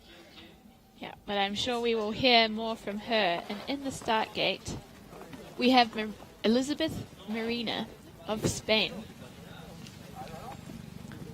Coming off some results in the Valley already this year. She was 4th in the Verbier 4-star and 1st in the Brousson 3-star. Always a great competition over in Brousson. Nice conditions and a great mountain to compete on. And she's got a gymnastic background and has got those backflips on the block as well. So not sure if she's been throwing them down in competition, but she shouldn't feel shy about bringing that to the table today. We would encourage that. Currently ranked 8th in the... or came out of, sorry, not currently ranked 8th, because they've all gone back to 0 points, but comes out of the first half of the season in 8th position and qualifying into the 4-star finals. Hopefully that brings some confidence.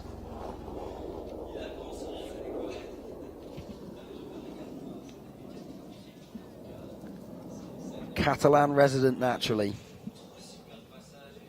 Still beautiful images. We can see the Mont 4 in the background to the left there. That's the Bec des Etanes in the foreground, and the west face of the Mont Gon is also a good ski if you can ever find it in condition. And here we have Elizabeth Marina dropping in, skiing for Spain, and ready to send it today on the Mont Gon face. Again, a really solid basis of technique, eh? Definitely bringing in her first air. Well, maybe it's not much fluidity as some of the other ski women that we've seen. Yeah, really shutting the speed down in between to find control, but not necessarily nailing every turn. I love these drone shots. Gives you really nice perspective from behind the rider, in front of the rider, beside the rider. It starts to give you an impression of just how much other stuff there is to crash into in between all these hits. You have to get it right. And she's making her way over to the, maybe back to the center. Let's see if she can find in Is this Heartbreak Hotel she's lining up on? No, not quite. Yeah, it's the other way off Heartbreak Hotel. We saw some backflips there earlier. I think I agree with you, Anna. It's It's a solid basis of technique, maybe not applied with the right tactic, trying to be too cautious and too slow in between. If we've already seen the other girls take so much speed between each feature and look so confident in linking them together and doubling those features up, then if I was a judge, then that's what I'd be thinking about here. Certainly, but she's 22 years young, and this is her first couple of years on the qualifying tour, so I think she's done exceptionally. You can see... Yeah, there's no doubting the talent, eh? Yeah. I think a bit more confidence under her belt, and we'll see a bit more heat in those runs. Oh, that angle off Heartbreak Hotel is looking like really hard work now. There's a massive compression on that side of it. Did well to let the farts out of the car windows there. Must have been a smelly one. Yeah. 71 points will slide her into 4th position. She won't be what she's looking for today, but we look forward to seeing more from her in the next Freeride World Qualifier final events.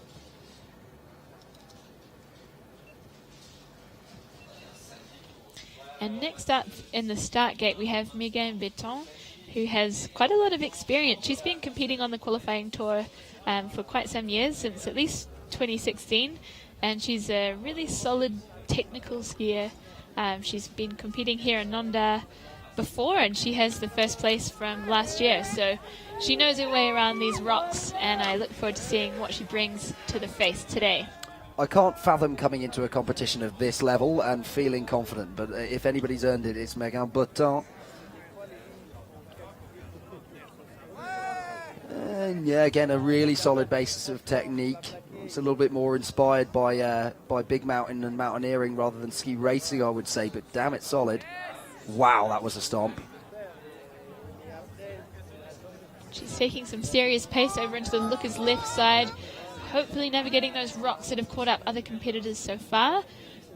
Through the narrow cool water line up on one of the biggest drops. Which is littered with bomb holes. Let's hope she finds some fresh snow. Finds a line on it. Brilliant planning to know where that fresh line was, how to get a good landing for herself. One more nice solid air. Really solid skiing.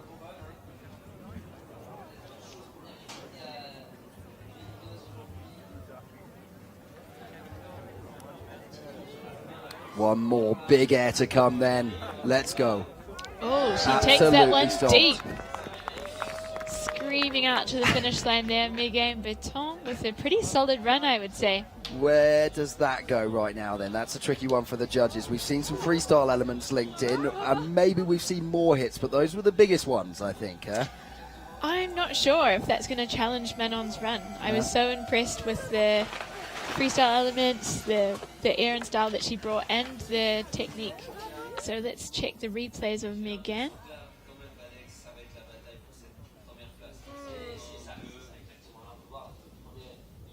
Wow.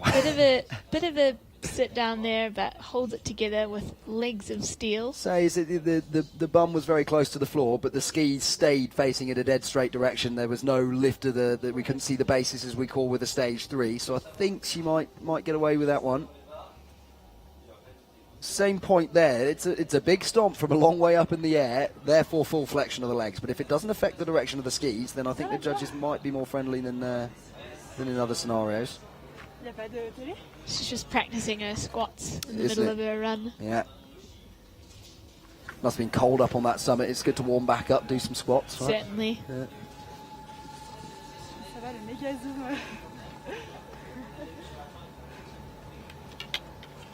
So not much chit-chat in the finish corral there between the hot seat and Megan awaiting her score. We've been through that scenario.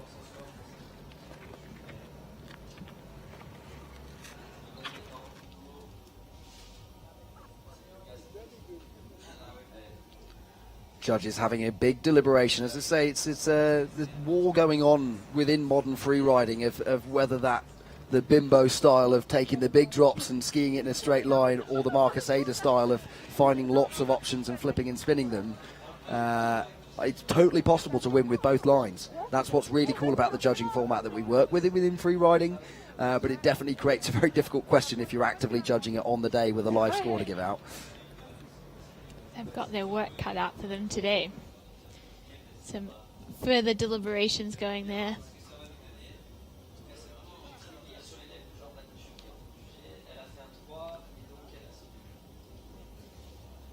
It's Mathieu in the background, one of the guys who helps with the organisation here. Brilliant engineer, nice bloke. So we're going for a few quick Alors, questions. you just came down, you did a fire run. I think you're the winner from last year, if I heard correctly. Yes. How stoked are you? I'm happy. I didn't did what I wanted, sort of. I missed one jump, but yeah, it's cool to go down on my feet, just that.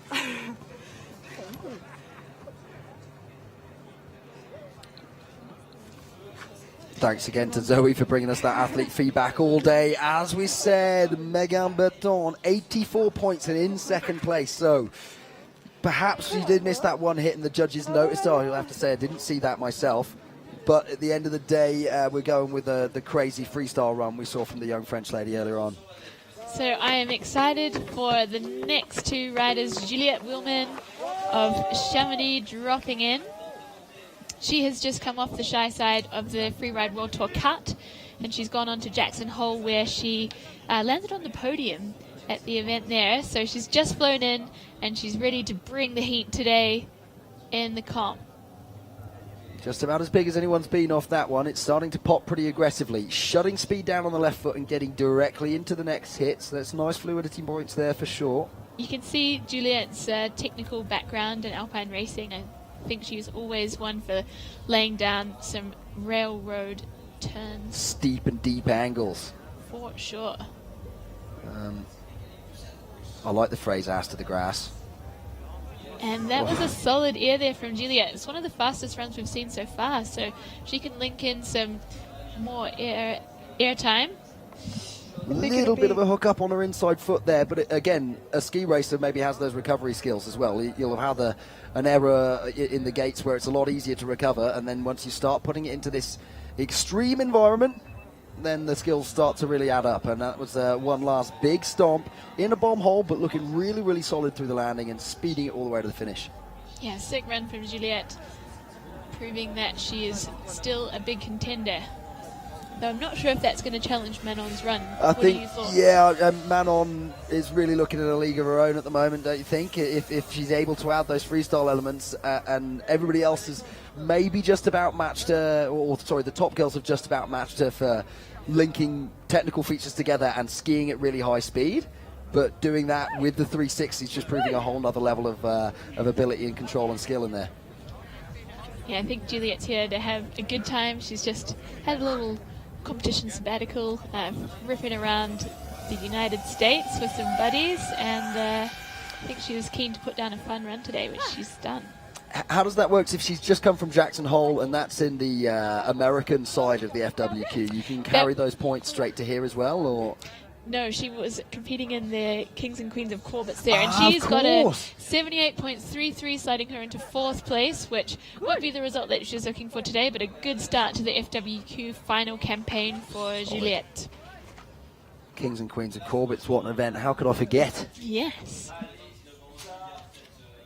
And another FWQ veteran, Susanna Wittig, who resides not far from here, and is used to skiing this face in Nendaz, so she's had some strong results here previously on the Montgong face. She knows it, and yeah, she's looking to defend her spot for FWT 2023.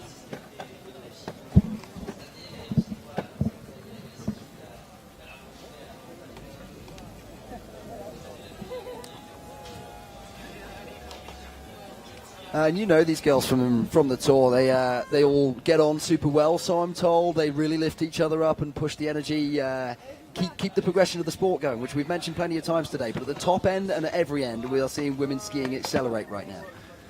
Absolutely. The field is deepening, and at the top level, the vibes are high. Everyone's really excited to be a part of this wave of progression. So Susa is on the face. She's of Poland, but living here in Switzerland, and has previously competed on this face a bunch of times. So looking forward to seeing how she pulls a line together for us today. Left 360, little whippy, slightly over-rotated, but she holds it together and gets the stomp done. Rearranges her pole strap Yeah, and continues on her run. You don't feel steezy if you do that in the park and your arms and your poles are the wrong side of your feet when you land a 360, but it was ambitious and in a very difficult place. She kind of nailed it. Turns out in the open, looking for another feature here. Little transfer air again, the upper body coming slightly out of shape. But linking together some pretty cool features. Again, a really nice solid technique. Skis with a little bit more rotation. We've seen other girls try carve the turns out a bit more and run a little bit faster, but able to stomp big hits all day. And holding it together on that landing, which looked kind of challenging. And here we go for Heartbreak Hill. As small as you could go off it, but it's a good option on that particular hit, as we've mentioned. Yeah, I think that's some smart skiing there from Zuzia Vitek. I think she's got some family and friends here to support her today, so they'll all be cheering her on, as will her co-competitors in the finish corral. Pretty amazed the consistency in the ladies' field has been really high, but they have been taking those risks, and we are seeing really, really difficult runs. For me, again, Manon's is really out there on a league of its own. Even this 360 is pretty good, but it's not as good as Manon's was if we're judging just the spins on their own. And then Manon really ran the speed between the other features and kept that fluidity score high as well. Yeah, slightly over-rotated, and on a feature like this, if you go off the side instead of off the nose, while it might be smart skiing, that's also a dock on your points. And as we said, yeah, and then fighting to get the line back to get to Heartbreak Hotel and going very small off it. So don't think it's quite going to challenge the top spots today, but a very good effort indeed.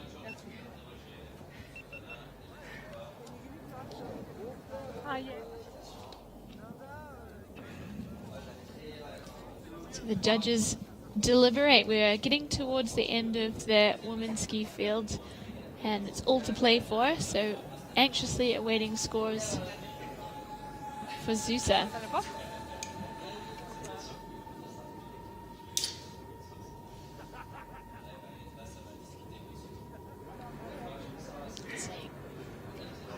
There was that look I'm talking about from Dion. He's squinting, looking at the mountain, and then back at his piece of paper. It must mean that he's got a lot to think about. Yep. Add the 2. Carry the 1.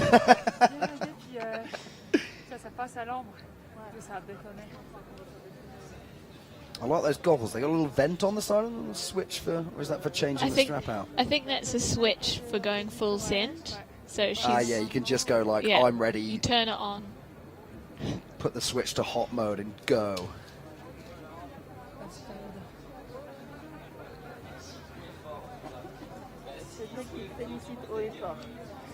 Notice our sponsors in the background there. Thanks again, Mondelez Gear, Dakai and Anonymo.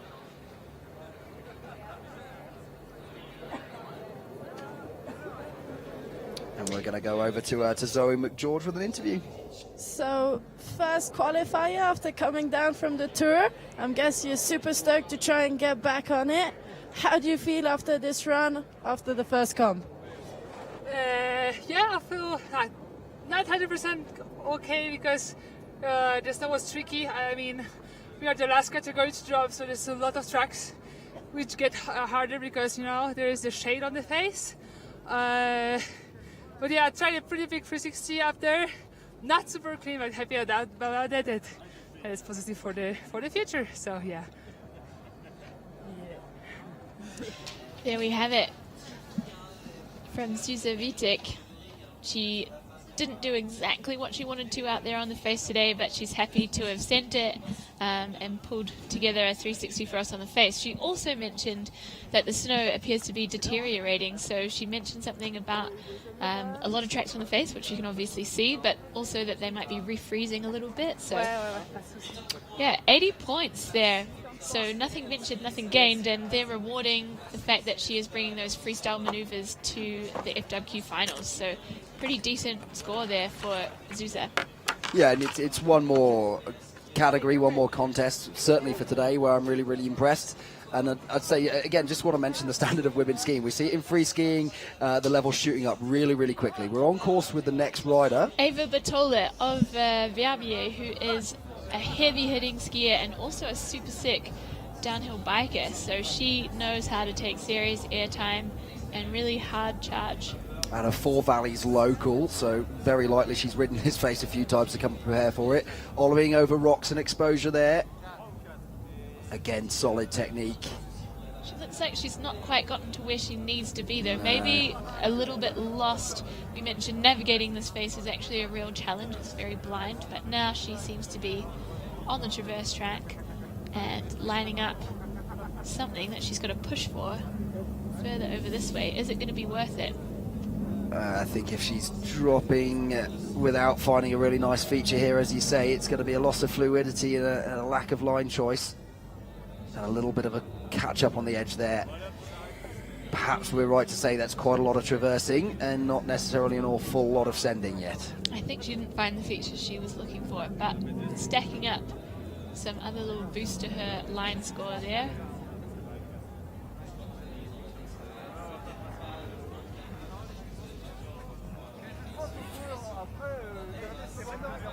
So I'm anticipating we will see a shake of the head from Eva Bertola because she's an incredible skier, very strong, capable of taking huge airs, and I think she didn't find what she was looking for out there on the looker's left of the venue.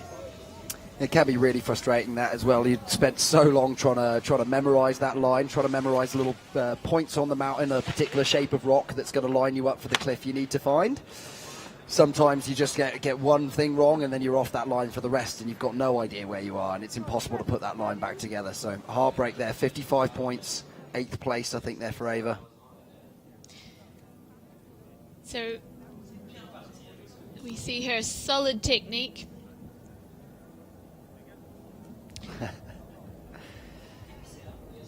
But it's at this point that she's just lost it a little bit. She's lost her line, and I think she meant to get over the ridge there and was aware that she kind of hadn't nailed the left foot turn to get over the ridge, so would have been skating and pushing to get over, and then as I say, she's off the line that she had planned. Now we have the third team member from Team Tina, the $1,000 car. It's Martina Muller of Switzerland, who has been traveling around with the Kiwis, Ben and Manu. She is dropping in. Actually, this is Caroline Stromberg of Sweden, who is a really experienced competitor on the World Tour, taking some solid air there. Able to win the 4-star in Engadine Silverplana last year as well. Solid skiing, linking together small features out on the looker's right side of the venue again. Oh, now lining up a bigger one. Not taking it totally to the 4 line, but really nice control on the landing. And again, the turns are of a high quality, just controlling the speed. Yeah, these Swedes are experts at navigating difficult snow, so if that is starting to seize up a little bit out there, Caro will be the girl to make the most of it. Maybe not quite the same in free riding. I used to say if you watched women's slalom, you'd see a higher level of technique because the risk level isn't quite there, so they keep it really, really solid. And I think that's what we were seeing from Caroline. Very solid for the most part, and then finding an unfortunate bit of wind lip at the bottom of that landing zone. So that chute is really bare, the takeoff this year. It's difficult to air into, whereas we've seen competitors do that in seasons previously and just looked like a difficult takeoff, a difficult landing, and then Caro rode it out straight and just got bucked by that wind feature below the next rock. So she's not happy on that one.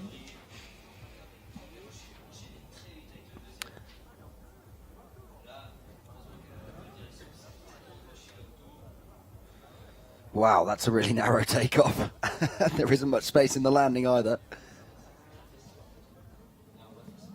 And Sharks just catching her up before she set into that anyway. Then she's landing a little off balance, and with terrain coming at her, it's altogether too much to keep control of that one. Great crash though. Aesthetic crash, as you say. Always like those slow motion ones where you get flicked over your downhill edge. Just one more time at the end. So 40 points for Caroline Stromberg. Not what she's looking for today, but she's got 2 more events to make it count. She's been following the FWQ circuit all season. She's just been having a great time, so I hear. Wish you the best of luck, Caroline. Clearly got the talent to do well up there. Now we have another Swede at the top, Petra Olsen coming off a second place in our 3-star event here last year. Doing well in the 3-star in Silverplana the year before that as well, and 4th place in the 4-star just before this one in Silverplana, in Silveretta, sorry, Montafon, Austria. And a nice air there off the left foot. Nah, not great control, trying to shut down in very difficult snow conditions now, as was mentioned before. But coming into the fat to flat, taking that side hill angle and cruising through the face, looking for a next air. Really cheeky little billy goat section through that. Plenty of sharks to be found, but keeping control for now. And a little small off that one. I don't think quite finding the transition she was looking for. The snow's definitely looking like it's getting increasingly a little weight challenging to it as now, the isn't day there? goes on. It absorbs a bit of water if it's ever warm, and then if it's getting colder again as it is now, that can turn into a refrozen layer. It makes the top layer feel really firm, and you've got to push through it to get the edges into the snow. Can compress you towards the heel of your skis if you're not really strong with it.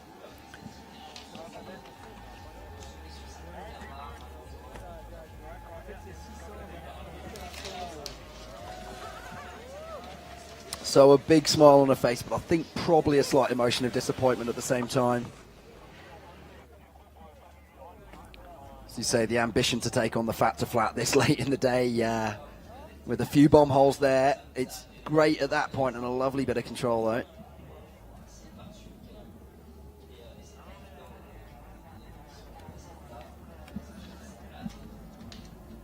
They're taking the option of putting the feet either side of the bomb hole during the landing. A smooth maneuver indeed. And it's 60 points and 8th place for Petra Olsen. Pretty impressive job. Not going to be as happy with what she knows her talent can let her achieve. And are we on to our last rider here? We do. I had misspoke before. This is now the 3rd member of Team Tina, Martina Müller of Switzerland, who has been travelling around with a couple of Kiwis in this $1,000 car, but she doesn't appear to be ready to go.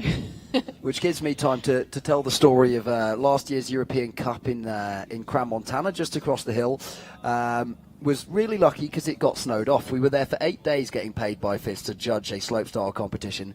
Martina works for Swiss Free Ski, so we basically just got to go power skiing with Martina and a few of my other friends from the freeride community. Honestly, her technique is jaw-dropping. It's on an absolutely amazing level. She looks like a classically trained ski racer, but she skis with such energy and style. She's got an incredible technique for the 360. She can stomp that anywhere on this mountain, as well as she's got a really level head. She's a really smart young lady. She's just a really impressive character. If you ever meet Martina Müller, you're going to be blown away, first of all, by how she skis, but then by how much of a kind and friendly soul she is as well. Let's go, Martina. Straight away, you just see her playing with snow. It's just a game to her. Can use incredible energy down the slope, but her technique is so solid. Taking already those 3 airs. Transitions beautifully, looking really strong, and great ski technique. And this could be massive as she lines it up on the 4 line. Rocks to hit. Gets through it and ollies the bomb hole straight afterwards. That was amazing stuff from Martina Müller. Looking forward to what she stacks up in the rest of her run. Another air there with a shifty and a lot of control. Speed, fluidity, this is all adding up. Is she going to take on this shoot with the awkward entrance? Thinks better of it. Skis past it, which she'll be docked for, but I think it could be smart at this end of the day. That's a fast and fluid run from Martina. I'm a huge Martina Müller fan. I think we could really see her at the top of the sport in the next few years. I have to say today, I'm not sure if it's going to compete with Manon, with the freestyle element being added in there, maybe with that missed feature. Whilst I think the basic level of the skiing is certainly right up there, maybe wasn't the best tactical approach to really get yourself on the top of the podium today, but it could be close. And it's tough actually dropping in as the last rider of the day. because of the ski conditions and Absolutely. also because of the mental side of it. You're alone up there. You don't have the vibes from your co-competitors and... Well, that was beautiful, though, Yeah. Taking a big hit, Serious immediately style. linking the speed together and taking a double. Finding transition. That ollie over the bomb hole is a serious... I mentioned the level head thing, but to see that coming, to not lose it once you're in the air, control that landing, get another set up and pop over another obstacle coming in front of you is a real bit of technique right there. Look how solid she is on that left foot. And the smile. Let's go. So she's laughing about it. Maybe not the run that she was meaning to put down, but pretty exciting to watch, I would say. Yeah, that's it. Even when these guys get it wrong, it's still a really high level of sport. And we wait for the final score of the day then. I don't know how stressed Manon's feeling. She looks pretty chilled out about it, as if she might know that there's no way she's getting beaten from here. Blue steel. That was Magnum. Oh, sorry. I It's the new apologize, look. Martina. And she's certainly proven herself to be an ambi-turner out there on the face today. Let's hope she doesn't go after the Malaysian Prime Minister later on, right? For people who haven't seen the film Zoolander, then we apologise for sounding really old, lame, and... Showing our age.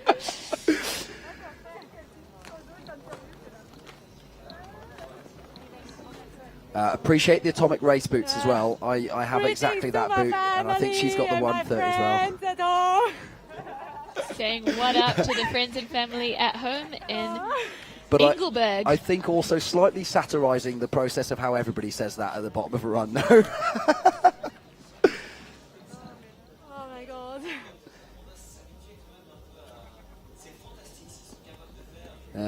Looks like the judges have made the decision. The pen went down emphatically from Dion. A big high five to Cyril for a great contest. Drum roll, please. Here we go. It's 70 points and eighth place for Martina Muller. Yeah, they really docked her for missing that feature, as he said, Anna. Yeah, that's the tall order. Do you follow in tracks where you can see that they've scraped through to rocks, or do you avoid it? These are the questions you have to make in an absolute split second. Well, I think that's, as you're saying, it's all good to have a plan B in your head, but you're probably not able to execute that on the fly out of nowhere.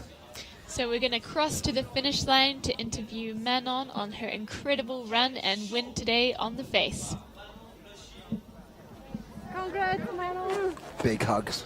Let's go to the interview. So, Mano, you already won one qualifier. You winning the first one in the finals. You're bringing tricks. How's it feel? That feels so good. I'm so happy, so stoked to be here and learn my run. Everything's good. There's the sun, friends everywhere. What else? Do you want to push a bit more freestyle in your runs now? Yeah, definitely. I really think it's so cool to put tricks in the freeride line. Yeah, it adds so much style and it's so cool. So I definitely want to do some more for the future. Yeah, well, hype to be more style coming from you. Yeah. Guaranteed star of the future, that one. 20 years young and bringing home the win at the first FWQ final. So let's check out the highlights from Ski Woman. So just super impressed from the character we've seen from everyone today. You know, it's a lot of risk to be had out there, and everybody just keeping their attitude together, putting ambitious runs down. Let's check out the highlight reel from the women skiing.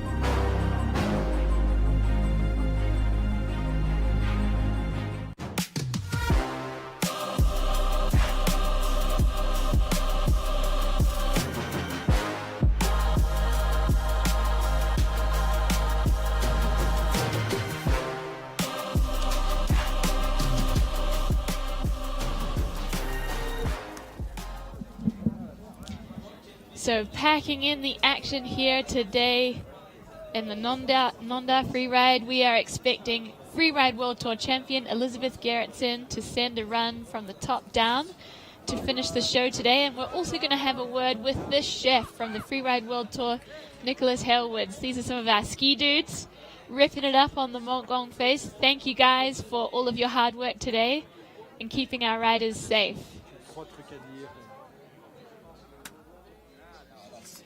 Coach Anto, one of our favourites locally, ripping down.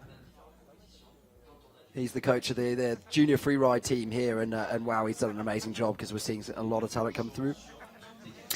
So we are checking out the rankings today. The young La Clusa rider Manon Lochi floating to the top there with an incredible run of freestyle components with beautiful skiing. Jenna Kaller, local Swiss rider who's put down a really solid run as well. And that's going to be a super popular resort in town. We remember Jenna skiing here back in the day, always a friendly soul. As you say, Suzanovic with the 360, but not quite linking enough together to trouble that top end of the podium. But awesome to see them bringing those freestyle tricks and pushing the level for women's freeride. And a much shorter no-score list in the women's. And Alison Sharmy actually didn't fall over. Her ski just managed to release. Let's talk to Nicholas Hailwoods. So, Nicola, the first stop of the finals of the qualifiers has just finished. How hyped were you about the show that went down today? Well, first of all, I'd like to say a big congrats to the local organization committee, the Nendaz Freeride. Like the Open Faces last week, are doing an excellent job on the qualifier side, and we need this for the young guns and the future generations to come up. That's the second thing which strikes me. It's the level that we saw today. We can really see that freeriding is evolving in the good direction with some former juniors that are making the steps up. And this proves that the sport is in a really good shape and that has a future. And in terms of the new format with those three finals, I think it's really good because it gives more emphasis on the qualifier finals, on last week's cut in Montafon. So it brings into the light the base of the pyramid, which we've been building now for years. And this is the future of the sport. So a big shout out to all riders, including the women's level, which is raising every comp, I was going to say. And that's really good to see.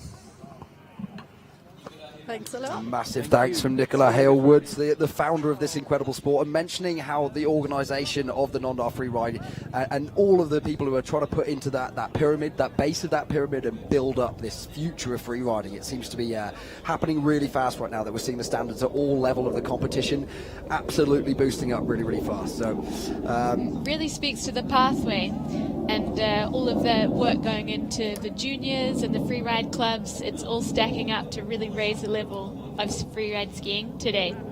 I think we're gonna. Once again, we are live here in Fieberbrunn, Austria.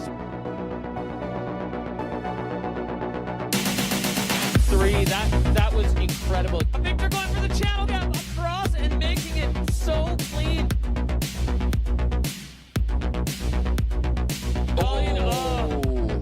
Unfortunately, a little short there and punch fronting again.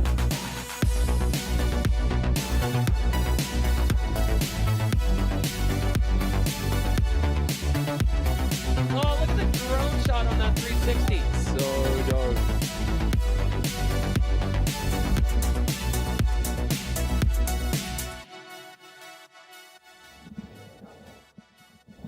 So, wow, what a day. Another year that we've seen incredible action on the Mont Gong. We've seen incredible organisation. And I've got to say a massive thank you to Anna Smoothie for joining me today in the booth.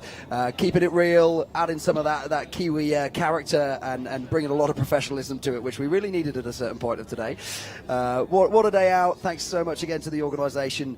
We're going to see you next year. And if we can see you before that, it's going to be in the Nendaz Village for the after party. So we really look forward to it. Thanks for joining us. Thanks to all our sponsors, and let's see you next year. See you there. 5, 4, 3, 2, 1, drop in! Allez!